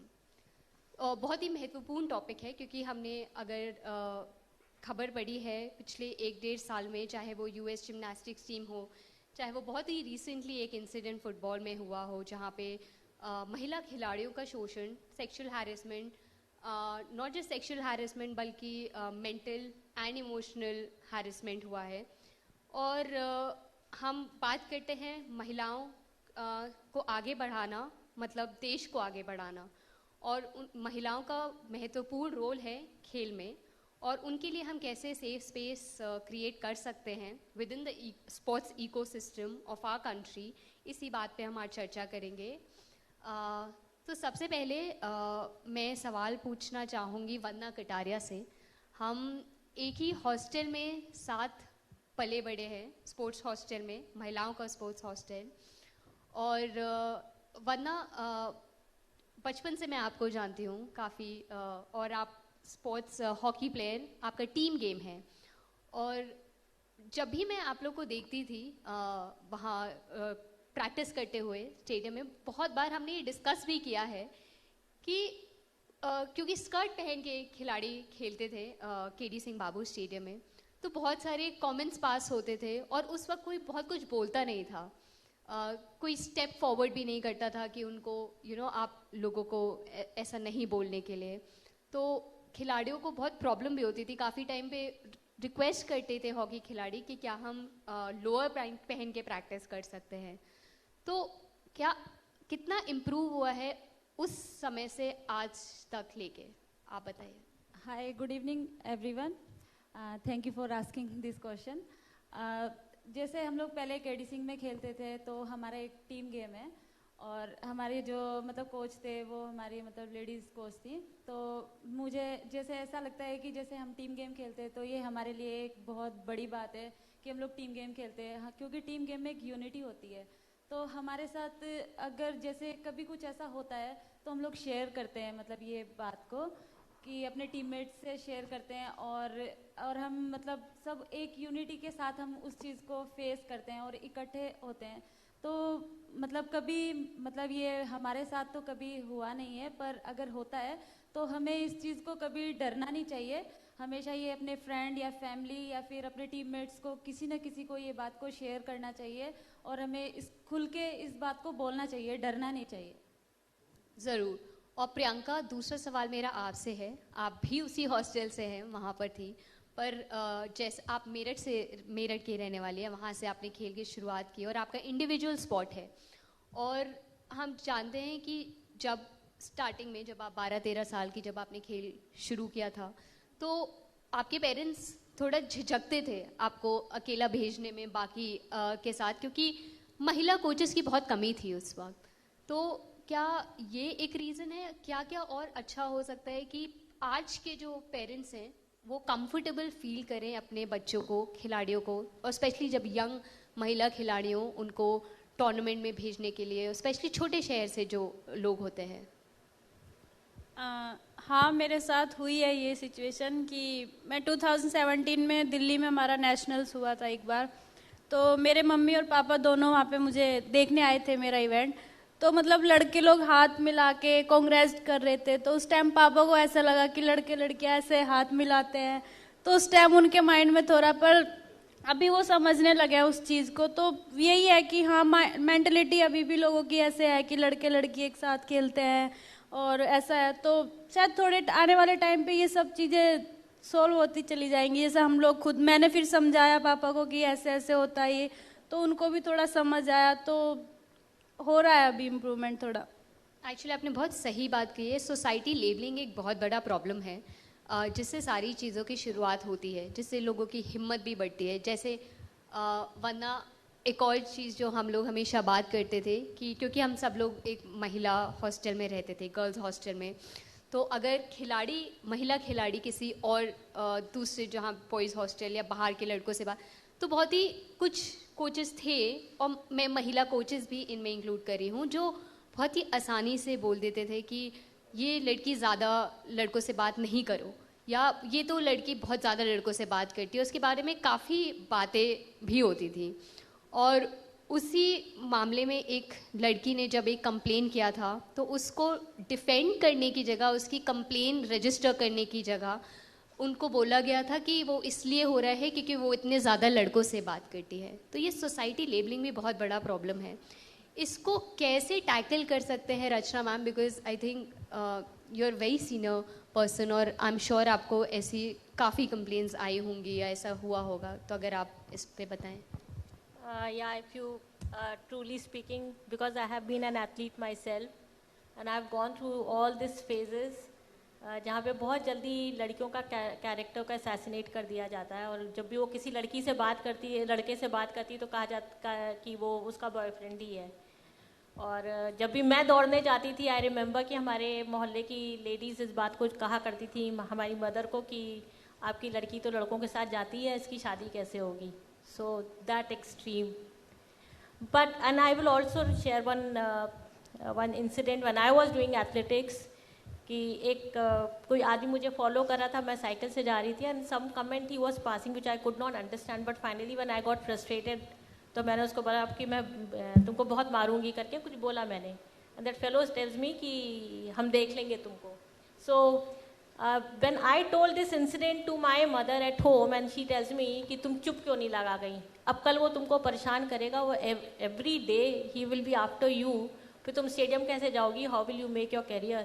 And the first thing she taught me कि चुप रहो, and I was quite surprised. Of course उस समय कुछ ऐसा नहीं था, तो I also decided नहीं कि शायद चुप लगा जाना बहुत अच्छी बात है। And but after about 5-6 years I came across one girl who was crying in the stadium and I asked her कि क्यों रो रही हो, and थोड़ी देर बाद वो बोली कि नहीं, मेरे पेरेंट्स को मत बताइएगा वरना मुझे मार डालेंगे। तो आई वॉज वेरी सीरियस कि क्या है जो पेरेंट्स मार डालेंगे. And then finally she tells me कि एक कोई लड़का है वो उसको आइसक्रीम ऑफर करता है, कहता है कि मेरे साथ चलो आइसक्रीम खाने के लिए. And that was the time I thought कि नहीं, let me gather the girls and let me raise a voice and we must bully that fellow and we must see, because उस समय आप यंग एज में वैसे ही सोचते हैं कि finally we set that fellow right. The third case I saw after about another 7-8 years, I'm just telling you the changes that have happened and the changes that change the mindset of the woman athlete is when this girl comes to me and says, Didi, वो coach ने मेरे साथ बहुत बदतमीजी की, तो immediately I ask her, what did you do? And she says, मैंने उसको लगा दिया, जम के लगा के आई हूँ. So I was like so happy. I said, that's the change the woman has come through. But yes, I do agree, all over the world, about 40 to 50% women athletes go through this whole thing of being bullied and being sexually harassed. In fact, I would like to quote this lady, Florence Griffith Joyner, बहुत पुरानी athlete है, जिसको कहा गया कि glamour girl of the track, athletic track. My question is, she made world record in 100-200 meters. Why should she be termed as a glamour girl? I mean, she really worked hard for it. And of course, if I personally, I feel she was a big leader. She was the one who taught the woman that, yes, you can do it. You can dress up well on the track. She used to come with all purple green hair and painted nails and lipstick and skin tight, very short shorts. It was wonderful, and she set up mark for the women athletes, whereas we termed her as glamour girl. तो हमको लगता है कि society को बदलना पड़ेगा, अपना mindset change करना पड़ेगा. We have this athlete, this tennis player who was called as the most sexiest female tennis player. But the thing is कि जिसने ग्रैंड स्लैम जीता उसको भी हम sexiest word यूज़ करते हैं. तो हमको लगता है कि हमारा सोसाइटी का जो पूरा ब्रेन वॉश होना चाहिए, they should accept women coming out and women coming doing good in sports. And just to follow up on this, ma'am, also there's this lot of power play. Like, you know, बहुत सारे अभी मैं कुछ दिन पहले एक meeting में थी जहाँ पे शायद 60 लोग थे, federation, different federations across the state, और इसमें सिर्फ एक महिला थी. तो जितने भी ये डिसीजन मेकर्स होते हैं, they very male dominated. This federations, organization, everything is very male dominated. तो उसमें जब वुमेन स्पोर्ट, ठीक है एक महिला कोच हैं, पर कल को कोई भी किसी भी महिला को एक्सप्लॉइट कर सकता है कि हम पार्टर सिस्टम करके कि you know I want something from you, आपको हम सिलेक्शन कर देंगे. और बहुत सी महिलाएं अपना सब कुछ छोड़ के, you know, sports is the only thing they have in their life. मतलब वही चीज़ है जो उनको आगे ऊपर ले जाएगी. और तो काफ़ी महिलाएं इसके अगेंस्ट बोलती हैं, पर काफ़ी चुप रह जाती हैं इस चक्कर में, क्योंकि कल को वो बोलेंगी तो उनकी टीम में चांसेस और कम होंगे. क्या बाकी लोग उनको सपोर्ट करेंगे? तो ये सारी चीज़ें भी एक बहुत, जैसे हमने कुछ ही दिन पहले, आप जानते हैं मैं किसकी बात कर रही हूँ, देखा कि काफ़ी एक पर्सन के वीडियो वायरल हुए थे और काफ़ी you know he was accused of many things. तो इन सब को कैसे टैकल कर सकते हैं? देखिए, अभी gradually women have started coming out, और धीरे धीरे जैसे जैसे वुमेन की पॉपुलेशन बढ़ेगी स्पोर्ट्स में, वैसे वैसे comparatively domination of men will reduce. But then more important is that the woman also should learn to say no and also learn to take a stand. Sports is one field where there is no subjective assessment. You have to excel. And आप में अगर talent है तो talent कभी खत्म नहीं हो सकता है, वो निकल के आएगा ही. In my own athletic career, which I should not quote here, but I'm just telling you it is an example, where once I was not selected even to represent the state. Despite winning 800, 1500, 3000, I was still not selected for the nationals. So, क्या चीज़ ये थी? Of course, this is long time back. But then we need to take a stand. होता क्या है कि जो लड़कियां बहुत ही हम्बल बैकग्राउंड से होती हैं या जो those who come from poor socio-economic background, they at times do succumb to pressure. So I think a lot of awareness programs need to be conducted for the girl to understand कि नहीं तुम्हें, you will have to take a stand and it is your talent that is going to prove. I mean, if Vandana Kataria is sitting here, is because of her talent and her ability and her hard work. It's just not that she was doing hockey for the heck of it. So that is one thing. Another thing is जो हम लोग बहुत awareness program करते तो हैं लेकिन सिर्फ लड़कियों के लिए करते हैं. We need to do awareness programs even for the society, for कुछ community based programs भी होने चाहिए जिससे हम लोगों को बहुत सारी बातों के बारे में बता सकें. एक और चीज़ क्या है कि जब आप एक नॉर्मल फैमिली में देखती हूँ कि कई बार कुछ गालियाँ ऐसे बोलते हैं जैसे वो उनका रूटीन है, and they don't even realise, the gents in that family don't even realise कि हम गाली दे रहे हैं, एंड दे डोंट रियलाइज कि वो जो लड़की सुन रही है उसके ऊपर क्या असर पड़ रहा है. तो we need to have some awareness programs even for male persons who are in authority by way of maybe administrators or coaches or anything, and they need to be told how to behave, especially when the girls are there. So that is one thing very important, and also we need to have for male athletes too the awareness program, because every day they are training with the women athletes and they should know how to behave themselves.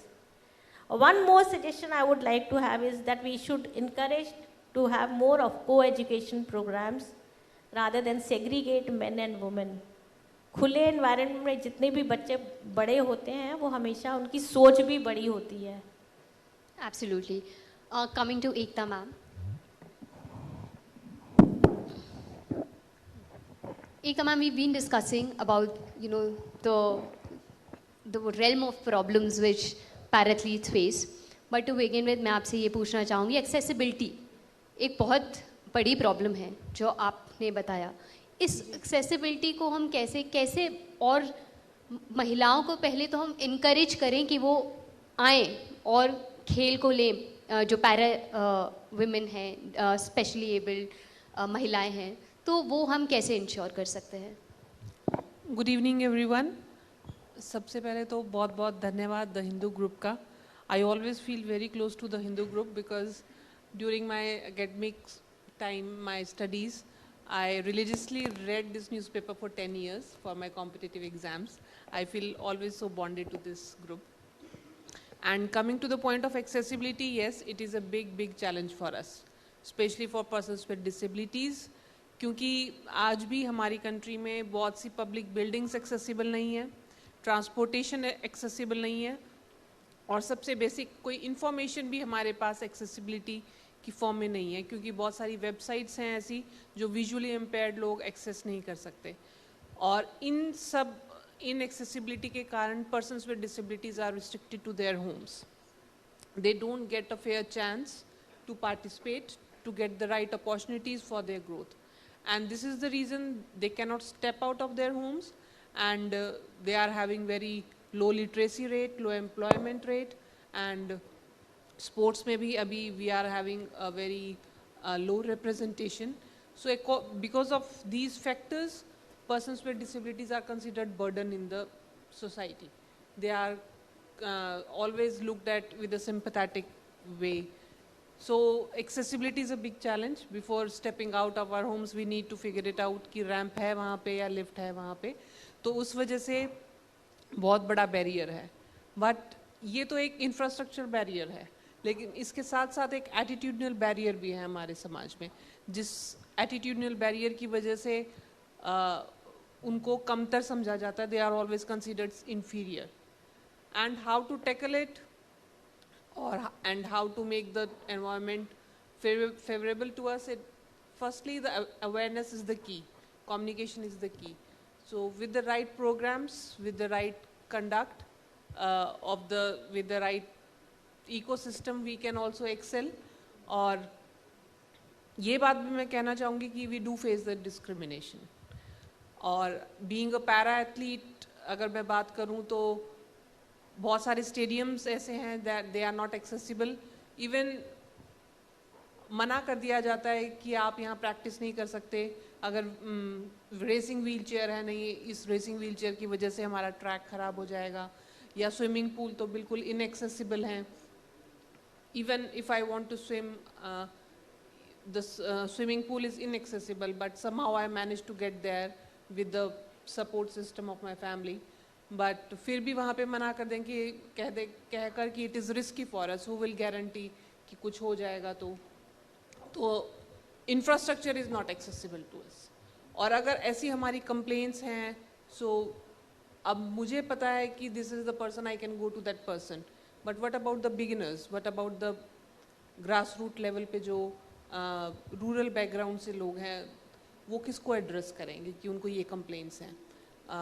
We are having some committees for grievances, but disability की जो complaints हैं उसके लिए हमें still we need to have special sales.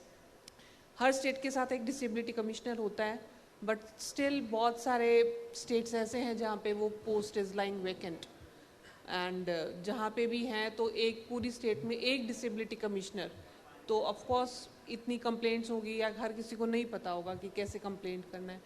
तो we need to have more awareness in this context, more helpline numbers या websites ऐसी हों, कुछ ऐप्स ऐसी हों जो स्पेशली उन कंप्लेंट्स को डील करे जो पर्सन्स विद डिसेबिलिटीज़ के साथ. Absolutely, I agree. और जैसे कि आपने बोला कि ग्रीवेंसेस ऑफिसर जहाँ एक सेफ एनवायरनमेंट में अपनी कंप्लेन फाइल कर सकते हैं, तो मैं पूछना चाहूँगी वरना और प्रियंका, पहले वरना आपसे कि अगर हाइपोथेटिकली अगर कभी कोई इंसिडेंट या आपके साथ हुआ है या आपकी दोस्त के साथ हुआ है, आपके कोई जानने वाले एथलीट हो उसके साथ हुआ है, तो आप लोग कितना कॉन्फिडेंस महसूस करते हैं अपने जहाँ पे आप रह रहे हैं उस वहाँ पर या अपनी फेडरेशन पे, अपने ऑर्गेनाइजेशन पे, कि वो आपके पीछे खड़ा रहे? हाँ जी, जैसे मतलब अगर कभी ऐसा होता भी है, मतलब मेरे साथ होता है या किसी के भी साथ में, तो हमारी जो फेडरेशन है वो बहुत स्ट्रॉन्ग है और मतलब वो हमारे साथ हमेशा खड़ी है. हॉकी इंडिया हो या साई हो या फिर हमारा यूपी गवर्नमेंट हो, तो हमेशा खड़ी है. तो लेकिन उसके लिए जैसे हम लोग कभी केस वगैरह कर देते हैं किसी के ऊपर, तो बहुत कॉस्टली होते हैं. तो उसमें मतलब प्लेयर्स होते हैं, कोई मतलब बहुत ज़्यादा फाइनेंशली अच्छा नहीं होता है, तो उसको हम लोग जैसे सपोर्ट कर सकते हैं, पूरी टीम मिलके कर सकती है, और जो हमारी गवर्नमेंट है तो वो सब भी कर सकते हैं, ताकि वो जो उनके साथ हो रहा तो और प्लेयर के साथ ना हो, तो वो कर सकते हैं मतलब उसके लिए. Correct. Rachna ma'am, because you've been part of the authority, sorry I keep coming back to you because we want to understand. अब जैसे वंदना ने बताया किसी के साथ कोई केस हुआ, somebody has to file a case, तो isn't this the prerogative अगर उस कंपाउंड या विद इन द टीम या with in the place of stay hostel ये सब चीज़ें हुई, तो क्या ये फेडरेशन का रिस्पॉन्सिबिलिटी नहीं है कि वो अपने जो खिलाड़ी है उसकी तरफ से they find a lawyer, they fight the case on behalf of them and bear the financial burden for the same thing? See, this is where I say that the awareness program is very important for the athletes, because जैसा भी ये कह रही हैं कि case it is not at all so. She just have to make a complaint to anybody. She can make a complaint. अगर कुछ भी गलत होता है किसी भी लड़की के साथ, तो वो अपने कोच को लिख के दे सकती है, and that cannot be ignored. और या वहाँ का जो भी एडमिनिस्ट्रेटर है उसको लिख के दे दे. तो इट इज़ नॉट दैट कि कोई केस फाइल करना है. And the moment she gives it in writing, it will be taken into consideration and the next course of action will start taking place. So बहुत सारे बच्चों को मालूम नहीं होता है, एंड क्योंकि वो लोग जो भी अखबार में पढ़ते हैं कि उसने FIR लिखा दी, ऐसा ऑल दोज थिंग्स, बट ऐसा कुछ भी नहीं. It's a very simple procedure. Even to those who may be visually impaired, अगर वो नहीं लिख सकते हैं या इलिटरेट हैं, उनको लिखने की प्रॉब्लम है कुछ भी, तो they can tell verbally and that will be written and they can may be put a thumb impression और may be sign, whatever they can do. Priyanka, आपके जो स्पॉट है वहाँ पे कितनी महिला कोचेज़ हैं? जब आप जाते हैं खेलने, कितनी महिला कोचेज़ को आप देखती हैं अपने इर्द गिर्द? हमारी जो अभी इंडिया में फॉरनर कोच जो आई है वो भी लेडीज़ है और बहुत कम होती है। ऐसा ये इम्पोर्टेंट नहीं है कि लेडीज़ कोच है या जेंट्स है, मेन है हमारे लिए परफॉर्मेंस की, किसके पास परफॉर्मेंस आ रही है। तो मैं तो अभी मेरे जो कोच है वो जेंट्स ही है, तो ये थोड़ा बहुत हिचकिचाहट होता है जेंट्स और फीमेल में, लेकिन जब हम उस जगह पे ट्रेनिंग करते हैं उनसे, उनके साथ टाइम हो जाता है ट्रेनिंग करते करते, तो वो हमारे ऊपर डिपेंड होता है कि हम कैसे आगे से। तो अगर हम स्ट्रोंग रहेंगे, और ऐसा इम्पोर्टेंट नहीं है कि हाँ लेडीज़ कोच है या जेंट्स है। पर जैसे आपने बोला ये जो हिचकिचाहट विच इज़ ऑब्वियस वो हो जाता है, फिर भी चाहे जितना भी आपकी बॉन्डिंग बहुत स्ट्रांग हो अपने कोच के साथ, हो जाता है हमेशा, मतलब मैं भी खिलाड़ी रही हूँ। तो आप इस चीज़ को एड्रेस कैसे करते हैं? क्या आप अपने फीमेल कलीग से बात करते हैं, या आप मे बी जो महिला कोच हैं जो आपने बताया जो आपकी आई हैं, क्या आप उनसे वो चीज़ें डिस्कस करती हैं जो मे बी आप अपने मेल कोच से नहीं कर पाएँ? तो क्या ऐसा होता है? होता तो है क्योंकि लेडीज़ होती है, लेकिन थोड़ी बहुत चीज़ें हैं कि हमें खुद भी हैंडल करनी पड़ती है कि चलो कोच को हम बता नहीं पाते हैं तो वो खुद भी देखना पड़ता है, तो थोड़ा बहुत होता है लेकिन एडजस्ट कर लेते हैं। एक ma'am, I think para athletes are very susceptible and very to being vulnerable, they very vulnerable. तो क्या ऐसे कुछ awareness, because I know IPC की जो गाइडलाइंस हैं दे आर वेरी स्ट्रिक्ट, जो मतलब सेक्सुअल हैरेसमेंट को लेके या अब्यूज़ को लेके, क्या हमारे इंडिया में भी उसी तरह की अवेयरनेस और गाइडलाइंस हैं आपके सेफ्टी के लिए?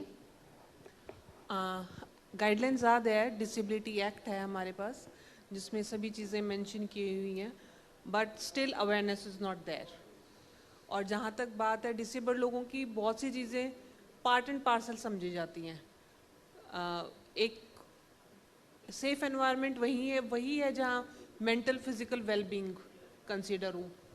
If someone is shouting at you या आपको इन्फीरियर फील करवा रहा है तो they are also considered harassment, और ये बहुत ही कॉमन है डिसेबल्ड लोगों के लिए। वो जिस भी पब्लिक प्लेस में जाते हैं हम मोस्ट ऑफ द टाइम्स उनको ये रियलाइज़ करवाया जाता है।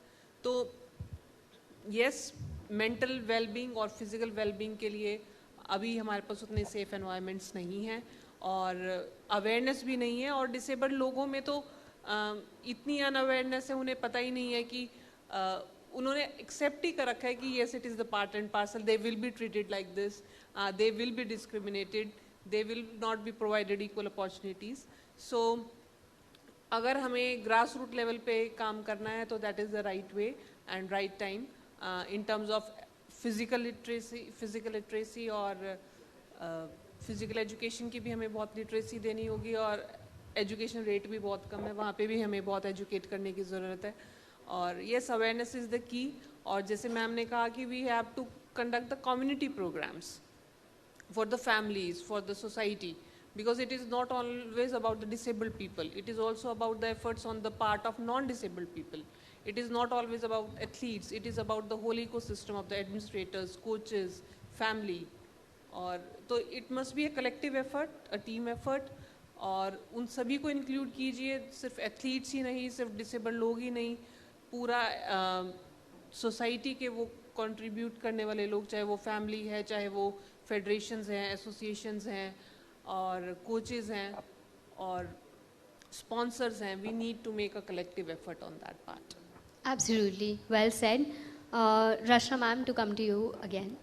I want to understand कि जैसे आपने बताया बहुत सारे ये अवेयरनेस प्रोग्राम्स हैं और बहुत सारी चीज़ें ऑलरेडी हैं जो कि नहीं होती, और ये कम्युनिटी प्रोग्राम्स, बट क्या जो फेडरेशन, ऑर्गेनाइजेशंस एट्सेट्रा, क्या उनकी प्रायोरिटी लिस्ट पे है ये नहीं? क्योंकि आई एम श्योर उस जो अभी उसने बोला उसको नहीं पता होगा उस बारे में। तो ऐसे सेंसिटाइजेशन प्रोग्राम्स क्या it should be held monthly, मतलब कोई होना चाहिए प्रॉपर, ताकि the other athletes are all educated कि उनके पास क्या क्या सुविधा है और क्या क्या वो अवेल कर सकते हैं और क्या क्या चीज़ें का बर्डन उनको नहीं लेने का ज़रूरत है। Yeah, we need to have a regular sensitization program, especially for differently abled people, क्योंकि उनके लिए मैं बहुत ज़्यादा ये चीज़ सोचती हूँ कि like when I was seeing her coming up the ramp, you have to feel what the person is going through, और वो चीज़ें बहुत ज़रूरी हैं by way of conducting the programs that the administrators, coaches, जो उसके और peer athletes हैं, they should understand the differently abled people. तो ये programs बहुत regularly करने चाहिए, क्योंकि sports का बहुत ही dynamic system है. कोई एक athlete आता है, दूसरा चला जाता है, people keep changing, new people keep coming, तो this should be an ongoing process all the time, and it should be for all whether differently abled or normal girls also. कि जैसे अभी वंदना ने बोला like she didn't know, but उसका एक process है. whenever there is a complaint done, एक preliminary inquiry होती है to find out the facts whether prima facie there is a case or not. and it is not so कि कई बार लड़कियां कहती हैं कि हमारे साथ गलत हुआ, किसी ने देखा नहीं. तो ऐसा नहीं है कि अगर किसी ने नहीं भी देखा है, the inquiry is done in such a large manner कि then also we are able to identify कि क्या हुआ होगा उस बच्ची के साथ. Absolutely. वन्ना, तो हम बात कर रहे थे, जैसे आपने बताया कि आपकी जर्नी के बारे में बताया था. कल को अगर आपकी जो आई एम श्योर आपने टीम यूनिटी की बात कही थी और आपने बताया था कि बहुत कंफर्टेबल फील करती है, and that is great, because जितना टीम यूनिटी होगा, जितना आप कंफर्टेबली शेयर कर सकते हैं अपने फेलो एथलीट के साथ, वो बेटर होगा उतना ज़्यादा. पर कल को हाइपोथेटिकली अगर कुछ हो जाता है एट्सेट्रा, तो आपके पेरेंट्स का क्या वो रहेगा आपको सपोर्ट करने का? जैसे कि अगर मैं कुछ भी ऐसे होता है तो पेरेंट्स का यही रोल होगा कि मुझे एक तो छुपाना नहीं चाहिए और उनको डायरेक्टली बोलना चाहिए, डरना नहीं चाहिए, और मुझे खुद का स्टैंड लेना चाहिए कि मेरे साथ ये हुआ. तो उससे डेफिनेटली मुझे ऐसा लगता है कि पेरेंट्स और पूरी फैमिली उसमें मतलब सपोर्ट करेंगी और सुनेंगी उस बात को. तो या प्रियंका, आपने बोला जब आप बैंगलोर में जब आप प्रैक्टिस करने से वॉक पे निकलती तो काफ़ी लोग आपको घूरते हैं, तो आपको बहुत अनकंफर्टेबल महसूस होता है, विच इज़ वेरी ऑब्वियस, किसी को भी होगा जब आपको घूर. तो अगर क्या ये स्टेडियम के अंदर भी होता है कि अगर आप जैसे रोड पे अपना वॉक कर रही हैं तो भी आपको ये फेस करना पड़ता है? स्टेडियम के अंदर अगर कोई अननोन पीपल है, मीन्स किसी और गेम का, उनको हमारे इवेंट के बारे में पता नहीं है, तो वो होते हैं. बाकी जैसे हम लोग का इवेंट लॉन्ग है तो हमें कभी कभी लॉन्ग ट्रेनिंग के लिए बाहर भी जाना पड़ता है, तो हम ऐसी रोड पे जाते हैं तो लोग हंसते हैं, मतलब देख के मोस्टली कि ये क्या कर रहे हैं. तो उस टाइम थोड़ा ऐसा लगता है कि गुस्सा भी आता है कि क्यों हंस रहे हैं, फिर सोचते हैं कोई नहीं, चलो हमारा जो काम है हम वो करेंगे, इनकी जैसी सोच है वो वैसा ही सोचेंगे, तो वैसा इग्नोर करना पड़ता है. एंड एक तमाम same problem I am sure आपके साथ भी बहुत हुआ होगा, लोगों की टिप्पणी, अननेसेसरी कमेंट्स फेस करना. और जैसा आपने पहले बोला भी, तो क्या डू यू थिंक, वैसे तो ये ऑफेंस है भी, मतलब you can just complain, but ये छोटी छोटी बात we always tend to overlook, हम नज़रअंदाज कर देते हैं कुछ चीज़ों को. बट क्या आपको लगता है कि इन सब चीज़ों से भी बहुत बड़ा इम्पैक्ट होता है और दूसरे इंसान की बहुत हिम्मत बढ़ती है आगे ज़्यादा कुछ बोलने की, और उसको to nip that in the bud, हमें उन छोटी सी चीज़ों को भी we should take notice and we should take some action over these things. मैं एक इंसिडेंट शेयर करती हूँ आपसे कि one of my friends went to a mall, she is a wheelchair user. तो एक आंटी ने उनसे आके कहा कि आपको थिएटर में आके मूवी देखने की क्या ज़रूरत है, you should stay at home. और ऐसे ही एक मेरी फ्रेंड ने जब टैक्सी बुक की थी, कैब आई, तो टैक्सी वाले ने व्हील चेयर यूज़र को बैठाने से मना कर दिया और ये कहा आपको टैक्सी बुक नहीं करनी चाहिए थी, आपको एम्बुलेंस बुक करनी चाहिए थी. तो ऐसी धारणाएं हैं हमारे समाज में कि दे आर नॉट रेटेड, कि उन्हें बाहर आके मूवी देखने की भी ज़रूरत नहीं है, उन्हें टैक्सी बुक करने की भी ज़रूरत नहीं है. अगर कहीं पे बाहर डिनर के लिए जाते हैं तो सभी को कार्ड दे दिया जाता है, मेन्यू कार्ड, और डिसेबल्ड पर्सन को नहीं दिया जाता menu card, thinking that they are not wise enough to take the decision for themselves, or they are not wise enough to give the orders. So this is the perception. और athletic, और जहाँ तक मैं game की बात करूँ तो उन्हें लगता है इनको इतना सब कुछ इंफ्रास्ट्रक्चर प्रोवाइड करवाना पड़ेगा, इनको इतना सपोर्ट सिस्टम पर प्रोवाइड करवाना पड़ेगा। तो एक वो बहुत बड़ा एटीट्यूडनल बैरियर है हमारे समाज में। एंड स्पोर्ट्स की मुझे सबसे अच्छी बात यही लगती है कि because of sports visibility has increased of the disabled persons.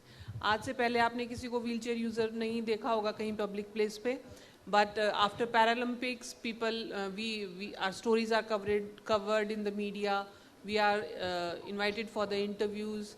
So visibility बहुत बड़ी है। अब किसी कोई मुझे कह रहा था कि वो किसी डिसेबल्ड पर्सन को नहीं जानते, बस उन्होंने किसी डिसेबल्ड एथलीट को ही देखा है। तो इट इज़ गुड कि स्पोर्ट्स के माध्यम से विजिबिलिटी इंक्रीज हुई है। Now people are asking us what are challenges, people are asking us what are you expecting for this for the solutions of these problems. So it has empowered us a lot, and I think sports से बहुत positive changes आ रहे हैं for the betterment of the persons with disabilities. That's great to hear. Rashna ma'am, my mom is a gymnastics coach, और मैं तो बचपन से ही खेल के environment में पली बड़ी हूँ। और मैंने ये नोटिस किया है, और जितना मैं सुनती हूँ, क्योंकि वो लोग भी काफ़ी बातें करते हैं, बहुत सीनियर्स लोग बातें, this abuse and harassment is not subjected just to athletes, even female coaches and go through it. मैं तो ये सारी चीज़ें, क्योंकि जब आप अथॉरिटी को ही सप्रेस कर रहे हैं तो मतलब what is the solution for it? Because अगर कोई महिला खिलाड़ी है वो कोच के पास जाएंगे, और पर आप कोच का भी हरासमेंट हो रहा है कुछ केसेस में।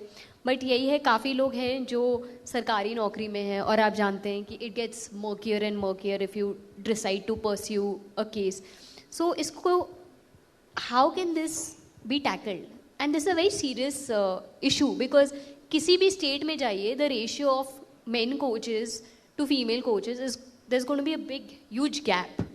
So how do we tackle such issues? See, a time was there when there were hardly girls on the in the stadium. अगर आप आज देखो तो बहुत लड़कियां आ गई हैं. A change has taken place. ऐसे ही gradually, I mean, women coaches भी बहुत कम थी पहले, लेकिन अब gradually increase कर रही हैं. So it is very important that the girls come out, and the girls, when there is large population of women in any place, such things won't happen so much.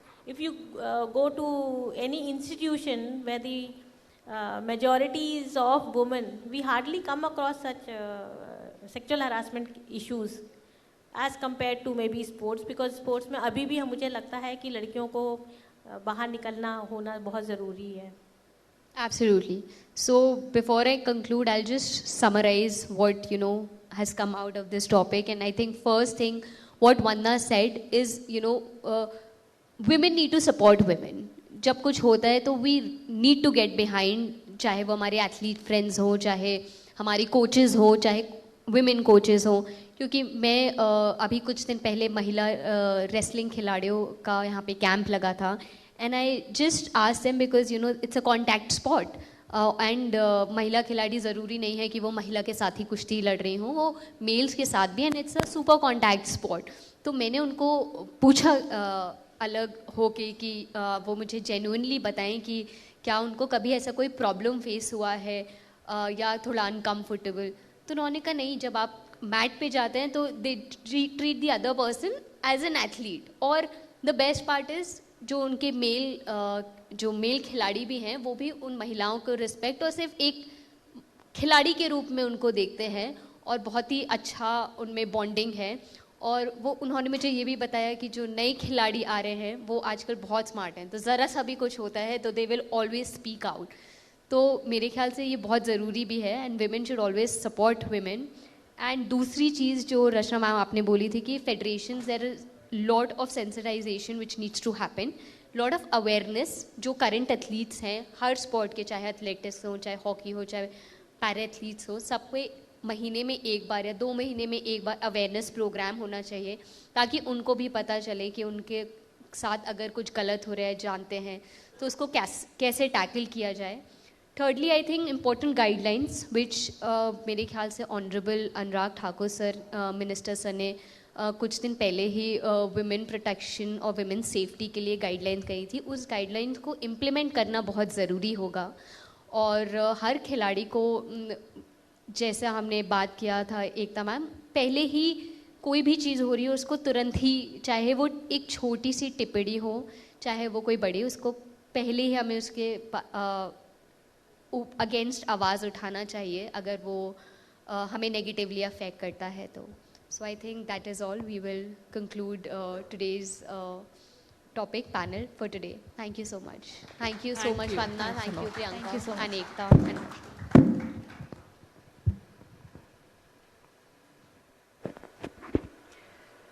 Are we taking any questions? जी, अब audience से अगर कोई सवाल पूछना चाहता है तो please अभी पूछ लें।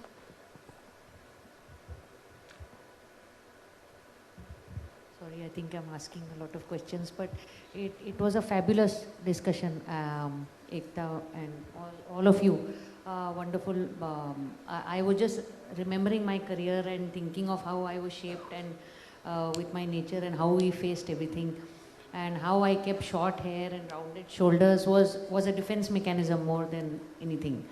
But if now we have reached this platform and we're here in UP and we hear that they're going to make a new sports policy. So if I ask all four of you if there's one thing that you want them to include or what they can do now, what would be that one thing so that we can see, there's movement. There's a long journey to go, but at least it's a positive step. So एक चीज़ क्या है जो आप चाहते हैं कि वो include करें? All of you, one thing. We should have a lot of capacity building programs for women. Then of course the sensitization program, and especially for men. For males it is equally important, which is not taken care. These are the two things. But otherwise the policy moral, I mean it is good. कोई ये नहीं कह सकता है कि हम कई बार witness के बारे में बात करते हैं, but actually it is not so. अगर किसी लड़की के साथ कुछ भी हुआ है तो she did not come to say कि फलाना विटनेस था. अगर कोई होता वहाँ तो हो सकता है उसके साथ बुरा नहीं हुआ होता.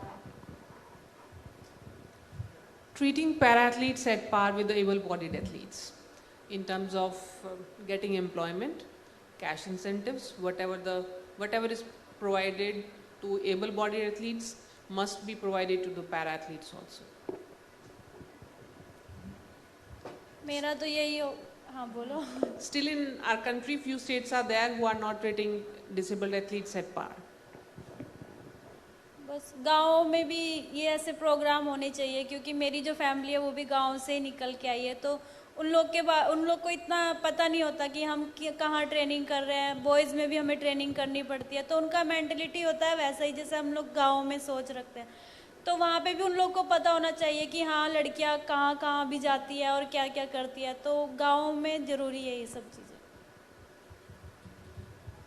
मेरा भी यही कहना है, क्योंकि मैं भी एक बहुत छोटे से गांव से बिलोंग करते हैं. मतलब मेरठ में भी ऐसे है कि छोटे छोटे गांव है, तो वहाँ पे भी ये चीज़ होनी चाहिए कि हम लोग मतलब खेलते हैं, हार्ड वर्क करते हैं. उन लोगों को वो सब पता होना चाहिए कि उनको भी ये क्लासेस कभी कभी मिलनी चाहिए. हर चीज़ का पता होना चाहिए उन लोगों को भी. Yes, Sudhanshu. Yeah, so I just had this question. So, I think a very valid point all of you have made is a lot of advocacy, education is required, both for women athletes as well as, the men. So, एक मेरा आपसे सवाल था, madam आप, रचा ma'am आप मत answer करिएगा, आप क्योंकि इतने टॉप लेवल पे खेले हैं, क्या आपको ICC क्या होता है ये पता है क्या? What is an ICC? मेरे से पूछा. हाँ जी, कोई भी, आप तीनों एथलीट्स हैं तो आप. Is it under the POSH Act? Code of Conduct? Yes, absolutely. Yes. Right. So, even I was also thinking on the same lines that this committee is there for complaints regarding to women at the workplace, but there is nothing like for the disabled persons. We must be having a different cell for complaints regarding to the disability. Absolutely. That point is well taken. But thank you so much. So basically, point which I was trying to make is that बहुत सारे athletes को शायद ये ही नहीं पता है, या generally women in sport को पता ही नहीं है कि हर गवर्नमेंट डिपार्टमेंट, हर federation is supposed to have an ICC जहाँ पे आप फॉर्मली कंप्लेन लॉन्च कर सकते हैं. Yes. I would just like to add into it is not only government organization, it is everywhere. You have to have a IC. It is now termed as IC, internal committee. तो वो चाहे government है या non government है. Private organisations तो ma'am कर रही हैं, सरकारी डिपार्टमेंट्स नहीं कर रहे हैं. But sir, you'll be very happy that the new policy which we are coming up with, whatever all these esteemed guests have mentioned, we have integrated some of those, except Ekta ma'am. That is, we have kept inclusion as a very main aspect of our policy. But you're right, more focus needs to be on our para-athletes as well. So yes. Any more questions? My question is that even in terms of sports administration, we see that it's very, very male-dominated. Rachna, do you think more women should also come in top administrative positions in sports bodies? Would that help in this? Yeah, that would certainly help if a woman is there at the top position, because उसके देखने का नज़रिया भी different हो जाता है. और I think I'll just give you an example of one male coach. एक लड़की, when I was posted here in Lucknow, this girl would have been hardly 13-14-year-old girl, और उसकी height होगी, well built girl, about 5'7", 5'8" उसकी height होगी. The way the coach was looking, I could make out कि ये coach ये सोच रहा है कि इसको मुझे किस game में डालना है. This is what I felt. But the way he was looking, he might have been misunderstood. And the moment that girl left, his immediate response was कि इसको ना इस वाले javelin में डालेंगे, ये बहुत अच्छा करेगी. तो कई बार क्या होता है कि जिस निगाह से एक आदमी देख रहा है उसको भी misunderstand कर लिया जाता है. तो maybe if women administrators are there, I think they will understand both the side, the male as well as the female. But I think just to add to this, and I have discussed this in length with a lot of people who are from the organization and a lot of women who have great potential, but why they wouldn't enter it, because they would say there's a lot of politics, and most of the time they'll be treated like as if they don't know. Like you will always be mansplained things, like as if you don't know. There are a lot of people even now. I might be like an athlete and worked in sports for past 12 years, but you're like, what do you know about sports? So there is still this male mentality and this drive for, power and hunger and thinking only we can do and women can't. But more women, I think, as you said, Ayan sir, should come forth and, not worry that there's politics, etc., because they should break through whatever barriers there are. And it's very important that we do it now, because otherwise we're just wasting time again and again and again. So you have to fight back, and we have to just step out of the line, as they say, and just get it out there. So yeah. But what about Ekta, Vandana, Priyanka? I mean, all of you have got a long career in sports left. I mean, do you see yourselves, आप लोग देखते हैं आप लोग administration में आना चाहेंगे?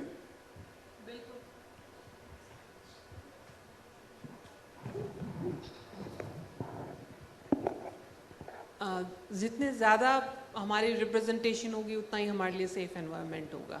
So if the athletes are more female athletes are there, there will be more coaches, there will be more female administrators, and then I hope कि every voice will be heard.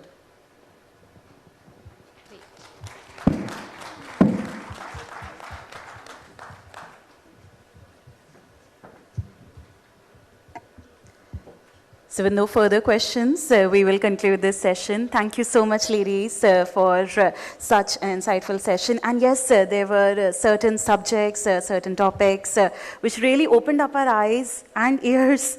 And these are the issues that have always been in the limelight, but they are now spoken more, they are thought about more, and I think the policies and the procedures which are on paper, if they are implemented more, and women, as you said, women need to understand each other more and support each other more, that will go on a long way to make great changes. So thank you so much, ladies. It was a wonderful session, and we will take a moment to express our gratitude. I request our respected moderator to please present these humble gestures of gratitude to our wonderful panelists. एक बार जोरदार तालियां हो जाएं सभी के लिए.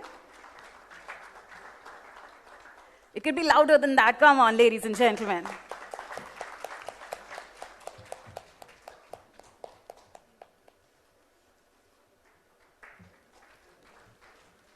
Yes, let it keep coming. Come on.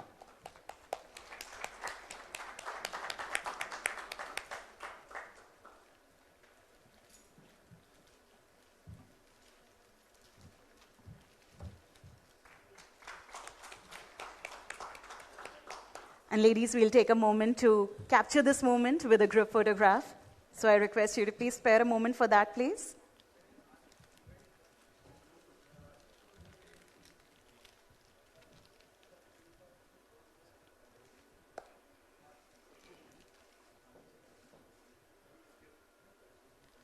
Thank you so much, ladies. It was wonderful hearing you out and wonderful sharing the stage with you.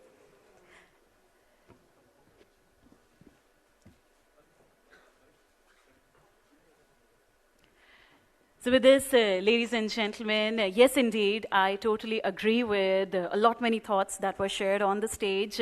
The subject of protecting women in sport has always been there, but it has never been so widely discussed, and the need has never arisen so much before, but now is the need, now is the hour, and we need to take respective actions towards it. And I truly, truly believe that if we want our daughters to play tomorrow, we shouldn't one day question about it.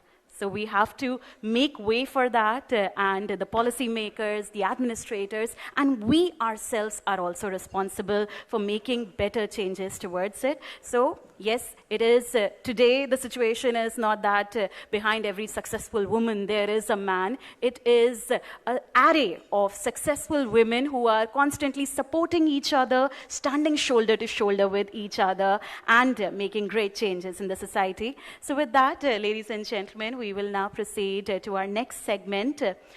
We are absolutely honored to present Hero Emerging Hero Award today, and that goes out to a very remarkable personality. So I want you to help me out when I call that name. Let's give it up a huge, huge, wide round of applause for that personality. Ladies and gentlemen, Hero Emerging Hero Award today goes to Rupal Chaudhary. Can we have an audio visual first?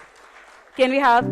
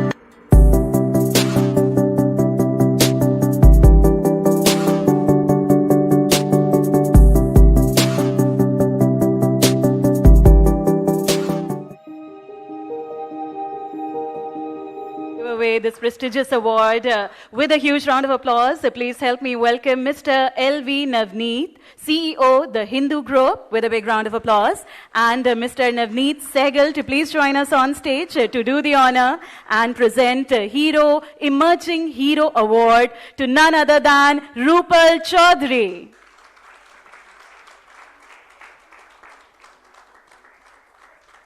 तालियों में कोई कमी नहीं होनी चाहिए. Let's give it up a louder round of applause, ladies and gentlemen.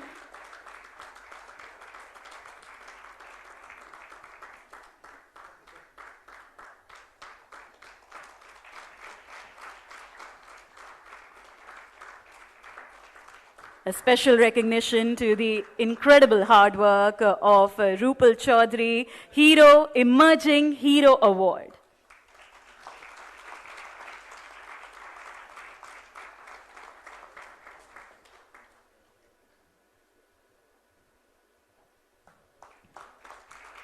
Congratulations.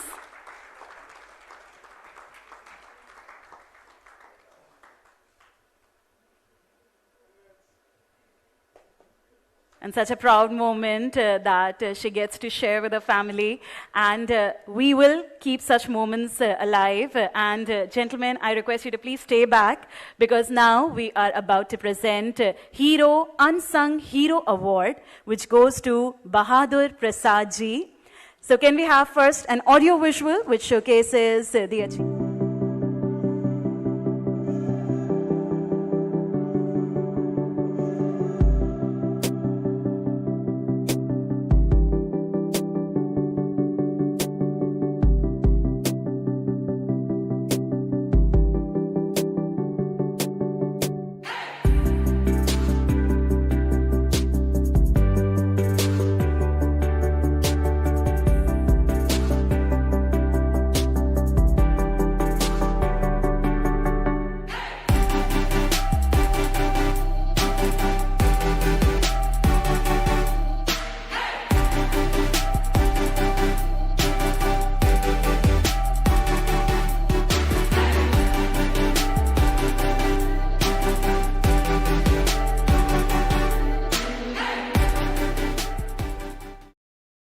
And gentlemen, for Hero Unsung Hero Award, which goes to Bahadur Prasad ji. Let's give it up.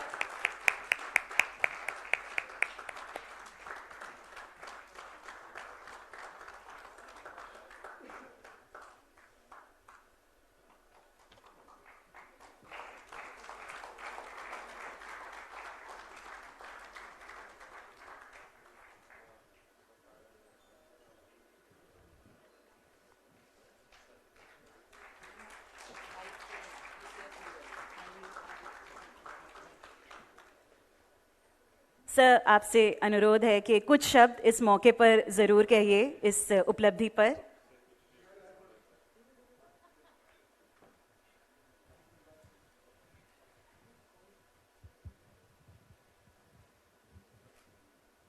हमसे ज़्यादा मेरे बारे में आप लोगों को पता है.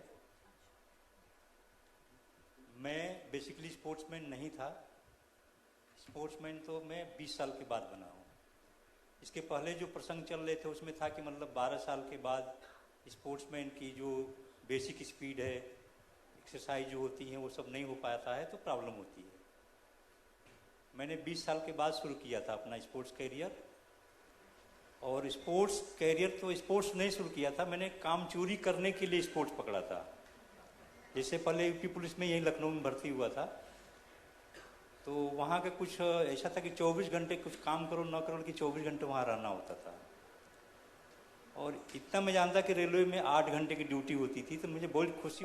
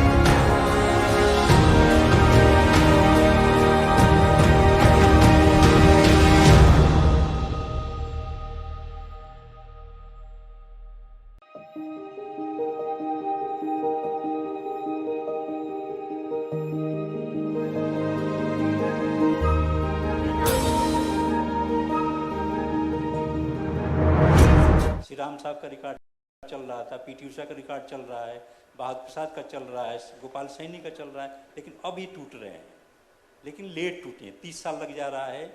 मैंने जब 1500 मीटर का रिकॉर्ड 89 में बनाया था, वो 23 साल पुराना रिकॉर्ड तोड़ा था। तो इट मीन्स कि उस समय भी कमी थी, आज भी वही कमी दिख रही है। हमारे पुराने जर्नलिस्ट लोग यहाँ पर जो हमसे ज़्यादा, अभी मैं काफ़ी फोटोग्राफ देखा जो मेरे पास नहीं है, और मैं अपने आप को देख रहा हूँ कि मतलब मैं ही हूँ कि कोई और है।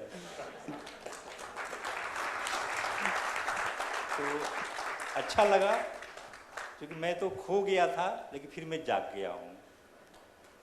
थोड़ा मेरा जो शहर है बनारस है, वैसे तो मोदी जी का शहर है, लेकिन मैं थोड़ा शांत रहता हूँ, इसलिए लाइन लाइफ में नहीं आ पाता हूँ। धन्यवाद। And we would also like to invite Rupal to please join us. Let's give it up for Rupal Chaudhary. Sir, आपको रोकना चाहेंगे, एक साथ में ग्रुप फोटोग्राफ ले लेते हैं। एक बार फिर से जोरदार तालियां हो जाएं for the phenomenal Rupal Chaudhary. I request her to please join us so that we can capture this moment with a group photograph.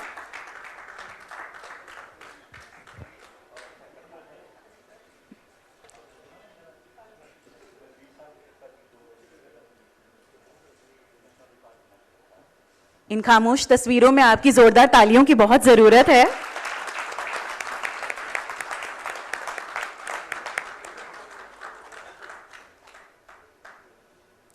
Thank you so much, gentlemen. And may I please humbly request LV Navneet sir to please stay back for the session, Uttar Pradesh's One District, One Product, Sports as an Economic Driver. Please give it up.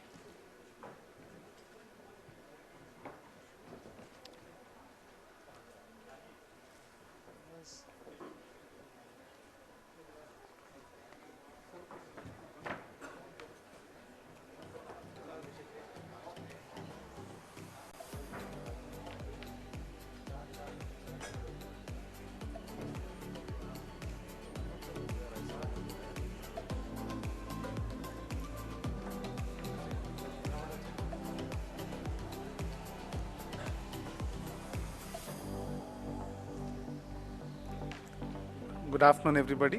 Am I audible? This is the last panel discussion of the day. It's been a day of scintillating conversations. I think a lot of good will come out of the frank, honest, and insightful conversations. The topic for the panel today is UP's one district, one product. Sports is an economic driver, so we'll move into the business of sports. I'll invite the panelists. None of them need introduction. All of them are well known not only in this part of the world but all over the world and the country.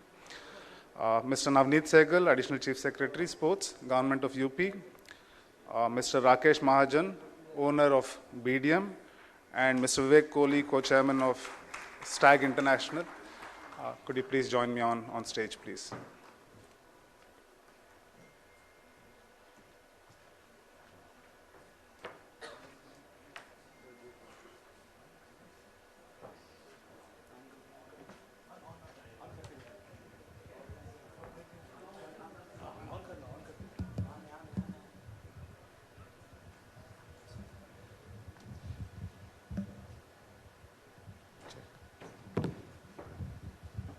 So we'll keep this a fairly freewheeling discussion. I don't have too many questions.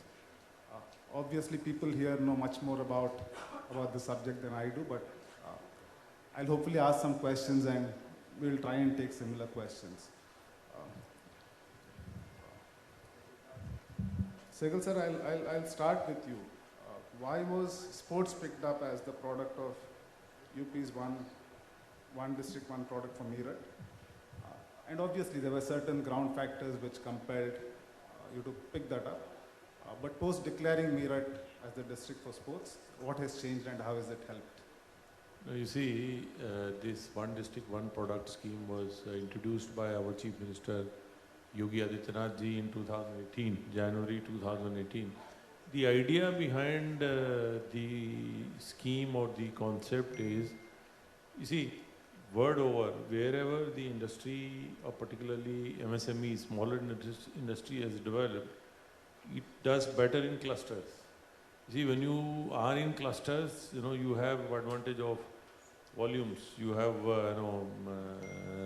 no issues and skill, because many of these places, it has been tradition for years.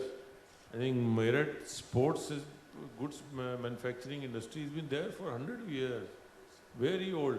And when you see the general citizens, when they see some industry coming up there, so you get interested. So people get into the skill. So they know. So your skill availability is easier. When everybody knows, okay, you get this product from here, marketing is easier. The access to other components like raw material, finance, it becomes easier. So word over, it is the clusters, they've been developed in China or wherever you see the industrial revolutions have taken place. So the idea behind this one district, one product was to select such clusters where traditionally that industry has been existing. So obvious choice for Meerut was sports good. Although there are some other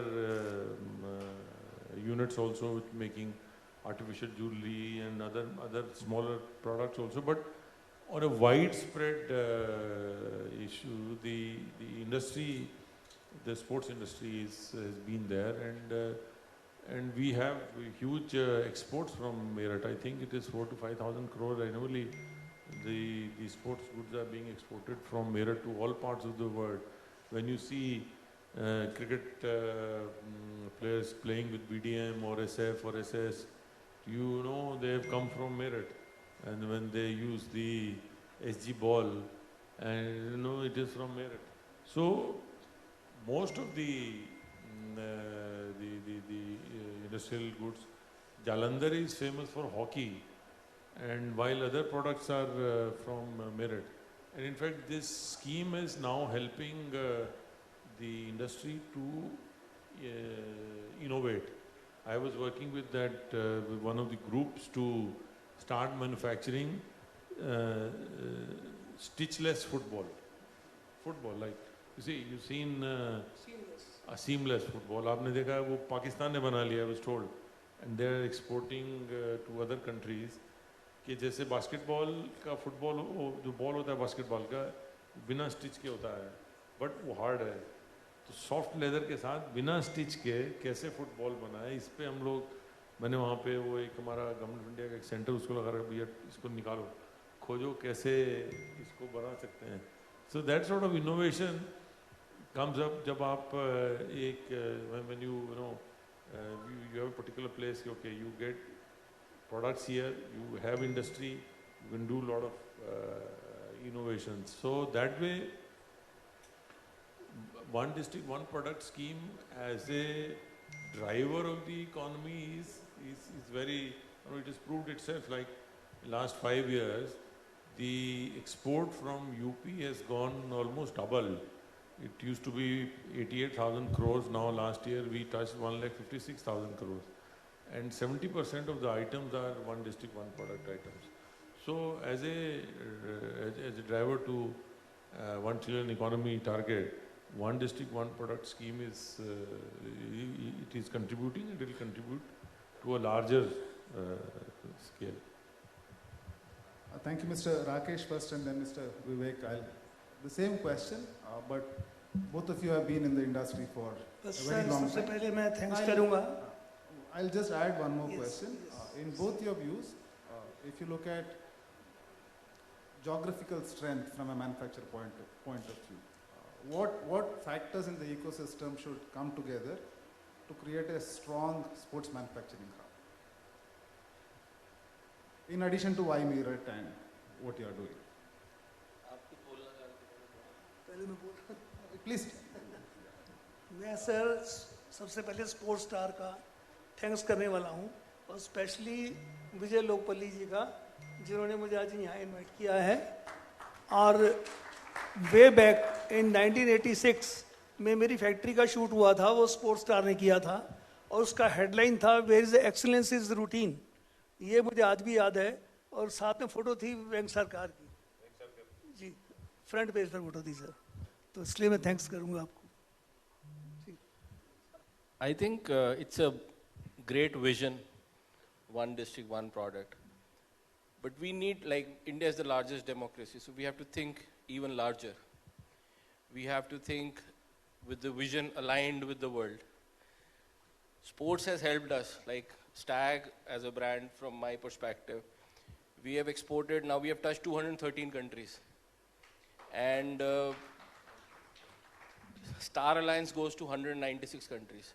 But you can find a Stag table in 212 countries. You will not find a Tata product or an Ambani product or an Adani product. But sports has given us that platform. But it needs reforms, like in terms of government support, in terms of, because I want to set up, let's say, a giga factory in Meerut. If giga factory is needed, you need land, you need support, you need a lot of infrastructure. And then, I want to make, let's say, world's largest showroom of sports, world's largest sports academy. These are all possibilities which India has now. India is the largest democracy, so we have to think big. And government, UP itself, if it was a country, it was the 6th largest country in the world. So we have to think in terms of how we can make it big or bigger. We are building one of the nicest airport in UP now, in Jewar, in Noida. So if government is aligned, sports can really be a driver. Because sports gives you name, fame, and then recognition all around the world. And if we build, let's say, I was talking to Mr. Surinder Singh the other day that we should build a sports city around Meerut. And this sports city should have all the Olympic sports under one area. You have stadiums, you have facilities, you have the best Olympic coaches, you have everybody, plus all the brands. Manufacturing, to the athlete, to the best physios of the world, to the best coaches of the world. Parents are looking where to train the kids, where to go. I am a parent, like I played for India before. My daughter played for India. My son is a national medalist. But still we found very few places. I was fortunate, I had my own academy, so I could, do that. But if it exists nowhere in India except few centers where all the facilities exist. And Meerut and UP can be like, we can show to the world, we have the world's largest factory of sports goods. We have the world's largest showroom of sports goods. We have the world's largest sports city. And that will bring, and it will not cost you a lot of money, but it will give you fame, it will give you visibility across the world. The UP's name could be like a Taj Mahal in sports. So it's a brilliant idea of the one district, one product. But I would say that our vision should be larger, to see what we are as the largest democracy, as the largest state in the country. So if we can do that, it will help the sports of the country, it will help the sportsmen, it will help the industry, and it will propel so many employment. Because you see, our sport, or all sports, require a lot of manual labor. And we are employing in the Meerut sports industry itself more than 1 million people.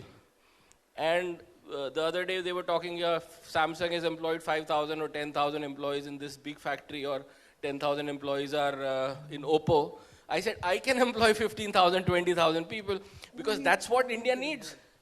And India needs employment, so it will be a game changer. And since Mr. Sehgal is here, and I've heard great things about him, and he's the one mastermind behind the one district, one product scheme. So I take this opportunity to, share with everybody, this is the vision. This is the vision I see. Like when I started export, everybody said, दूसरे का ठप्पा लगा यार और खुश रहे. Export करता है, दूसरे का ठप्पा लगा, अपनी brand करके फायदा नहीं है. I said, नहीं, अपनी तो brand बेचूंगा. And today, when a Japanese factory produces for Stag, छाती चौड़ी होती है सर. जब Japanese आदमी लगाता है Stag का ठप्पा, जब Swedish factory लगाती है Stag का ठप्पा, तो मजा आता है कि we have done reverse. Now my next target is exporting to China. China table tennis का सबसे बड़ा hub है. But Chinese market को invade करना है. 2018 में I went there. We had sponsored the World Junior Championship in China, and I was there. मैं सिर्फ संघाई 2 दिन के लिए इसीलिए गया कि मुझे फोटो खिंचानी है वहाँ की, सब कुछ टैग का है. So Japan, my first business trip was to Japan in 1991. तब मेरा ड्रीम था कि जापान में कुछ करना चाहिए. And it dream got realized in 2009 after 19 years. And I was in Tokyo Stadium, top पे जाके खड़ा हुआ और नीचे जाके देखे स्टैक के 2 बड़े-बड़े स्टिकर लगे हुए फ्लोर के ऊपर. So that was a dream come true. And today we have done that. We have spent a lot of money. We don't have that much money. But if the government comes in, if there is support, we can do wonders. And India has that potential. Great. Just to kind of inform you that now we are setting up a sports university near Merit. Yes, and 2-3 days ago only we got the estimate. It's costing us almost 1,000 crore. That's right, sir. And since we are involved in planning, we'll make sure that all world-class sporting facilities are available in that university. Thank you so much. Yeah, we'll make sure that. And I'm very happy. You see, that's what I was saying. When you see, in international arena, players playing with Stag or people playing with BDM bat or SS or SF or SG, you feel proud. Okay, he's using our India's sports goods.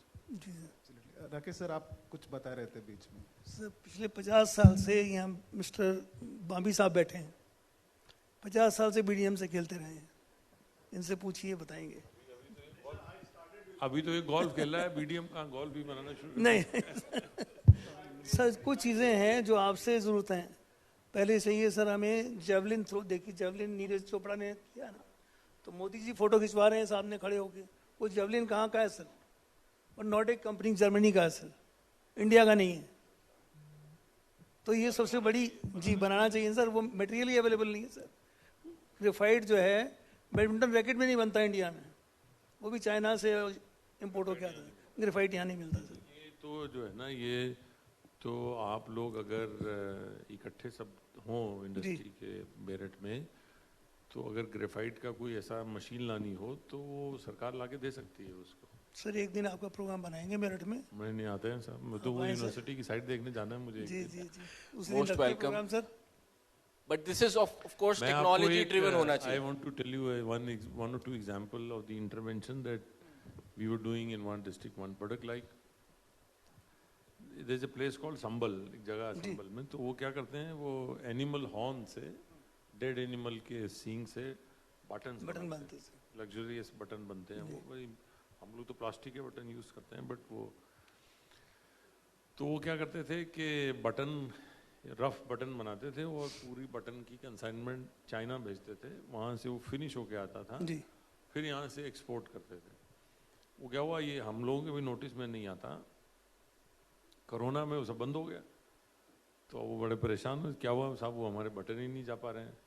So then we said कि okay, why don't you get together, get a place, आप land ले लो, we will get you that machine here. So we are now placed an order for importing that machine. It is coming from Italy. Very good sir. और वो machine उनको as a common facility सरकार लगा के दे रही है कि इसमें सब लोग यूज करते रहो. जिस अपनी टाइम फिक्स करो and use this machine for finishing this. Similarly, if quite possible that one unit may not need so much graphite that it can sustain a full unit, but as a group, if all of you create an SPV, special purpose vehicle, then government will come in and pitch in money to give you those particular machines which can convert that material or make special. आप देखिए यहाँ पे F-16 के parts बनते हैं India में. वो हमारे यहाँ एक फैक्ट्री इधर ही है लखनऊ में. They have developed a special kind of a metal जिसका वो लाइट भी है और हार्ड भी है, मतलब सस्टेनेबल है. तो जब वो यहाँ बन सकता है तो ग्रेफाइट क्यों नहीं बन सकता? Definitely, that's where, you know, the government's intervention is needed in certain areas, because especially if let's say Gujarat में Tata आया तो free land दे दी गई उसको, या there were like Honda ने factory लगाई, बड़ी factory लगाई, उनको free land मिल गई, ₹1 में lease मिल गई. Sports में भी कुछ ऐसा कीजिए जो ये we are talking about this, क्योंकि मैं तो इसलिए बोला हम लोग तो पॉलिसी ला रहे हैं. मैंने सुबह ही in the morning session I only suggested, I said we should get, we are now promoting a new concept called PAP, Public Association Partnership. Like government will get associated with like we are now providing land for stadium, international cricket stadium in Varanasi, where BCCI will put up a stadium. They will invest, we are only giving them land. So similarly, if corporate comes forward, like people like you, they come forward and want to create a facility for the sports person, we will provide you land. We will provide you land, and you know, that's the reason, you know, we need these kind of suggestions. Okay, please put this in your policy. SEZ के लिए हमने लगाया था plan. SEZ के लिए हमने plan किया था. हाँ, वो fizzle out हो गया sir. नहीं आप करिए, we'll support it. Surely.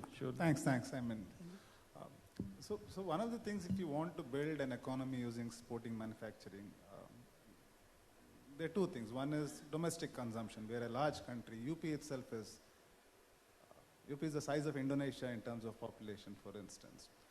Then there's the export market. What I'd like to ask you, Mr. Sehgal, is what kind of design and policy interventions are on the anvil to enhance domestic consumption and help export?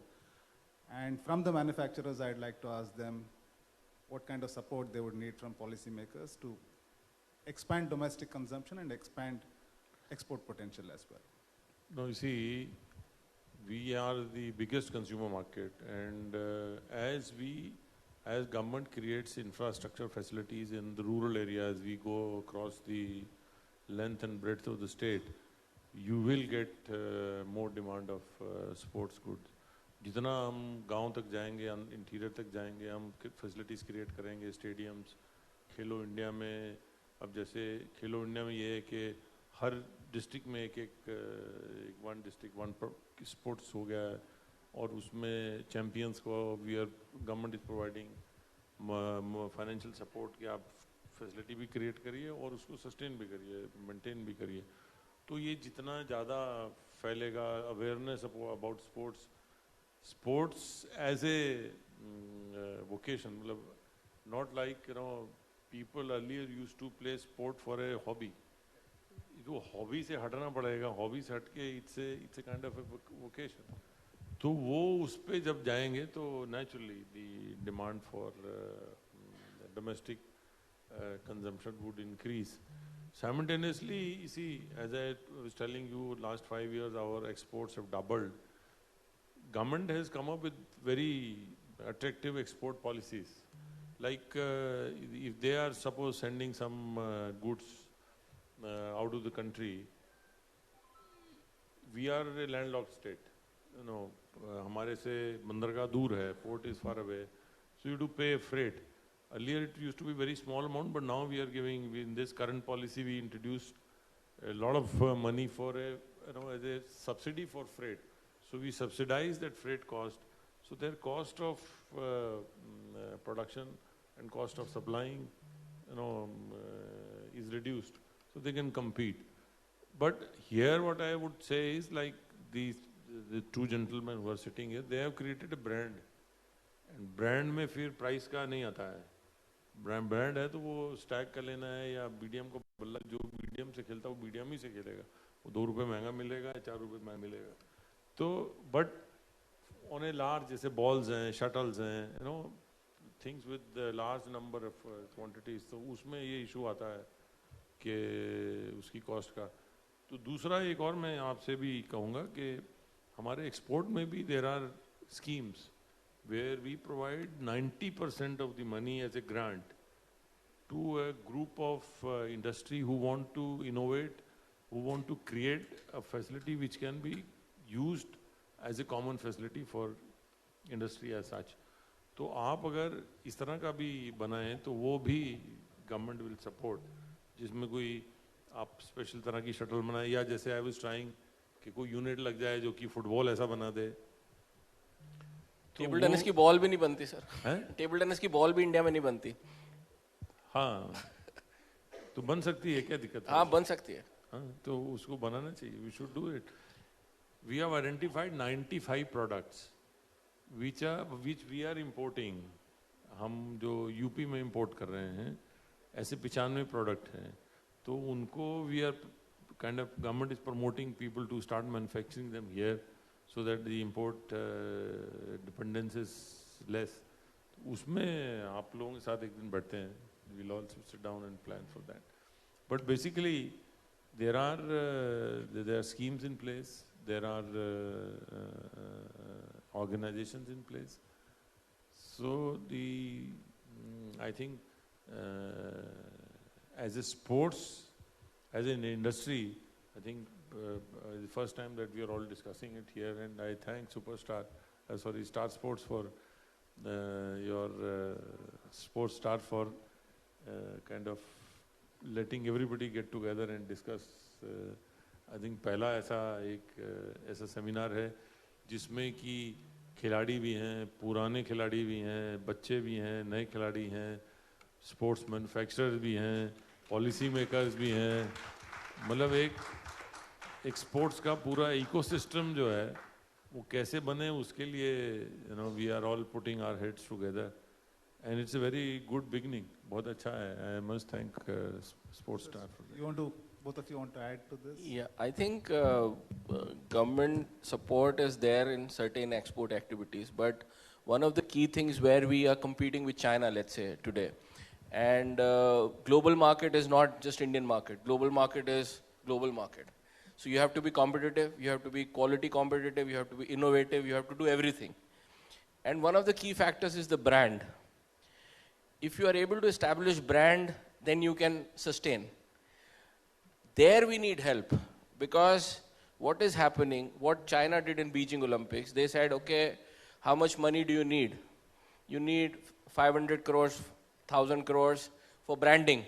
They did branding. All the Chinese brands were in Beijing Olympics. All the equipment used in Beijing was 90% of that was Chinese, even if it was made elsewhere. But they branded Chinese. The gymnastic equipment was made by Dutch companies, but it was branded Chinese. So I think brand India has to grow, and sports is a great medium. But we cannot support ourselves like alone. Because now today, let's say we are competing with Adidas or Nike or the brands, many brands are there internationally, Chinese brands are there, especially in table tennis, there are many Chinese brands. So I always say, if you want to be a brand, you have to behave like a brand. So we behave like a brand, but at the same time, we need the capital intensity. So we have been spending in the last 30 years, when I joined the company, 31 years, more than 10% or 15% of the revenue, not from the profits. That's why we could sustain. We don't have that kind of money, but we have spent, what we have made is the name. And that we are proud of, that we could do that. And that was because I was a player. होता है ना, खिलाड़ी को जीतने की वो होती है. So बोलते हैं champions lose, but they lose less. So you learn from losing, but at the same time champions lose less. So I created, like, with my family support, or with my, this year is a proud year for us, is that Stag is completing 100 years. My grandfather started in 1922. So it's great to be here, and thanks to Rakesh Rao. He himself is a great writer, and all of us look for his news, because we say that if you have to read genuine, you have to read Hindu. So it makes a change. So Rakesh has done a tremendous job. I was a player. I think you have published about me when I was playing, but I follow his writing, because in depth he goes into this. And when he called me, I was to go to Qatar on the 15th, and today I was supposed to go to Qatar, and he said, Vivek, you have to be here. I said, okay, I will be here. So I changed my trip, thanks to him, but thanks to you guys who organized this. This is a beautiful platform, and we have had some amazing point of views, and I think if we go hand in hand with the government, with the athletes, and especially the para, I was listening because we have included, para in Commonwealth table tennis also, because we used to have Commonwealth Games. This year it was a regular event. If you have seen, para and the normal event was together, same time. And I'm also the chair of the Commonwealth Table Tennis Federation. I'm the first Indian to hold that post. So, so I was fortunate to be there, and I heard her views, and she's absolutely right. Even our homes are not equipped for सब कभी-कभी कुछ injury हो जाती है किसी को, या कुछ हो जाता है, व्हील चेयर की ज़रूरत पड़ती है, तो उसके लिए भी प्लेटफॉर्म बनाना पड़ता है. So she's very right. The infrastructure needs to be created in para and other activities. But this is a great platform. Thank you so much for making this effort, and I'm sure this will enhance visibility of sports. Yes. No, thanks, and congrats on 100. I think BDM also turned 100. Yes, in 24. We turned 145 on September 20th. Wow. But 3 old companies are in the presence of a young, dynamic Mr. Sehgal. I think the intent is in place, the government's policy is in place. I'm personally very excited by this one district, one. And it's great to see industry interact with government. I think a lot of good will come from that. I also feel the approach to growing as an economic sports goods powering economy also depends on where is the fortune in the pyramid. Is it at the bottom of the pyramid, which is at grassroots, is the middle, which is semi-professional, or is it at the top, which is elite athletes? We derive great pride when we see our brands being used by elite athletes, but I think to fund that, to put money into research and manufacturing, the opportunity is the bottom of the pyramid. I remember, sir, when I was in school, मैं BDM sticker चोरी करके डालता था मेरे bat पे. उसके बाद when I got into university and started playing professional cricket, I played. It's been a long day. I think it's the right time to end the session. I don't want to tax them much longer. So round of applause to the gentlemen here, and with that we conclude the final session. No, thank you. No. On behalf of the sports fraternity and the government, I would thank the group for organizing this today's the whole day conference, and everybody's got the opportunity to listen to, not only listen to, but also express themselves. It certainly will help us to improve our. Thanks for spending so much of your time today. नहीं वो तो actually क्या है आप Navneet, I just want to share one information about Rakesh ji. He hasn't disclosed it yet. Next month, he's going to travel to Edinburgh, and they have the museum there.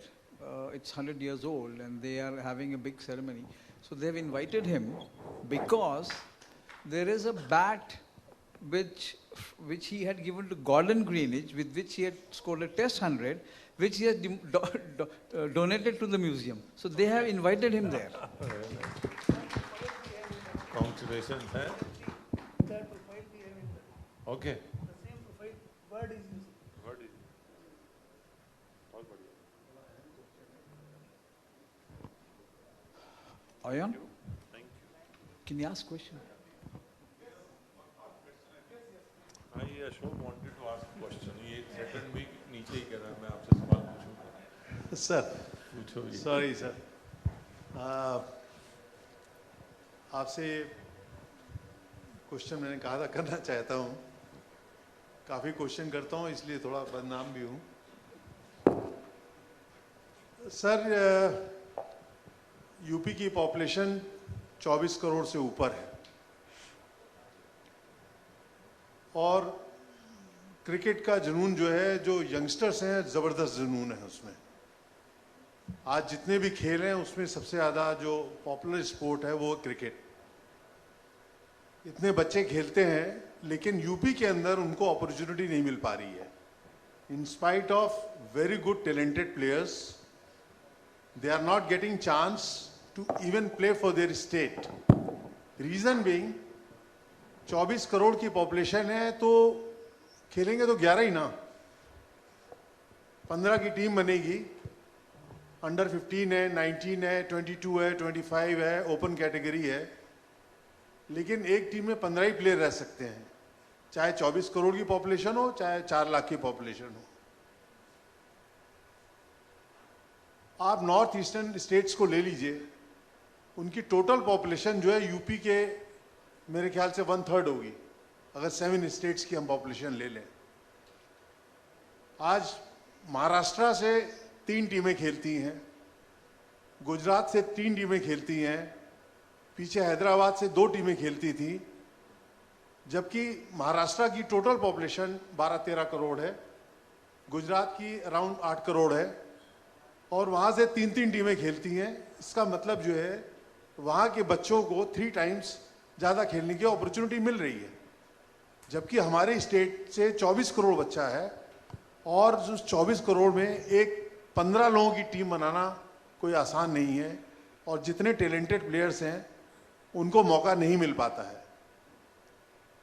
मेरा आपसे ये अनुरोध है कि हालांकि यूपीसीए अलग एक body, autonomous body है, और वो बीसीसीआई से एफिलिएटेड है, गवर्नमेंट का इंटरफेरेंस नहीं है, उनसे हम बात करते हैं तो वो कहते हैं कि ये तो बीसीसीआई का नियम है और एक स्टेट से एक ही टीम बन सकती है, तो महाराष्ट्र से 3 क्यों है, गुजरात से क्यों हैं, लेकिन वो इंडिपेंडेंस से पहले बन गई थी।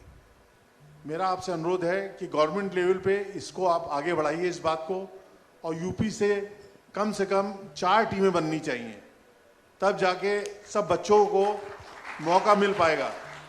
4 ना बने, 3 बने, 2 मिले, तब भी मैं समझता हूं कि कुछ उनको मौका तो मिलेगा। लेकिन अभी जो जैसे सत्ता में लोग बैठे हुए, मैंने पहले भी एक क्वेश्चन किया था कि वो अपनी पावर शेयर नहीं करना चाहते हैं, they want to remain in power throughout their life. वो नहीं चाहते हैं कि पावर शेयर करी जाए, एसोसिएशंस और बने। लेकिन यूपी, आपके माध्यम से मैं यूपी गवर्नमेंट को कहना चाहूँगा कि कम से कम बीसीसीआई को प्रेशराइज करे, और प्रदेश से कम 4 टीमें, 3 टीमें, 2 टीमें कम से कम बने, तो जिससे और बच्चों को खेलने का मौका मिलेगा। आज आपको मैं बताना चाहूँगा कि यूपी के ट्रायल्स में हर साल 50,000 बच्चा ट्रायल में उतरता है, डिस्ट्रिक्ट लेवल और रीजन लेवल, और अगर आप स्टेट का जो सिलेक्शन होता है उसमें 50,000 बच्चा उतरता है।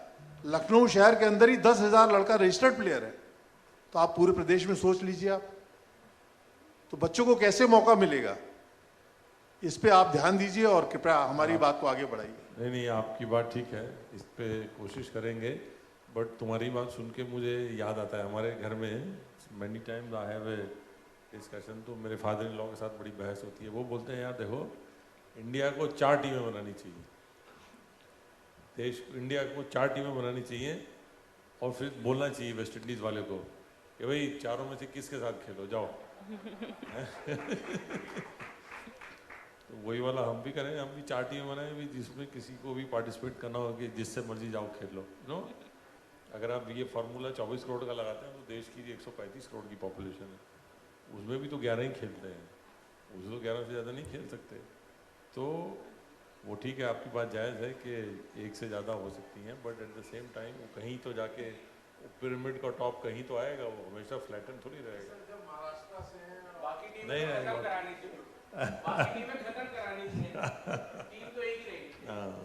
नहीं, ठीक है, कोशिश करते हैं। So concluding this session, ladies and gentlemen, अब एक लम्हा लेना चाहेंगे हम हमारे सम्मानित अतिथियों का आभार व्यक्त करने के लिए. So in order to express our gratitude, once again I request our respected moderator to please present these humble gestures of gratitude on behalf of our entire team. आप सभी का बहुत बहुत धन्यवाद. इस कार्यक्रम में उपस्थित होकर इस कार्यक्रम की शोभा बढ़ाई है आपने.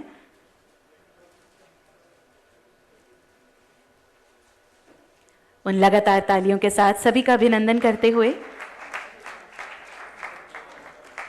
we would like to take a group photograph to capture this moment.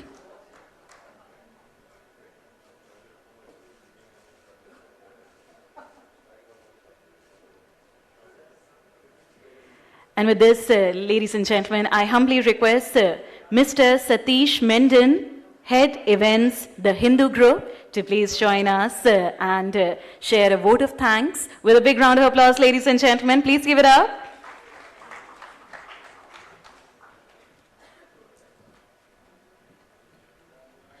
Good evening all. We'll just take a few more minutes. We'll have national anthem to play. But before that, I'd like to thank all the stakeholders involved in this event who has made this day-long session possible for us. To start with, awesome job by our editorial team of Hindu and Sportstar for pulling out such massive list of panelists today. A great event. We saw discussion on sports education, sports development, and I think entire ecosystem of sports was covered in this day-long session.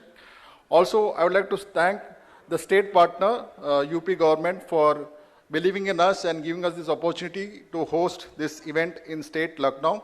This is very special for us for two reasons. One, this was the first Sportstar North Sports Conclave in UP states. Second, I think the timing was so perfect, as Navneet Sehgal ji just mentioned. The state government is working towards the first sports policy, and I'm sure this day-long session white paper report will be a very good stepping stone for the state government. Also before that, such massive event was only possible because of our sponsors. To start with, our social care partner, Hero We Care, Hero Motocorp CSR Initiative, sports management academic partner, KJ Somaiya Institute of Management, life insurance partner, LIC of India, our associate sponsor, Indian Oil, KSGIS Institute, and Shiv Naresh, our telecast partner, NewsX, our knowledge partner, Sports Seed. Also, I'd like to thank my entire ad sales colleague, the events team, the marketing team, who has collaborated on this very unique project and made this day-long event a grand success. Thank you all the participants here, all the audience who have been with us from since morning till now. Thank you so much. We'll play the national anthem. जनगण मन अधिनायक जय हे भारत भाग्य विधाता पंजाब सिंध गुजरात मराठा द्राविड उत्कल बंगा विंध्य हिमाचल यमुना गंगा उच्चल जलधि तरंगा तव शुभ नामे जागे तव शुभ आशीष मांगे गाहे तव जय गाथा जन गण मंगलदायक जय हे भारत भाग्य विधाता जय हे जय हे जय हे जय जय जय जय हे